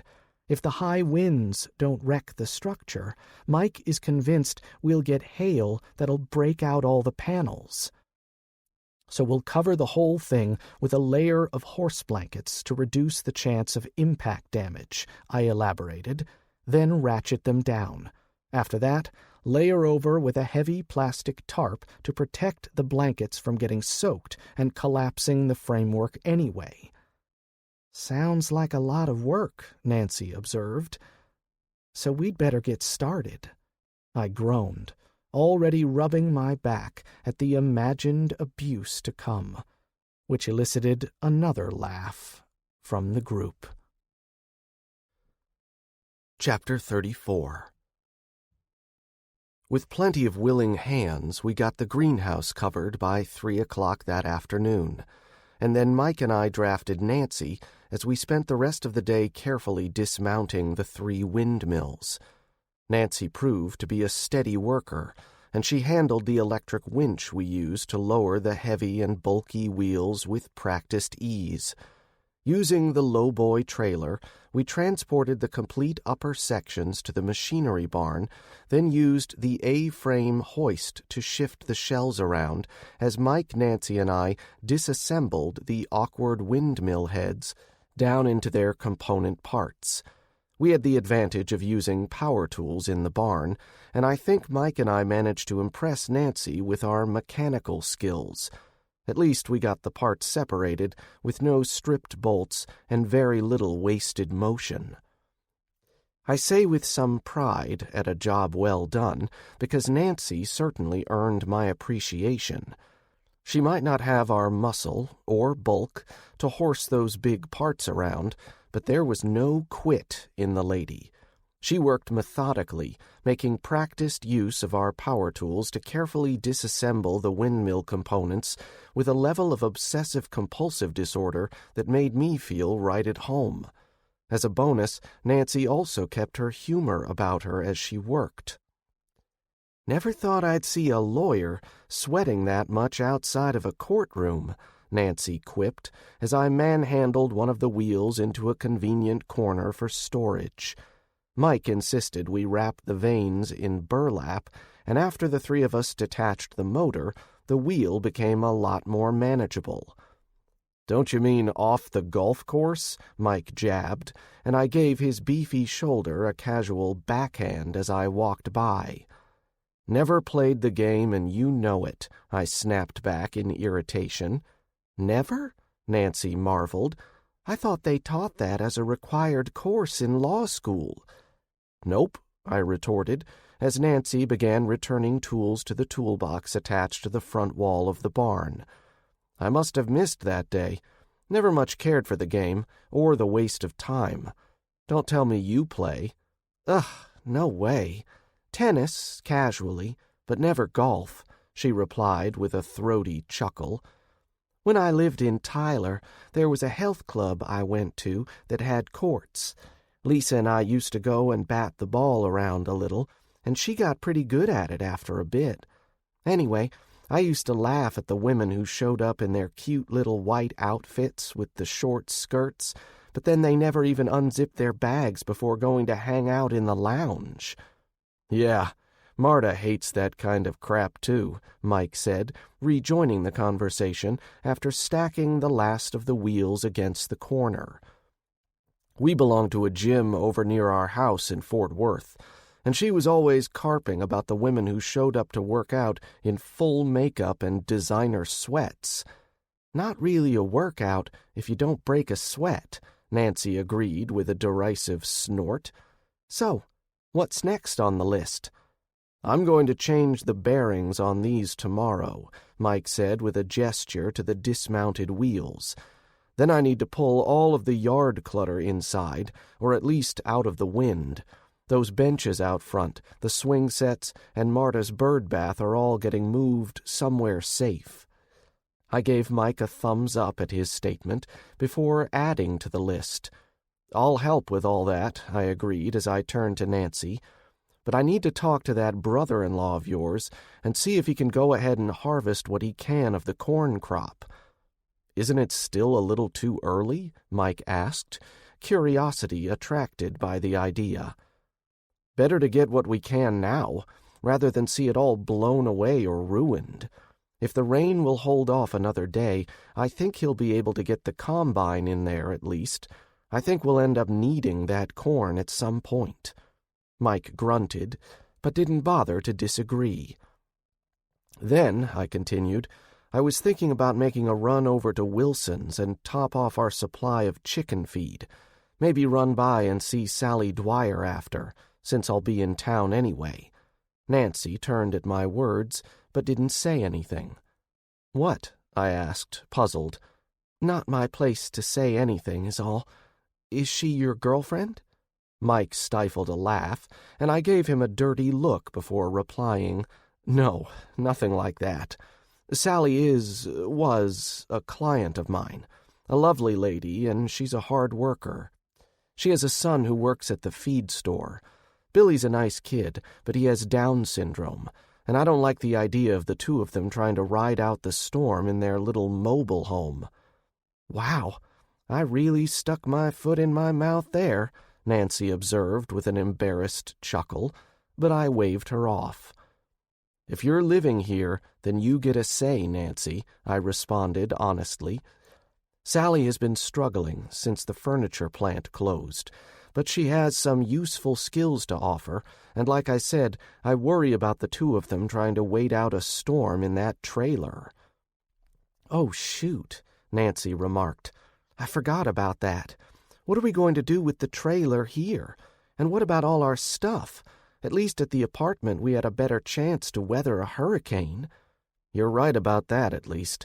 If you feel up to it, we'll go over right now and move all your clothes and personal effects over to the house. With the basement and the shelter, we can accommodate you, the Dwyers, and even my niece and her husband. That was the extent of who I was planning to invite. We have the space, but the shelter might get a bit crowded if we need to go in for an extended stay. Why would we have to do that? Nancy asked, and I wondered again if she had been watching the news. Nancy, Russia and what's left of China are at war, Mike offered, his voice lowered as if that would lessen the impact. That's two of the world's nuclear powers, and they're going at it pretty hard. Oh, crap, she muttered. Why haven't I seen anything about that on TV? This isn't some kind of joke, is it? I shook my head, realizing that most people without access to our sources of information would be in the same shape. Sorry, Mike and I have been listening to coverage coming out of England and some other places. The BBC has tried to cover the fighting, but neither side is exactly allowing reporters to embed with their troops. Anyway, the fighting has been intensifying, and we're worried one side or the other might resort to nukes if they think they're losing. Or can gain some strategic advantage, Mike added darkly. That's one of the reasons we've been listening to the shortwave broadcasts, trying to figure out what's happening. Does Wade know? Yeah, I replied, then went on to elaborate. We've only just now started getting reports, and like I said, all we're getting is second or third-hand information, and a lot of it is just speculation. "Don't we already have enough to worry about?" Nancy complained, and I realized she wasn't whining about her own situation. "How can I leave Lisa and go to work with something like this hanging over our heads?" I laid a sympathetic hand on her shoulder and gave her an encouraging squeeze. "You do it because you have to, Nancy. We can't let the circumstances overwhelm us. What you do for the county is important, and we'll make sure and take care of Lisa to the best of our ability." "But you really think there's going to be a nuclear war?" I paused, wrestling with my feelings. I'd tried so hard to be positive and encouraging these last few weeks, even while I felt like I was playing the role of Cassandra in a Greek tragedy. What did I really think? That was a good question, and I think Nancy could sense my struggle. "Yes, I think it is almost inevitable at some point," I finally managed to say. "With the mass casualties we've seen as a result of this catastrophe, and the inevitable climatic changes we're going to be experiencing, I fear the world's leaders have descended into the abyss." "Geez, bro, if that's your idea of a motivational speech," Mike started, but I shut him down with a glare. "I owe her the truth, Mike," I continued, more softly. "I don't have a crystal ball, Nancy, but I've studied enough of our history to say that we are living in dangerous times. Honestly, I was always hoping if something cataclysmic ever occurred, people would set aside their petty prejudices and work together to protect our civilization. How well do you think we're doing with that?" "Not very good," Nancy admitted without too much argument. Even what the feds allowed on the evening news looked grim. "Do I think somebody is going to start a nuclear exchange in the near future? Yes. However, I don't know when or where. Will it be tomorrow or next week? I don't know. My suspicion is most likely in the next 6 to 12 months. "What? Is there something that's going to happen in 6 months?" I paused, not wanting to put my feelings into words, but I could tell Nancy didn't want me sugarcoating things for her. In for a penny, in for a pound. If what I suspect is true, then within that time, if not sooner, world governments will have sufficient computer modeling figures to come to the conclusion that we're facing a further mass die-off of the human race. Further? Thankfully, Mike took over at that point, sparing me from saying the words. "Nancy, like we were talking about before, a whole lot of people died along with so much of our country's infrastructure. We don't know the actual numbers, but some of the groups I've been monitoring on the dark web think the initial meteor impact killed upwards of 1 billion people." 1 billion? How is that possible? Neither Mike nor I felt like breaking it down by country, but I openly nodded to Nancy to show I agreed with my brother's statement. "Look, this is a lot to take in," I finally said, "and what I'm worried about may never come to pass, but just know that you and your daughter have a place here, in the shelter, should something happen. In the meantime, we still have work to do before this hurricane makes landfall, right? The devil makes work for idle hands, after all." Chapter 35. With the windmills handled, Mike and Nancy headed off to check on the detachable brackets for our solar panels while I went in to make some phone calls. We would hold off on dismounting the panels until later, as they continued to draw in power we would need. During the storm, our only sources of power for the homestead would come from commercial power, then our battery banks, and finally our diesel generators as a last resort. Since Mike and I figured we would need to replenish our diesel eventually out of biodiesel production, I wanted to preserve as much of the fuel as we could manage. Heading into my office to retrieve my charging phone, I saw Marta in the kitchen, already involved in a cell phone conversation. "Look, just finish your loadout right now and then hit the road. So what if Charlie's boss said he needs to come in? That evacuation notice should be enough to get you all on the road up here. Don't wait until tomorrow. Just remember, if you leave something behind, don't expect to ever see it again." When I gave her a curious glance, Marta mouthed, "Mary." Ah, that made sense. Even if Mary's school was closed, Charles might be under pressure to stay close to his job. I didn't exactly know what Charles's job at the chemical plant might entail, but I knew his degree was in mechanical engineering, not chemical. He was involved with keeping the machinery running, not the processing itself. "Okay, hun, okay. I'll let you go. Just remember, if you guys decide not to come up, then you better find a shelter there. Do not try to weather this storm in your home. Forget about the flooding. With the predicted wind speeds, your roof is almost certainly going to turn into a frisbee." After a few more seconds of back and forth, Marta ended the call, and I could see her resisting the urge to toss her cell phone on the counter. "Cold feet about leaving?" I asked unnecessarily. I knew Marta well enough to realize she was feeling the urge to spill her thoughts, whether I was asking or not. "Yeah, I guess you could say that. Charlie is worried about work, and Mary is worried about Charlie," Marta continued after a sigh. "Apparently, his plant manager is taking a hard line with the employees. They're claiming the company made provisions for hardening the plant for hurricanes, so he's insisting all the management or salaried personnel need to stay on site." For a second, my lawyer brain kicked in, and I marveled at the company's stance from a liability angle, then realized it didn't matter. If they ended up killing a bunch of employees with this scheme, they could simply shrug their shoulders and their insurer would be stuck paying out the workers' comp death benefits. "They're too close to the coast there," was all I said. "If this thing comes ashore with sustained winds above 175 miles per hour, it'll level that place like the hand of God." "That's what I told Mary earlier," Marta confirmed. "They should be on the road within the hour, but I understand the highways are already congested. I-45 coming out of Houston is already backed up bumper to bumper, and the state set up the contra-flow lanes 3 hours ago."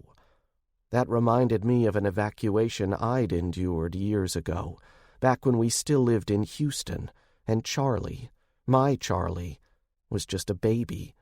We'd been ahead of the crowd, living as we did on the north side of the city, and still the drive to Dallas took nearly 12 hours. 12 hours trapped in a car with my son suffering through a painful bout of teething that had both me and my wife ready to abandon the car to the wailing child.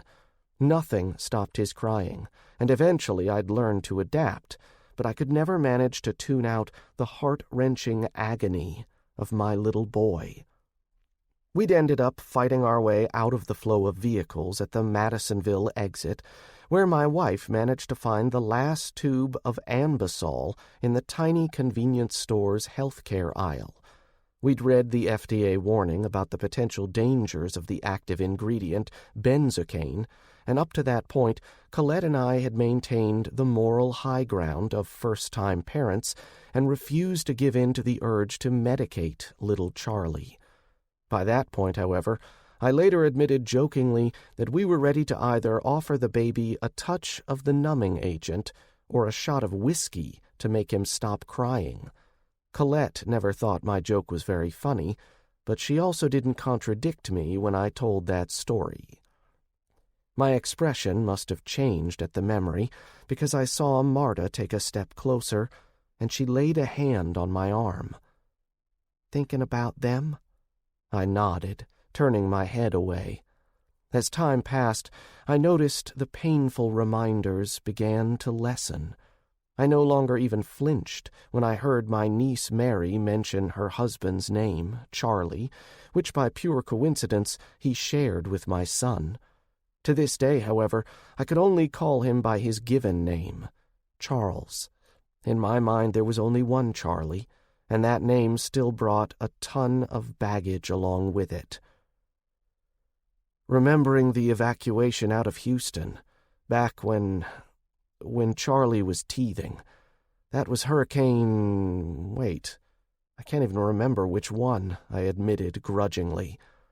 Happened so many times over the years, Marta agreed, relief evident in her voice when I decided to share the memory rather than shutting down and wallowing in my grief.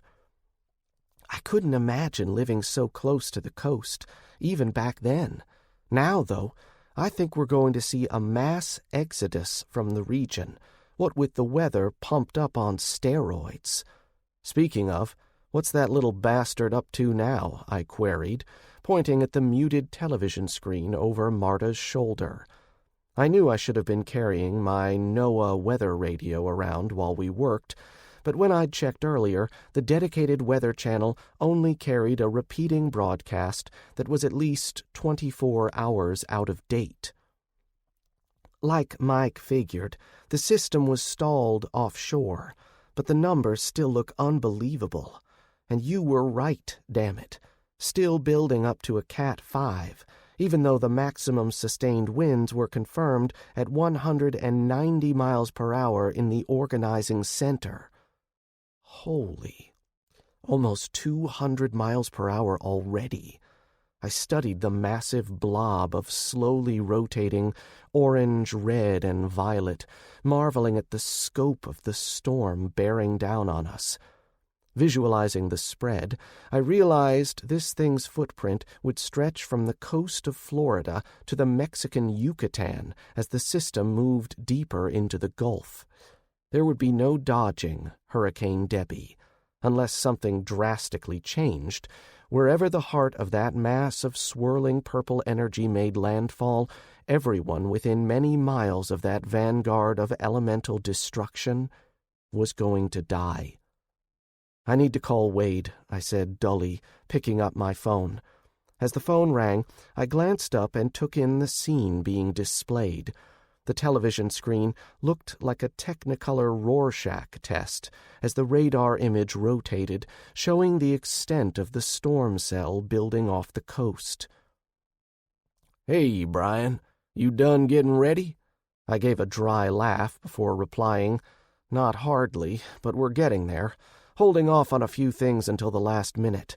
You need any help?" "Nah, I think we'll get it all covered. Got plenty of hands, at least." "That reminds me," I replied. "Thanks for sending us Nancy. That lady works harder than Mike and I combined. Look, I was wondering if you plan to harvest your corn before the weather hits." After a long pause, I could hear the deep sigh on the other end of the call before my neighbor answered. "I don't see any other option," Wade finally agreed. "The fields are still wet, but I was thinking about trying to get in there tomorrow. You want me to hit your field too?" "Something's better than nothing, Wade," I replied, trying to sound encouraging. "Even if that storm slacks off, the wind is likely to blow it all down anyway." "Yeah, I know. I'll get started at my place around 10 o'clock if the rain holds off. Not sure when I'll be over, but be ready for me after lunch. That sound good?" 10 o'clock might sound like a lazy man's approach, but I knew better. Wade got up with the chickens, and he probably got more done by 10 a.m. than most folks accomplished all day. No, Wade would find other things to do in order for the dew to burn off the plants. "You got it, partner," I responded. I started to disconnect the call, but I heard Wade clearing his throat to continue. "My thanks for taking in Nancy. I've known her a long time. She's a good person, and that little girl of hers is as sweet as she can be. They're all the family Dorothy has left, and I'm glad they're somewhere safe." Don't worry about it, I reassured Wade. Like I said, you have my thanks for sending her our way. She's the only reason we're as ready as we are, and she hit it off with the ladies here just fine. I paused, not sure I should say anything, but Wade was family too. Just so you know, the co-op has called in all their staff for the storm, so they'll have her bunking at the old high school gym. And before you say anything, we're keeping Lisa. She's better at this farm stuff than half our adults, after all. Wade laughed, no doubt amused by my comment about his niece, but also pleased by the praise. She's a hard worker, that one. Never complains, either. I wish my boys were that well behaved. See you tomorrow. Later, I replied, ending the call. What's next on your list? Marta asked. I could hear the question in her voice, but I didn't know what she wanted, which was unusual, since the Marta I knew was miraculously free of games and subterfuge. I need to run up to Wilson's and pick up some things. Nothing critical, but I worry about this hurricane. You think the store might not be there later? She guessed. The thought has crossed my mind, I agreed solemnly, then continued with more cheer in my voice. Plus, I can run by and see if Sally Dwyer's home. I really want to offer them a place here. Oh, Bryan, Marta declared with a snort of humor. Glancing around, Marta continued, her voice lowered to where only I could hear her. Everybody sees this dour, stuffy gentleman-lawyer persona you push out there. In reality, you're such a big old softy. You just can't resist taking in strays, can you? First, Nancy and her daughter, and now you want to help this lady with her disabled son. She spoke with such affection. I took a moment to think about her words. Marta, in addition to being my sister-in-law, was really one of my closest friends. She'd also been very tight with Colette, and I know the loss of my wife and son had hit her very hard. They'd made an odd pair, and I remembered teasing them about the country mouse and the city mouse teaming up to go shopping one Christmas. I was lucky I didn't get coal in my stocking over that. In a sober tone, I replied to Marta's insightful comment. I just know how much Sally loves her son, and after she had that cancer scare, the idea of him being placed in a home after she's gone weighs heavy on her. I think Billy's actually capable of independent living, but not in what we expect to be coming. They could both be of use around here, and I want to extend them the invitation. Nothing says they would be willing to accept. She'd be a fool not to, Bryan. How much are you planning of telling her, though? Just that we're making do now, and well-positioned to ride out the coming upheaval. Sally's a smart woman, and I'm sure she knows the worst is yet to come. Chapter 36. In theory, with the president's price freeze and rationing plan, diesel fuel was still available for agricultural purposes. This was something the national media trumpeted, and I admit I was surprised the fuel rationing system was still in effect and seemed to be somewhat effective. At least you could still go to one of the remaining gas stations and get fuel up to 10 gallons on your ration day. Bulk purchases also remained theoretically possible for farmers and other commercial users. However, in practice, the military and relief agencies soaked up a considerable amount of the admittedly reduced refining capacity, and what remained only trickled down to the public after being clawed over by the federal departments and the state Department of Agriculture. The 69-cent per gallon National Recovery Fee came on top of the extra $2 per gallon the store owners were authorized to charge. This made Mike growl under his breath, but I understood. That extra $2 a gallon meant the store owners could barely afford to hire armed security to protect not only the fuel, but also their businesses. Gas stations that intended to stay in business now featured armed guards on the premises. Harry Ludlow explained all of this over a cup of coffee, as Mike and I sat at his desk and caught up with each other over the events of the last month and change. Harry never did hear from his youngest son, or receive any official word of his fate, but his older son was back in town after evacuating his family out of Denver. His only daughter was more fortunate, since she was able to stay at her home in Charlotte, North Carolina. She worked for one of the banks there, and I didn't have the heart to tell Harry that her employment was likely only temporary.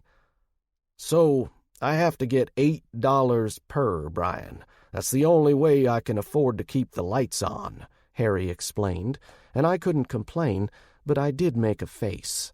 In reality, I was glad to get the consideration, since he didn't have to sell me squat.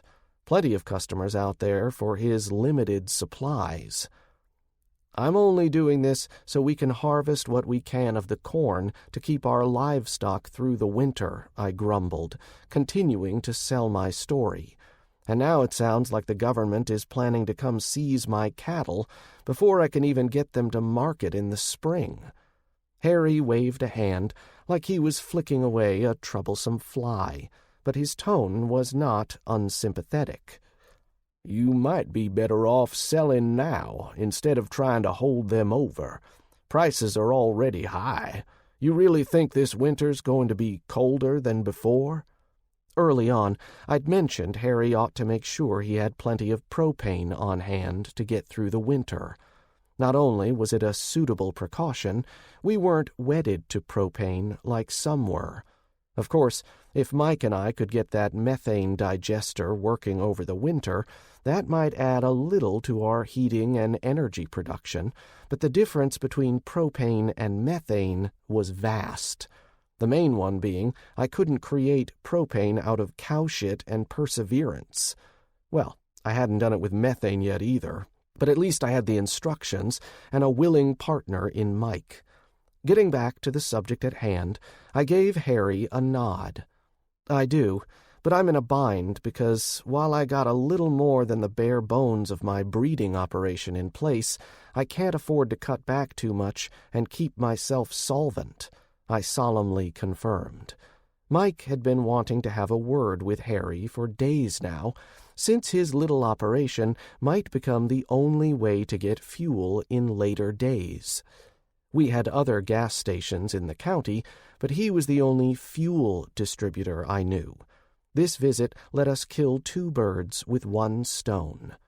"Hell, son, welcome to farming," Harry intoned with some feeling. "That's why I got out in '75 and started selling gas. Everybody needs gas," he added with a wry grin, but his face grew more serious after that as he followed up his earlier line of questions. "So, really cold, you think?"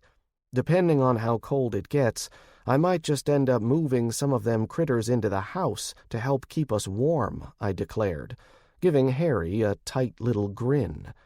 "Yeah, I heard a story about how the old-time German peasants used to do that," Harry agreed with a little chuckle.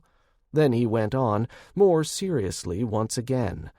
"That's going to be bad around here, then. Folks in these parts aren't set up for handling snow and ice. I know the county ain't got plows or salt for the roads." "That's why we plan on staying near home, buttoned up until spring," Mike added. "That, and we want to make sure Bryan's menagerie stays unmolested." "Anyway," Harry continued, "I'll have Cliff run out to your place this afternoon. He's already got a stop up the road at your neighbor's." "Yeah, Wade's doing the harvesting for us, so that makes sense," I conceded. Such agreements between neighbors were common, and I wanted to reinforce the idea that we weren't outsiders here. This played into the idea that an old, deep-rooted family like the Husbands wouldn't make such deals with outsiders. As my research showed, in bad times throughout history, the outsiders would be sacrificed, however reluctantly, to spare the old-timers in the community. Brutal and not politically correct, but as usual, the truth usually offended somebody. This went hand in hand with my gray man philosophy. The best way to stay under the radar was to never show up on it in the first place. Only time would tell if my efforts, our efforts, would ultimately bear fruit.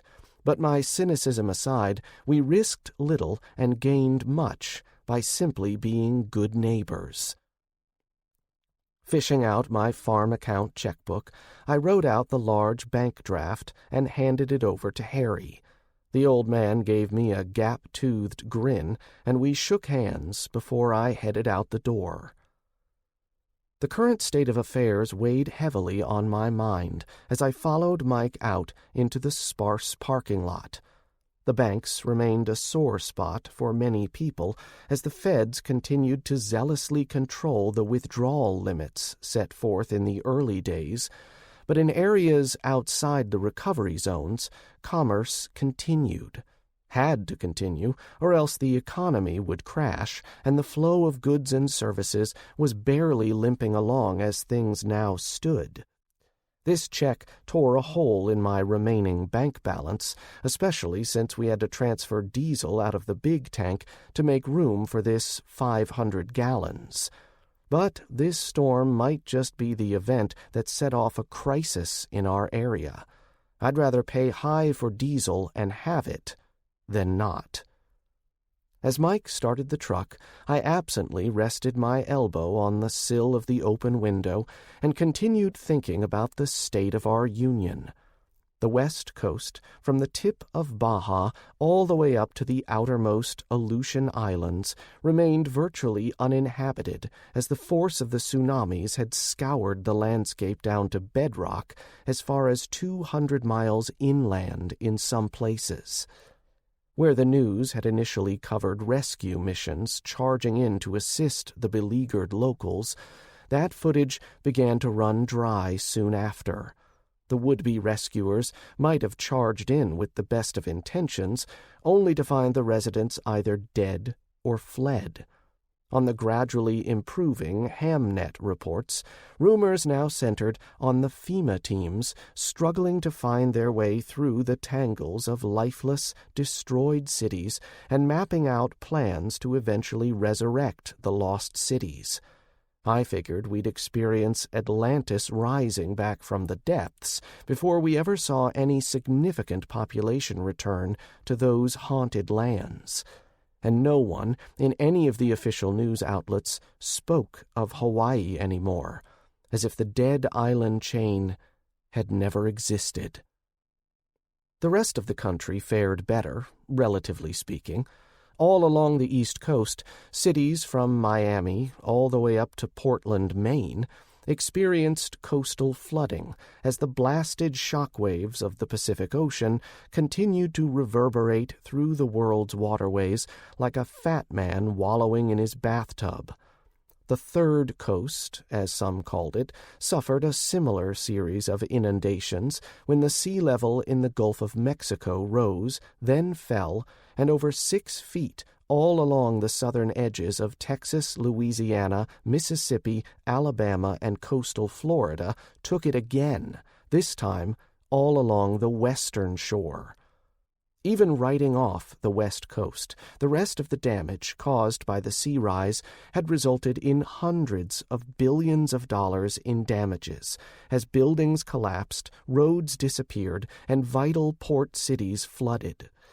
None of this was openly discussed in the national news, but ham radios continued to spread the news. I wondered when or if the federal government would step in to shut down their broadcasts. "You want to go by Sally's place first?" Mike asked, drawing me out of my sad, reflective mood. "Nah, let's stop at the Feed and Seed first," I replied absently. We were in my flatbed farm truck, but I let Mike have the wheel without argument. I was more sore after our little workout earlier than I wanted to admit, and wrestling with the wheel, absent power steering, seemed like a sure recipe for throwing out my back. Plus, Mike was better at backing the damn thing up to the loading dock anyway. Driving through town was an eerie reminder of those first few days after rockfall, as locals scrambled to clean out the grocery stores and stock up on plywood at the lumber yard. People were out and about in a frenzy, but at least this time we all knew, or thought we knew, what to do in preparation for yet another hurricane. When Mike made the turn into the parking lot at the feed store, I only counted half a dozen vehicles out front. No idea how many were clogging up the loading dock in back, but we would find out soon enough. I had my list out before I'd even unfastened my seatbelt, then slung open the heavy door and stepped out on the cracked pavement and patched asphalt lot. "Marta give you a list too?" I asked Mike, taking my chance, like always, to poke the bear. "Let's call it more of an advisory," Mike explained, a sly grin on his face. "My woman knows she can trust me to get the things we need, as opposed to the things it would be nice to have." "That's a good point," I conceded. "What's on your good-to-have list today?" 35 Whalen, Mike replied instantly, and I had to suppress a chuckle of my own. Mike was here to play scavenger hunter again, once he got Marta's orders filled. Despite what many of his detractors claimed, the president hadn't used the growing civil disruption as an excuse to institute a gun ban. Such a move would have triggered an uprising of some sort by many of the people, the blue-collar, working-class folks he was seeking to placate, if not openly court. Why would the president want to appeal to what many in his class thought of as the great, unwashed masses? My own theory was one of his advisers had reminded him that he needed those kinds of people to operate the steel mills and other manufacturing concerns the nation suddenly needed. Anyway, that was beside the point. What the president did to control gun violence in America was make it more expensive to carry out such acts. No new tax either. Instead, the federal government, immediately after rockfall, instituted a buying spree on weapons and ammunition that caused a severe shortage of ammunition for the civilian market. Want to pick up a few extra boxes of 9mm or 45 ACP? All gone. Same with 38 Special, 40 S&W, and even 380 for goodness sake. Forget about common rifle rounds, especially anything ever used for military use in the past. Stores that used to receive cases of Lake City overruns in 5.56 were now getting 1 or maybe 2 20-round boxes. Ironically, the price freeze kept the actual cost of a box of ammunition down, but finding anything useful was proving challenging. Of course, as warehouses emptied out, some dribs and drabs of non-mainstream ammunition was being shipped out to stores, and Mike was eager to snatch up what he could find. What? No 7.65 Argentinian? Dude, you know I have to... Mike started, then looked away. At first I thought he was thinking about his ammunition supply, but his attention was drawn elsewhere. My brother merely responded with an absent wave as he cocked his head. "What?" I asked, catching my brother's distracted attitude. He was staring out at the 2-lane highway back the way we'd come. I noticed the roads seemed clear of traffic from that direction, which was odd this time of day and given the stirred-up anthill situation. "Sirens," Mike murmured, nodding back towards downtown. Wilson's feed store was located about a mile from the courthouse and about 500 yards off the blacktop. The location was close enough to town for commerce, situated on the outer edge where land was presumably cheaper, but still within the municipal boundaries of New Albany. Gunfire, I added, my ears now picking up the distinctive pow, pow, pow, followed up by a rapid succession of pop, pop, pop, pops that seemed to stretch on for nearly 30 seconds. Several bursts, and then a persistent squeal of metal pressed against something equally hard. This sound wasn't something familiar to anything I could place at the moment. Light automatic rifle or submachine gun, Mike concluded, and I felt the tension rise in my stomach as the adrenaline butterflies began to loosen up their wings for yet another round of chemical dumps into my body's key systems. When that lone gunman at the gate had started throwing shots at me, I hadn't enjoyed the feeling then, and I'd learned to hate that surge of emotion-laden jet fuel when I'd stood off the 3 kidnappers on the back street behind my office. I tried to tell myself how much I enjoyed the quiet life, one free of conflict, and I ended up repeating the words in my head like a mantra. The quiet life. The quiet life. Knowing we would have to move the truck around back at some point to load up, Mike had pulled in to park us off to the left side of the lot, nearer to the side of the building than the front. That left us a good 40 yards from the double doors and the perceived sanctuary of the interior of the business. At least Felix, or more likely his predecessor, had invested in solid cinder-block walls when he'd built the place. In any event, we were not likely to be making a sprint across the parking lot before trouble arrived, and trouble was most definitely coming. "You ready?" Mike asked as he eased his hand into the side waistband of his pants, using the door to hide his action as the semi-automatic pistol appeared in his big paws as if by magic. "You want to just sit this out instead? Sounds like more trouble than I signed up for this morning," I commented. Mike seemed to consider my words for a moment before responding.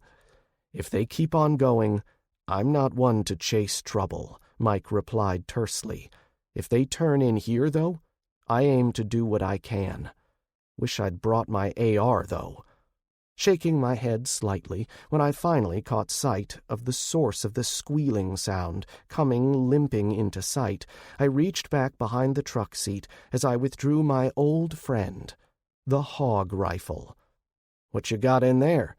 180-grain jacketed hollow points, I replied, forcing my frozen facial features into a wolfish grin. "Fake it till you make it," I thought to myself as I lifted the short-barreled rifle free. Mike nodded. "Heavy enough to take down an elk. So that's going to sting."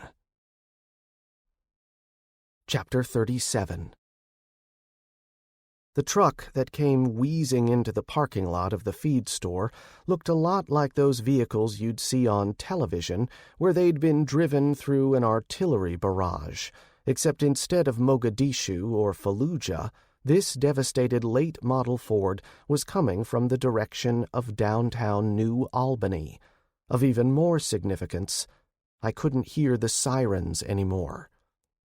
Only crawling along at about 30 miles per hour on 3 wheels and one shattered hub casting a trail of sparks out nearly 50 feet in a rooster tail of grinding metal, the white paint job of the F-150 was marked with puckered dimples through the sheet metal running along the driver's side front quarter panel, showing signs of battle. Judging from the smoke, or steam, billowing out from beneath the hood, this truck's engine was in the final stages of failing or eating itself. Either way, the battered Ford was operating on borrowed time, and the driver was steering straight for the feed store parking lot. "Think that's a group of lost Bible salesmen?" I asked nervously, switching my attention between the approaching disaster on 3 wheels and the rifle in my hands. The 18-inch barrel looked distinctly out of place on the normal-sized action on the semi-automatic rifle, and I hoped the attached 3x scope wasn't too far off center from being knocked around behind the seat. I'd only taken it out to test fire it about a week ago, resetting the scope for 300 yards when I did. so I had high hopes in that category. At least I knew this time I wasn't going to succumb to buck fever. I was committed to defend the folks in that store, if it came to that juncture, but I wouldn't fire the first shot. That was not due to some sense of fair play, but because of my ardent desire not to end up in prison. Self-defense and defense of others was something I'd spent considerable time researching since that violent altercation behind my office. "No, I think we can also eliminate an Amway convention," Mike deadpanned, as he withdrew 2 more magazines for his concealed carry pistol from a waist pouch and stuffed them in his shirt pockets. I was glad to see we'd accidentally decided to both carry the Springfield XD. That way we could share magazines if necessary, and after seeing the 2 men visible in the back of the truck, we would need every round. Reaching into my left side attached magazine holders and catching my brother's eye, I extracted my 2 spares and tossed them underhanded to Mike. He nodded his appreciation as we turned back to studying the approaching vehicle. One of the men I saw standing in the truck bed, braced against the cab, was brandishing what looked like an AR-15, but the other one appeared to be clutching tightly to something shorter and more compact. The shape looked vaguely familiar. "Is that?" I started, and Mike finished for me. "Yup. Looks like a MAC-10, either modified or original fully automatic," Mike observed with a sniff, going into full-blown gun snob mode. "Spray and pray, which may explain the absence of our city police for the moment. Focus, brother. Now what the hell are they doing? Maybe they just robbed the bank. Now their getaway vehicle is toast." As soon as the words left Mike's mouth, the 2 of us seemed to reach the same conclusion within a fraction of a second. "They're looking to switch trucks," I started, and Mike gave a fractional nod before he finished the thought for me. "Or failing that, taking hostages. We can't let them get into the building," Mike simply concluded. "I count 5, 2 in back and 3 up front. How many do you make it?" I didn't bother to respond as I rummaged through the glove compartment of the farm truck. If Mike spotted 5 bandits, if that was the proper term, then I would have to take his word for it. Then my fingers closed over a familiar object near the bottom of the pile. "Aha," I muttered, and Mike glanced over with a look of consternation. "What is it? And you need to focus on the problem at hand, Bryan." "I am. This rifle is great. Only problem is, the hunting magazine only holds 4 rounds. This," I pronounced, holding out the black metal rectangle in my left hand, "is an extended magazine. 10 more rounds of 180 grain justice. And where's your long arm again, Mr. Don't Lay Your Rifle Down?" "Wanted to stay low profile," Mike muttered. Then he hissed between his teeth before continuing. "Getting in a shootout here is the opposite of low profile, but we can't leave the people in that store defenseless." Again, we were on the same wavelength as Mike popped open his door on the driver's side, and I instantly followed suit. The old 1986 Chevy was a bit long in the tooth, and the faded red paint job needed touching up, but the doors were sheet metal instead of plastic, so that gave us the illusion of cover, if nothing else.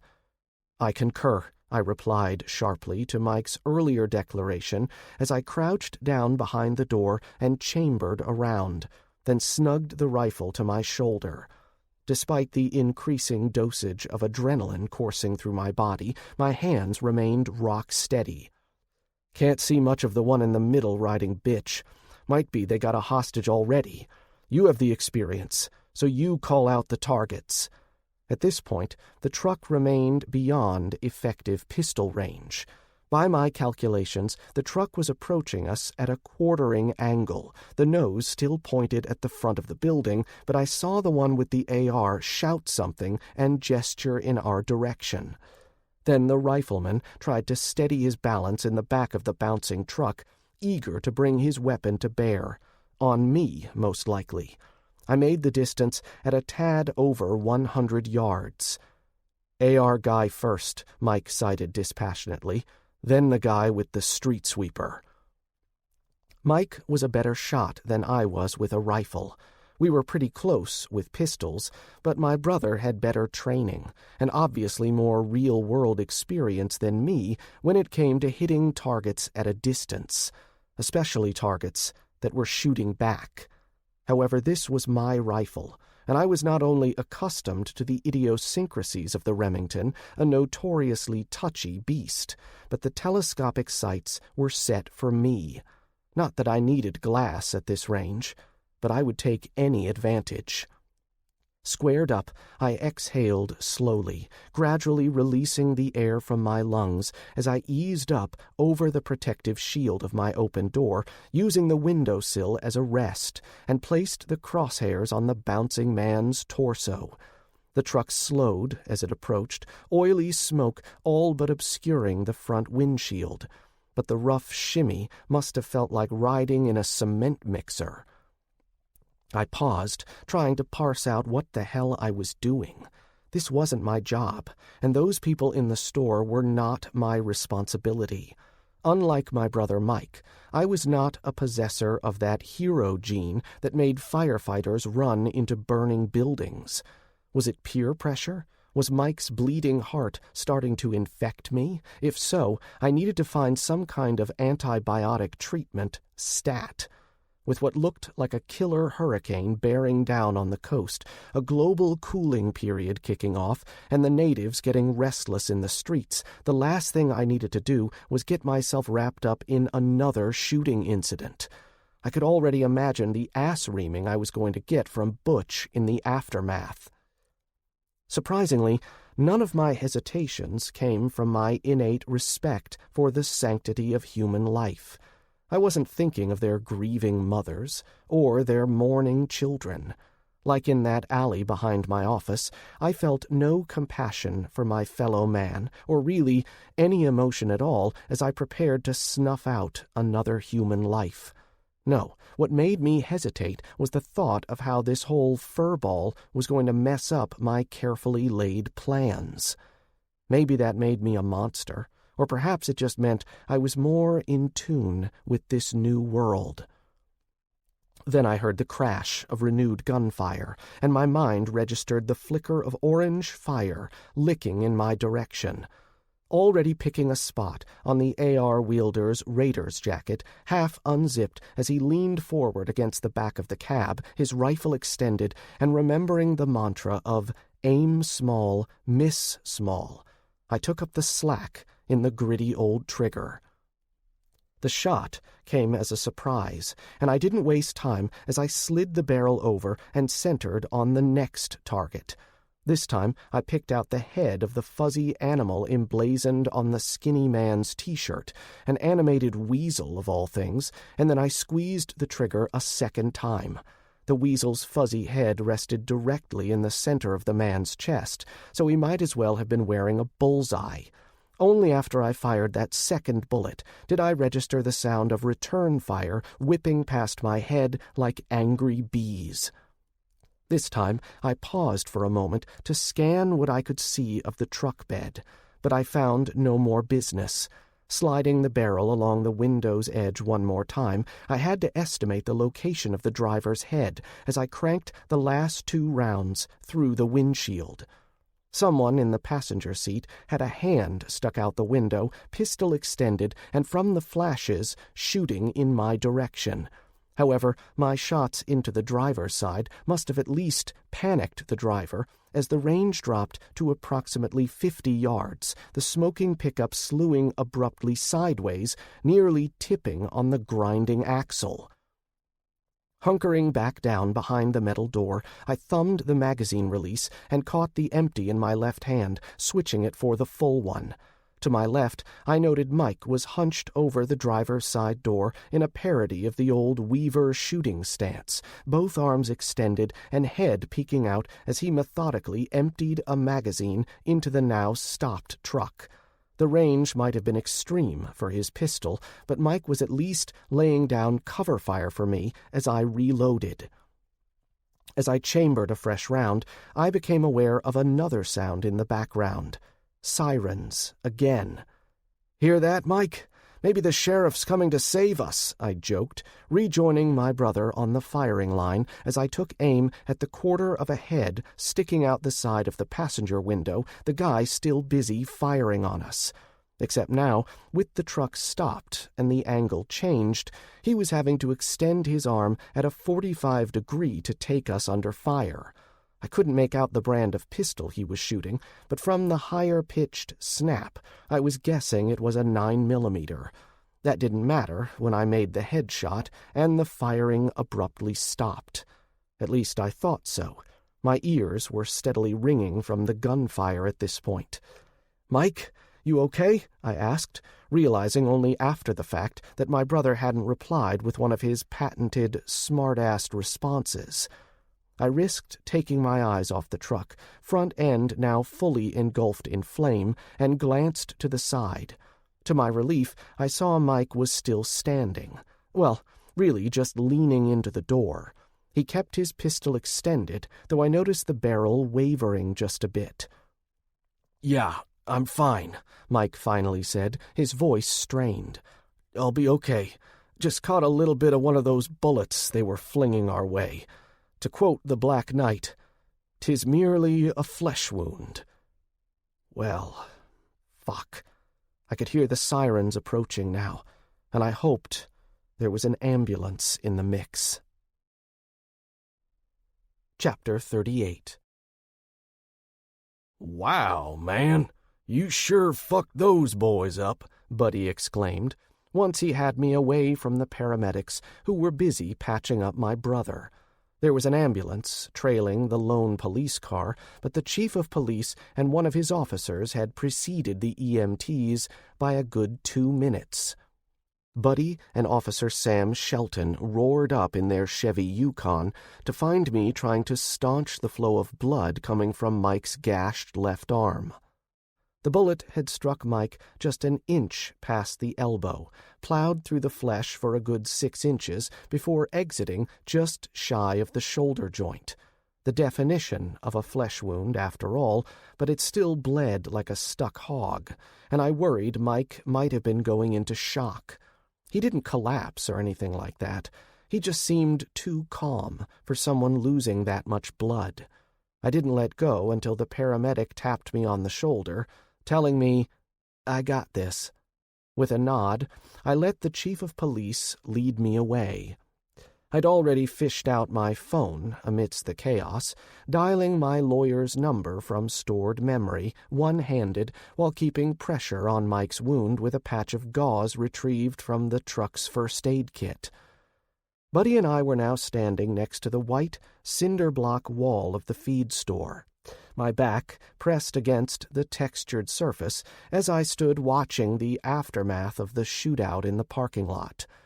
After the gunplay ended, the customers and workers in the store had all piled out to watch, and frankly, Chief Cromwell lacked the manpower to disperse them. In fact, Buddy mentioned tersely the city's entire police force was down to just Buddy and Sam. The third officer, Bill Torgensen, was in the hospital already being treated for gunshot wounds sustained at the beginning of this rolling furball of a gun battle. "Jeez, Bryan, what the fuck did you shoot them with?" On the advice of counsel, I'm invoking my— "Oh, screw that," Buddy barked, rubbing his face with the back of his hand. I noticed the tracery of scratches and random drops of blood that marred the officer's blue uniform sleeve. "I don't want to put you in a cage, and you know the drill sheriff's department will be investigating." All the more reason to keep my mouth shut, I grumbled, then decided I better keep my mouth shut. I took a look at the cartridge casing, Buddy continued. Don't often see 30-06 used for personal defense anymore. Hog gun, I supplied helpfully. Buddy might be looking to trick me, but no reason to aggravate the man, and figuring out this kind of detail would be something he could do easily enough. Hog gun? What does that mean? I gave the chief of police an incredulous look before answering. Means that rifle rides around in the truck, unloaded, I might add, I fudged, until I run across a sounder tearing up one of my fields. Then I use the rifle to dissuade them. What kind of load?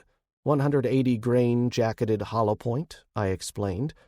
Well, I guess that explains the missing skull, Buddy muttered to himself. Why the hell would you want to blow up pigs that way? Buddy, you ever go hog hunting? No, he admitted, then proudly added, but one of the guys at the hall took me turkey hunting once, though. All right, then try to imagine that turkey, but weighing 500 pounds with sharp tusks and a bad attitude. On the other hand, he is made out of bacon, so hogs aren't all bad, I guess. All right, but that still doesn't explain. Under the advice of counsel, I am going to, I interrupted, only to be cut off in turn. For my own peace of mind, Bryan, help me understand what happened here. I got 2 bystanders in the ER, and one of my own boys in there as well, and a shootout here that makes that gunfight at your office look like a schoolyard scuffle. They shot first, I replied, certain it was true this time, but what else am I supposed to tell a cop when he's questioning me about multiple homicides? I'd already done this song and dance once, after all. I'm sure they did, Buddy replied tersely, then forced a little grin that displayed no humor whatsoever. What possessed you and Mike to take on that many shooters, Bryan? Haven't you had enough shootouts to last you for a while? Chicken feed, I responded quickly, and realized I sounded like I'd taken a blow to the head. Several, in fact. You callin' this chicken feed, Mr. Big City Lawyer? Buddy ground out ominously, the words dangerous as poison knives as they hit the air. I'll bet Bill Torgensen doesn't think so. No, sir, I replied emphatically, again deciding to avoid antagonizing the local law. You asked me why I was taking on those shooters, and truth is, we were just pulling into the parking lot when that truck showed up. Mike and I were just trying to pick up chicken feed before the hurricane hits, Chief. Seriously, that's the only reason we were here. So what's the big deal? You worried those suspicious youths were going to steal the last of the feed for your chickens? Mighty hard to load those 50-pound bags when you're trying to jack a car at the same time, Buddy Cromwell observed. I cut my eyes from side to side, gauging what interest, if any, was directed our way. If this storm is bad enough, it might be quite some time before we get any more mash in for our layers, I said carefully. I'm still not getting it. Why would a hurricane here affect corn and meal mash being prepared hundreds of miles away? If the store was gone, Chief, blown away by these Cat 5 winds I've been reading about, I finally said, breaking down the situation. Where do you think I'll be able to get replacements? For the record, they blend up the brand I like best at a little mill over outside Shreveport. But if Wilson's gets blown to smithereens by a tornado, where do I get more? Nobody else in the county carries it, and I suspect the travel ban will go back into effect after the storm passes. You really think? The older lawman paused, clearly not wanting to say the words. Chief Cromwell, I don't know what to think anymore, I replied with exasperation. I'm just a gentleman farmer who writes wills for my neighbors. This is not my plan or my goal. The first 45 years of my life, nobody shot at me with anything more dangerous than a paintball, I replied honestly and with some force. I would have never guessed I would be involved in the killing of 7 desperados. Hell, Mike and I didn't even play cops and robbers when we were kids. So do I think this hurricane is going to sweep the ground up in an Armageddon of wind and rain? Beats me. I paused, taking a breath. As to taking on that many bad guys, what would you have us do? Drive away and let them loose amongst all those people? What did they hit, anyway? The bank? Buddy looked away, and I couldn't see his expression. Yeah, they hit the branch bank in the Woodshire brothers. Well, 2 of them did, but the other 2 seemed more focused on filling up a couple of carts with sodas and junk food. Not sure exactly what they had in mind, but they shot the clerk at the bank on the way out, and the driver ran over somebody in the parking lot. Then they shot up Bill when he met them coming the other way, but looks like he got a few licks of his own in. Cromwell paused, then gave me a polite smile, no teeth, before adding, So there were 5 in the truck. We'll have to wait to see what the coroner rules, since Bill might have gotten 1 or 2, but at this point, I count 8 bodies on you so far, and counting. With that, I heard the chirp of a siren and looked up, expecting to see the ambulance pulling out of the parking lot. Instead, I saw it was the familiar ride of Lieutenant Bastrop, the sheriff's investigator. Chapter 39. Much to my surprise, when I finally got Butch on the phone and gave him a rundown of the day's events, he told me to go ahead and give Lieutenant Bastrop my statement. "What the fuck, Butch?" "Doesn't matter much, my friend," Butch replied, and I could hear the exhaustion over the shaky connection. "Way I heard it, half the town was in Woodshires when they robbed the place. I'm sure the mayor or the county commissioners want to pin a medal on you and your brother, not throw you to the wolves. Not much the sheriff or the district attorney can do about that." Grumbling at the money I wasted on this guy, really just going through the motions at this point, I waited my turn as Mike finished up giving his statement to the lieutenant. This was his second go-around doing this, making a statement after the killing at the tractor supply, but Mike seemed more relaxed this time, making me wonder just what the paramedics had given him for the pain. Standing there, killing time while Mike finished, I saw a familiar SUV nestled into a parking spot near the road and had to fight a grin. Marta, unsatisfied with her husband's explanation of a little scratch, was here to check up on her man. I knew Little Red was waiting in the wings, but I couldn't spot her yet. "You always cause this much ruckus?" The words from behind caught me off guard, and I spun, hand going to my waist for a pistol that was no longer there. After I'd already committed to the motion, I recognized the voice and relaxed into a slouch, but she'd caught the move anyway. "Hi, Mrs. Dwyer," I said, turning with exaggerated precision. I fought the response, but I knew my face was suffused with a blush. "Hey, Bryan. Glad to see you made it out okay. That was a very brave thing to do, and I'm selfishly glad you were here to do it." Sally Dwyer was tall for a woman, nearly 6 feet, and spare of build. She reminded me of a picture I'd seen once of a Tennessee mountain woman from the 1860s. Even posing stiffly with her husband, in the faded black-and-white image in her Sunday best, you could somehow tell this was a woman who could trap furs in the winter, skin a deer, birth a baby, and get the crops in the fields with or without her man.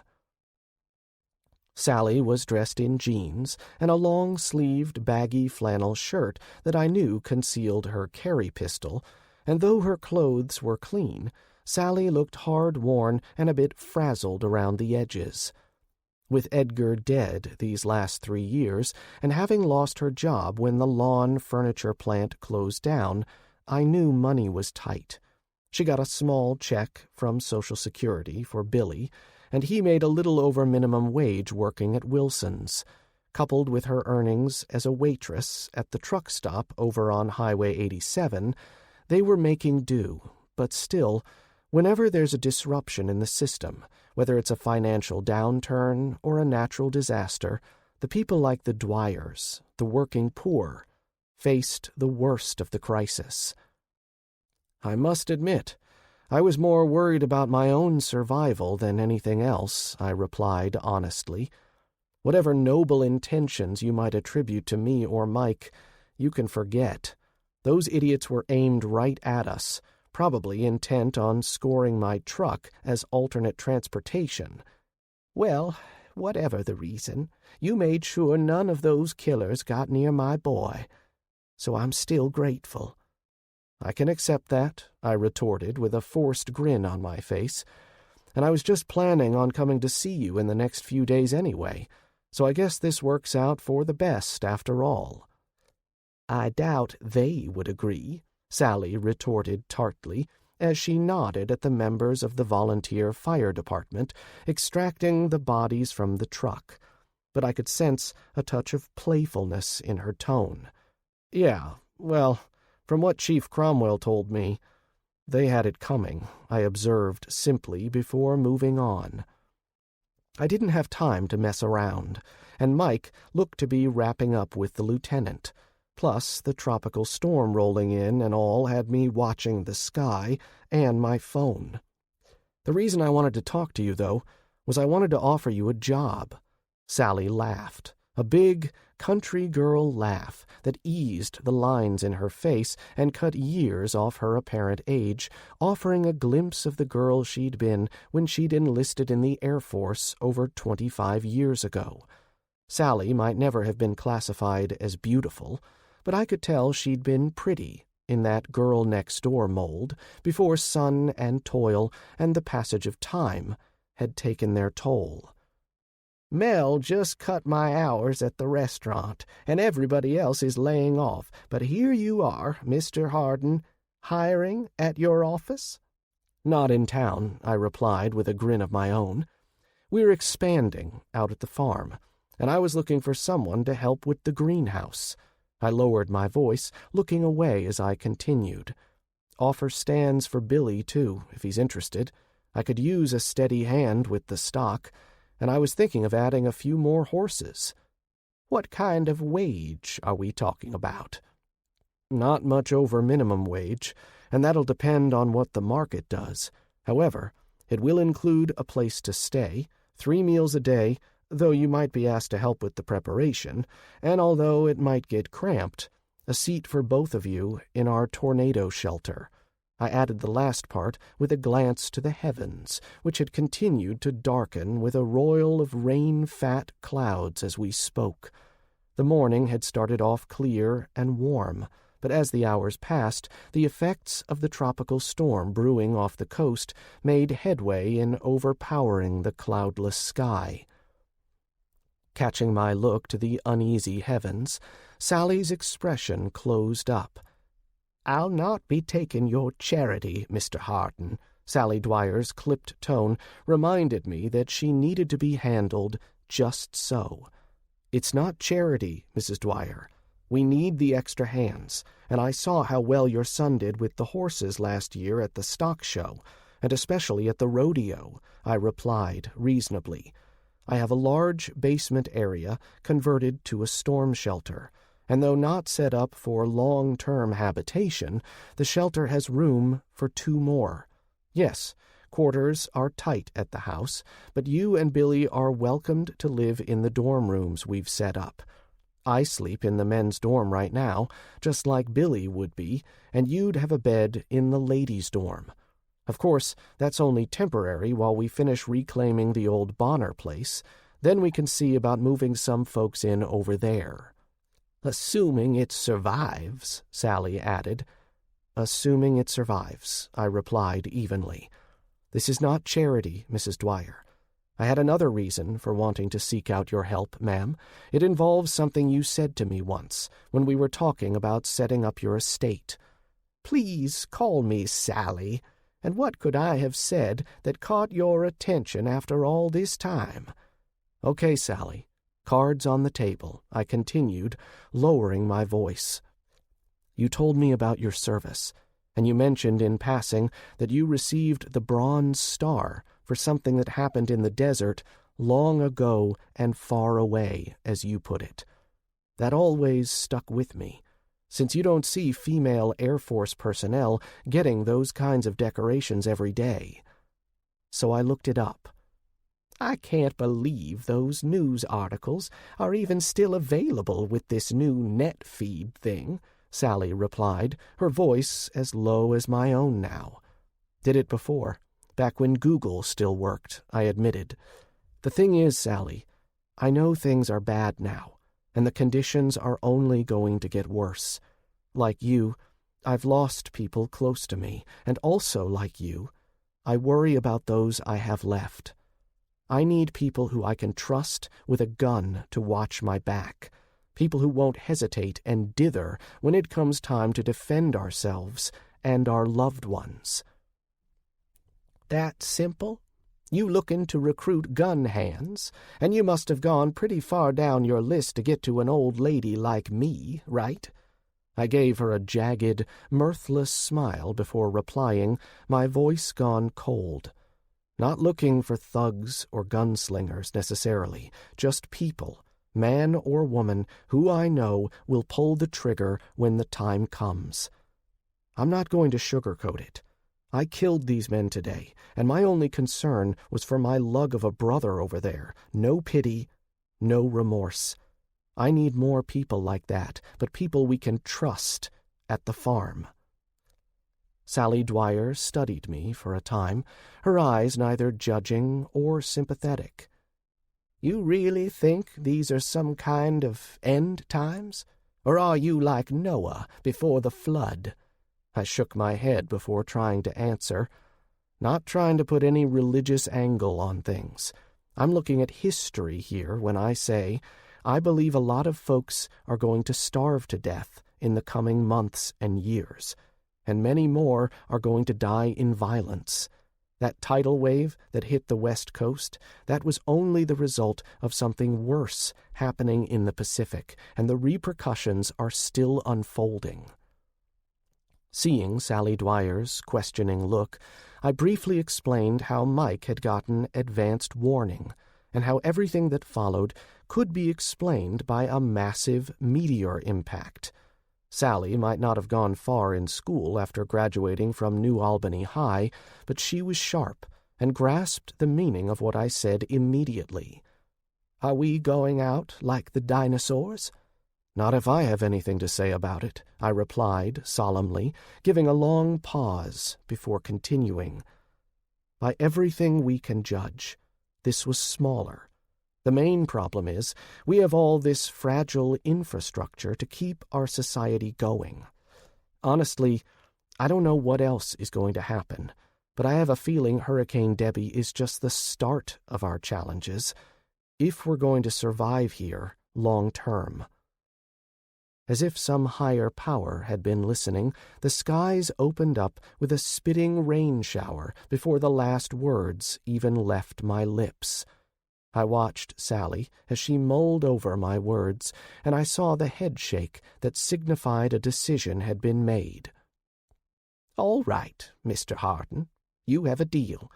I was here to pick up Billy anyway, so we'll just swing by the house and start packing up a few things. You got room for our furniture and things?" As she spoke, we both instinctively stepped back, seeking the shelter of the store's overhanging roof that extended a few feet past the edge of the building. "Please, call me Bryan. And yes, we should have the space, but it'll be in one of the barns. Sealed up out of the elements, and pest-free, but not sure it'll survive a tornado. How about you pick up what you need, and we'll come over tomorrow and load the rest up in our horse trailer. It's covered, and we can hang tarps on the sides to keep the rain off." "Moved that way more than once already," Sally admitted. "All right, I'll go get Billy and explain things to him. My boy ain't dumb." Sally added defensively, and I nodded back. I remember from when you brought Billy with you to see me before, and from visiting with him here. Don't worry, ma'am. We'll treat him right. Down syndrome had a sliding scale, after all, and I would classify Billy as highly functional in many ways. He was different, though, and I remember well enough my own passage through my teen years to recall how much being different could stigmatize a child. Billy Dwyer might be 19 years of age, but I estimated his emotional maturity as that of a 6 or 7-year-old, and intellectually not much older than that. However, he was quick to pick up things if showed the right way, and he was gentle with animals and children. But let me be honest, what I knew about caring for a young man with Down syndrome could be summed up in the little research I'd done while assisting Sally Dwyer in setting up her estate. That amounted to not much. I had a thought, turned it over in my head, and made sure I phrased it properly. Sally, are you or Billy taking any prescription medications? I just realized we might have a problem if you run out. Sally cocked her head before answering, "Just some calcium supplements, but nice to see you're thinking ahead. Your sister-in-law, the nurse, already out there?" "Yes, ma'am, and unless I miss my guess, we'll get to see her in a few minutes after the lieutenant finishes up his interrogation of Mike." Sally gave me another curious look, and I nodded to the parking lot. "I see her SUV out there. Somebody must have called. She's not going to be happy about Mike getting himself hurt." Looking over at my brother and the investigator, also sheltering under the overhang of the feed store, I could tell they were nearly done. Surprisingly, the lieutenant stuck out his hand, and Mike shook it without hesitation. I was half expecting to see the cop magically produce a set of handcuffs, but that didn't happen at all. "Looks like my turn," I observed. "Forecast says we've got another 24 hours before this hurricane starts coming ashore, so I'll be over at your place tomorrow morning early. Say 7:30? "Sounds like a plan," Sally agreed. Chapter 40. Lieutenant Bastrop seemed distracted as he took my statement, leading me quickly through the events and essentially getting me to say that the truckload of banditos represented an existential threat to the entire county. I was puzzled, but the man didn't leave me wondering long. "Sorry to rush you, but 2 things you need to know. First, my wife was in Woodshires when this happened, loading up supplies for our evacuation. She's physically uninjured, but rattled. That's the second thing, since the sheriff has announced that not all of the deputies are going to be allowed to use the department's tornado shelter. I need to get my family out of town immediately." What the fuck, Lieutenant?" I replied, some of my dumb leaking past the filters I normally kept in place. "They're going by seniority with the department, not rank," Bastrop explained, "and I'm one of the more recent hires. Not that rank should be used either." Then he lowered his voice, grumbling. "That emergency management facility the county built is a real bunker, and it's rated for 75 people for 30 days. If the sheriff doesn't have room for all his deputies and the emergency services people, then who's he inviting into the place?" "Don't the county judge or the commissioners have a say?" I asked, understanding dawning at the investigator's words. Bastrop shrugged, and I could read the combination of frustration, fear, and helplessness flicker across his features. Then I had a thought. "Where are you headed?" "Sister has a place up in Corsicana, if we can get there. We'll take the back roads, but it'll still probably take 7 or 8 hours the way this evacuation is shaping up." I nodded along, then gave my own suggestion. "Why don't you gather the other deputies being locked out, and the city police and other emergency services people, and head for the old high school gym? The co-op is using it to shelter their repair crews. Talk to Walter Pine in operations. I'm sure they would appreciate having you guys on hand to provide security and care for whatever injuries come their way." "First I'm hearing of this," Lieutenant Bastrop admitted as he whistled through his teeth. "But it sounds like a good idea. You lot going to be okay on your farm? Mike said you had a tornado shelter, but he made it sound like the bodies are going to be packed pretty tight. As long as everybody gets a shower beforehand and uses deodorant, we should be fine," I quipped, trying to add a moment of levity to the tense situation, and then a sudden thought struck me. "I didn't think to ask before, but do you have any ID on these guys? I never got a good look at them, and like I said, things were happening so fast." "You know, the people I talked to who saw everything from inside the store said you were as cool as a cucumber," Lieutenant Bastrop observed, and for some reason, probably his tone, I could tell he wasn't trying to trap me with anything. "Oh, I was scared to death," I assured the man. "People were shooting at me. That squealing of the grinding axle was driving me up the wall, and my brother was next to me, using a pistol in a rifle fight. I was too frightened to do anything except keep pulling the trigger. At the time, I didn't even know about the shooting at the grocery store or the bank robbery, but they still had me quaking in my boots." "Uh-huh," Bastrop replied, and he paused to glance down at his 3x5 notebook before continuing.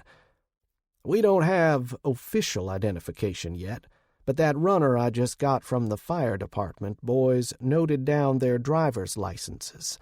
I'm supposed to hold on to this information anyway, but what the heck. With that idea about the school shelter, let's say I owe you one." With that, Bastrop rattled off 3 names that I didn't recognize, and the 4th one made me lock my knees. The lieutenant caught my reaction, and he didn't have to say a word. "That guy you just named, Marcus Avery Slocum. I had a run-in with him a few days ago at Stanton Arms. You know my neighbor, Wade Husband?" Lieutenant Bastrop grunted his affirmative, still watching me. "This lady named Nancy Prentice is his sister-in-law. I was helping her move after young Marcus and his posse tried to rape her and her 12-year-old daughter. Marky didn't take too well to this action, and he tried to stop her from leaving. Some naive people think confession is good for the soul. I was just getting these facts out there at the beginning, so in the event Lieutenant Bastrop ever got around to digging into Marky's background, I was already on record with the attempted attack at the apartment. I hadn't set out to kill Marky today, and I hadn't even recognized him in the attack, but the last thing I wanted was for the lieutenant to start looking for things like motive or opportunity. So I explained everything to Lieutenant Bastrop and waited. "Well, I guess that old saying is true," Bastrop observed after I'd finished my explanation. "What's that?" "Karma's a bitch. Now go home and let us deal with this. And Bryan?" "Yes, Lieutenant?" "Keep your nose clean. I don't know why, and I probably don't want to know, but the sheriff has taken a disliking to you. He was pissed when you got involved in that mess with the clinic, and even more upset when he couldn't charge you." "I got that impression," I allowed, before Bastrop continued. "With everything else that's going on, he might not even read my report of this altercation for several days, him being busy hunkering down and all. So I'm going to walk a copy of said report over to the prosecutor today and see what he says." "Won't that get you in a bind?" "Might," he agreed evenly, "but my wife is 4 months pregnant with our 2nd child, and she was on the floor trying to avoid a bullet from one of those assholes at the grocery store. Plus, after being shut out of the shelter and being left to find our own accommodations, I don't think the sheriff is planning on inviting me over for cocktails any time soon." With that, Lieutenant Bastrop took his leave with a hearty handshake. I shook my head at the day's events and stepped back out into the worsening rain. Spotting the farm truck still parked at an angle in the lot, I looked over just in time to see Marta smack her husband on his good arm before grabbing him in a smothering embrace. Karma, indeed. Chapter 41. "Hey, Pat," I said as soon as I walked into the kitchen, acting totally unsurprised at the sight of my brother-in-law appearing out of thin air. Patrick Perkins, sitting at the kitchen table, flanked by his wife and children, gave me a short wave and went back to fiddling with some piece of electrical equipment spread out on a gray drop cloth. The device looked like some type of night vision gear, with a pair of normal-looking lenses topped with two stubby tubes that sat above and at an angle to the pair of lenses. He was using a pair of tiny tools that resembled forceps, and from the look of concentration on his face, Pat wasn't just playing a game of operation with his kids. "ATN PS-15?" Mike asked, as Marta led him into the house. "Yeah, just switching over to AA batteries and trying to keep the encrypted earpiece from fritzing," Pat explained. "Just about got it, but then I can check your wound." "It's fine," Mike nearly growled, already having experienced his wife's backseat nursing when she'd finished chewing him out. I had to fight back a laugh as first Nicky and then Beatrice, who'd wandered in at the sound of the kitchen door opening, no doubt, wanted to make a fuss over the injury. "Dang, people, not like I haven't been shot before," Mike continued to grouse, and that got a nervous laugh from the adults and curious looks from the children. Looking around, Mike gave a shrug when he noticed the absence of his own little rugrats. Beatrice caught her son-in-law's expression and nodded to the back of the house. "I've got them busy repotting the sprouts," Bea explained. "Well, Tamara's working, but I think Tommy is just humoring his grandma." "Anybody here from Mary and Charles?" I asked, hoping for good news, but braced for disappointment. "I got a call from Mary just before Pat showed up," Nicky said, and her smile was enough to let me know the two were on their way. "Any trouble?" "The traffic is terrible, but we already knew that. They're expecting to get in sometime tonight." "Roads look pretty packed," Patrick confirmed. "Of course, I was heading more against traffic, so I made better time." "Any trouble getting off work?" I asked carefully, cutting my eyes to the kids as I spoke. If Pat had needed to leave bodies behind to get free, I wasn't going to judge, but I knew he wouldn't say anything in front of his children. "Nah, they were so busy trying to mobilize the guard and get the state emergency management centers set up, the bosses kind of forgot about the peons locked up in their fire stations. A couple of us with families on the outside just kind of walked off the job last night." Since I presumed they had armed guards at the doors, I expected there was more to the story, but again, little ears were listening, so I let it go for later. "And done," Pat announced, setting his tools aside. "Much better with the AA batteries, over those darn CR-123As. "Why is that?" Beatrice asked, her curiosity piqued. "Well, when you go to the pharmacy or to the grocery store, you ever see any of them hanging on the racks by the checkout counter?" No." "But you see row after row of AA batteries, right?" Pat explained, and the light dawned on Beatrice's face. "So, easier to get replacements, then." "Got it," the older lady nodded, and I knew she did. Beatrice might not be a full-blown prepper, but she got the idea that simple was better, and getting replacement AA batteries was simpler than getting the other type. Once the show was over, Nicky ushered the children out of the room for a few minutes while the grown-ups got together to update everybody on their progress with the hurricane emergency plan. I could tell Pat was impressed at the work output in such a short period, and Mike and I gave fair credit to Nancy's contribution. "So where is this paragon of heavy equipment operation?" Pat asked, glancing around as if the woman was simply occupied elsewhere in the house. "At work," I explained. Then I went on to let everyone know we would have a new worker, 2, really, starting tomorrow. Beatrice was excited at the prospect of having more help with the gardening, and I went on to talk about our expanded greenhouse plans. Pat soaked it all in like he'd been here the whole time. He listened closely as well, while Marta detailed the state of our medical supplies, highlighting what we had, what was still needed, and finally what remained on our wish list. He nodded along and then rattled off a list of antibiotics, pain meds, and other goodies he'd carried out while making his exit from government employment. He neglected to explain where he'd acquired the night vision goggles, which I knew retailed for around $9,000 in the civilian models when I'd priced them before. No, I'd paid hundreds for Gen 3 night vision rather than tens of thousands. I had money, but I didn't have federal budget-type cash.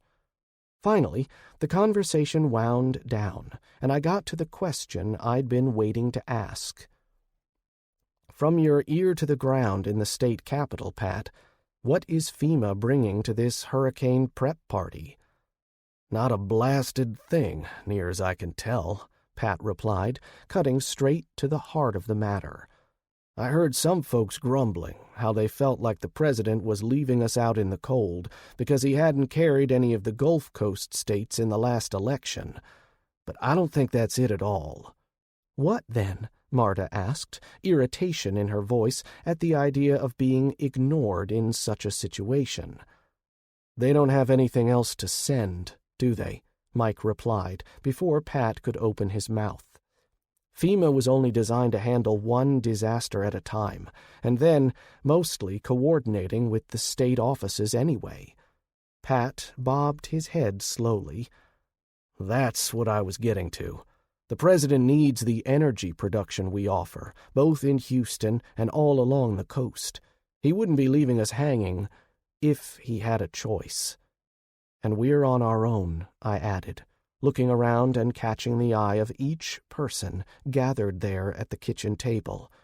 "We're going to have to be our own safety net, folks. We feared this day would come at some point, and going forward, our success or failure will be in our own hands." With that somber thought, the group turned to grilling Mike and I about our adventures in town that day. I let Mike tell the story, that being one of his many skills, but I ended the conversation with the admonishment from Lieutenant Bastrop to keep my head down and avoid the sheriff's attention. This revelation didn't do anything to lighten the mood of the room, but we were far enough down the road to realize, I hoped, that soon enough we would have more enemies than just a pissed-off Mother Nature. Mankind, after all, was as natural as anything else in the world, and few things were more deadly. Chapter 42. Hurricane Debbie was a Category 5 hurricane when her leading edges came ashore just north of the Houston Ship Channel, tearing a strip off Galveston that might rival the infamous hurricane of 1900. At least as far as property damage, since the island was all but completely evacuated this time around.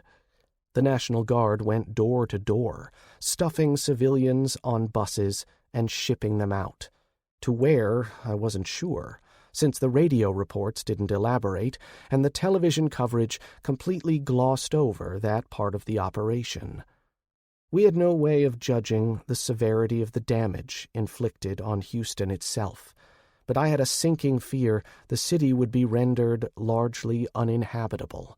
The idea filled me with a sick dread I tried to hide from the rest of my family with varying levels of success.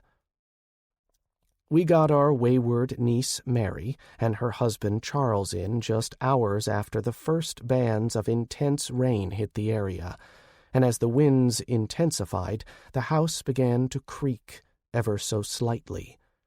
"Wind speeds must be up over 80 miles per hour," Mike observed. "What's this roof rated for anyway?" I had to laugh, and Pat joined in with a short chuckle. We were sitting at the kitchen table, along with Charles, playing poker and listening to the weather station on the handheld radio. We'd taken down all the antennas, secured the standing structures to the best of our ability, and removed the exterior-mounted security cameras.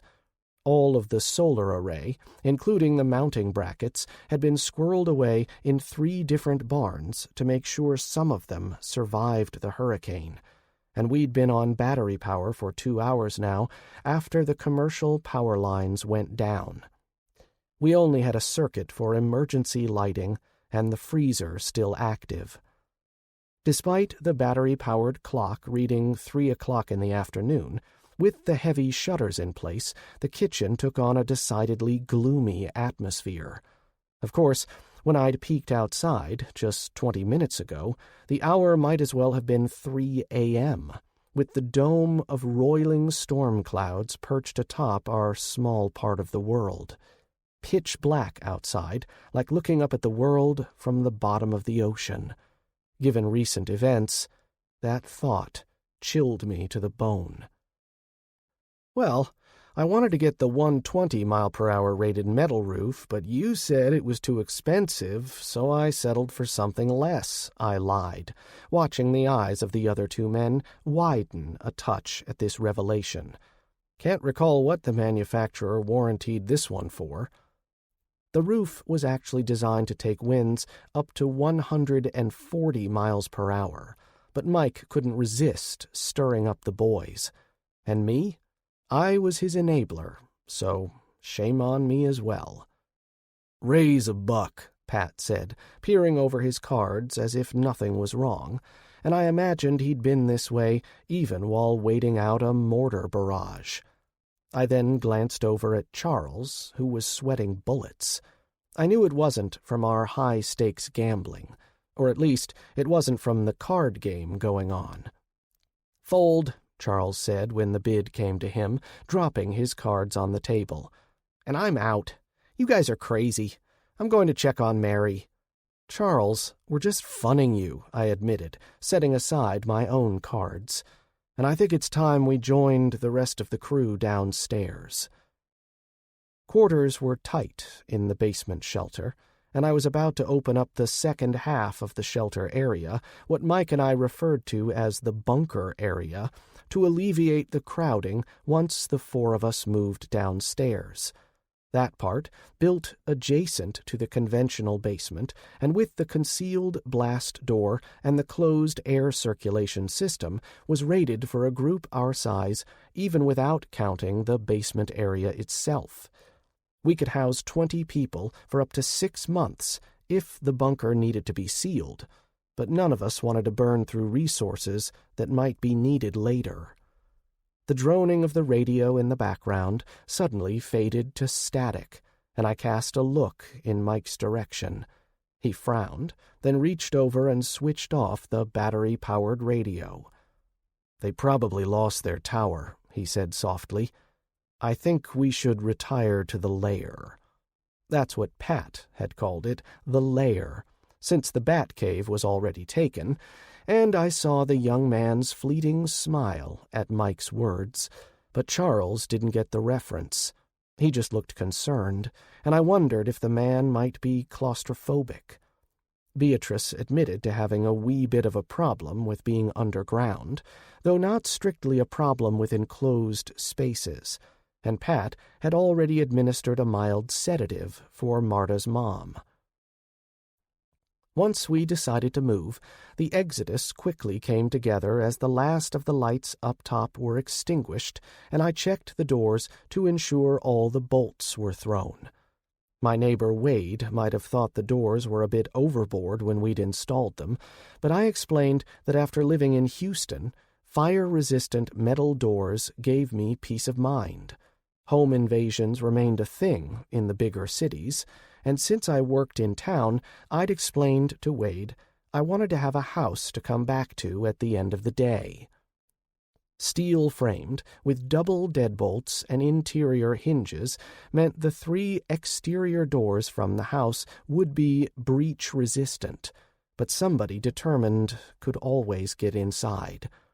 This house wasn't designed as a castle with a moat and 20-foot-tall stone walls, but by using a layered defense, including the front gate and the now dismounted cameras, one could make their home fairly secure against intruders. The doors were there just to buy us time to react.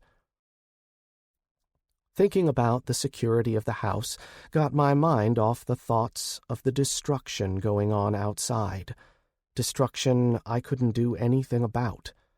From the last television images of the storm coming ashore, hurricane-force winds were reported as far away as Corpus Christi to the west and over to Biloxi in Mississippi in the east, making this a true monster of a hurricane. Maybe not a Cat 6, but I worried that the storm formation might stall and continue to build, becoming a permanent fixture over the area. Only Mike knew my real fears of this occurrence, since he shared them. With all of the extra heat energy pumped into our biosphere by the rockfall, we had already witnessed the effects every day for months with the rain. But this gigantic hurricane finally showed us, in this area of the world, just how much damage the planet had sustained. A little over a week ago, I'd been listening to the BBC and overheard a terrifying confirmation as British researchers submitted a paper verifying the existence of 6 hypercanes rotating through the Pacific Ocean. Through satellite monitoring, the meteorologists had confirmed the theoretical as real when they'd tracked this series of self-sustaining hurricanes that might well prove to be permanent fixtures in this changed world. I'd hastily recorded the story segment and played it back later for Mike and then Marta and Nikki.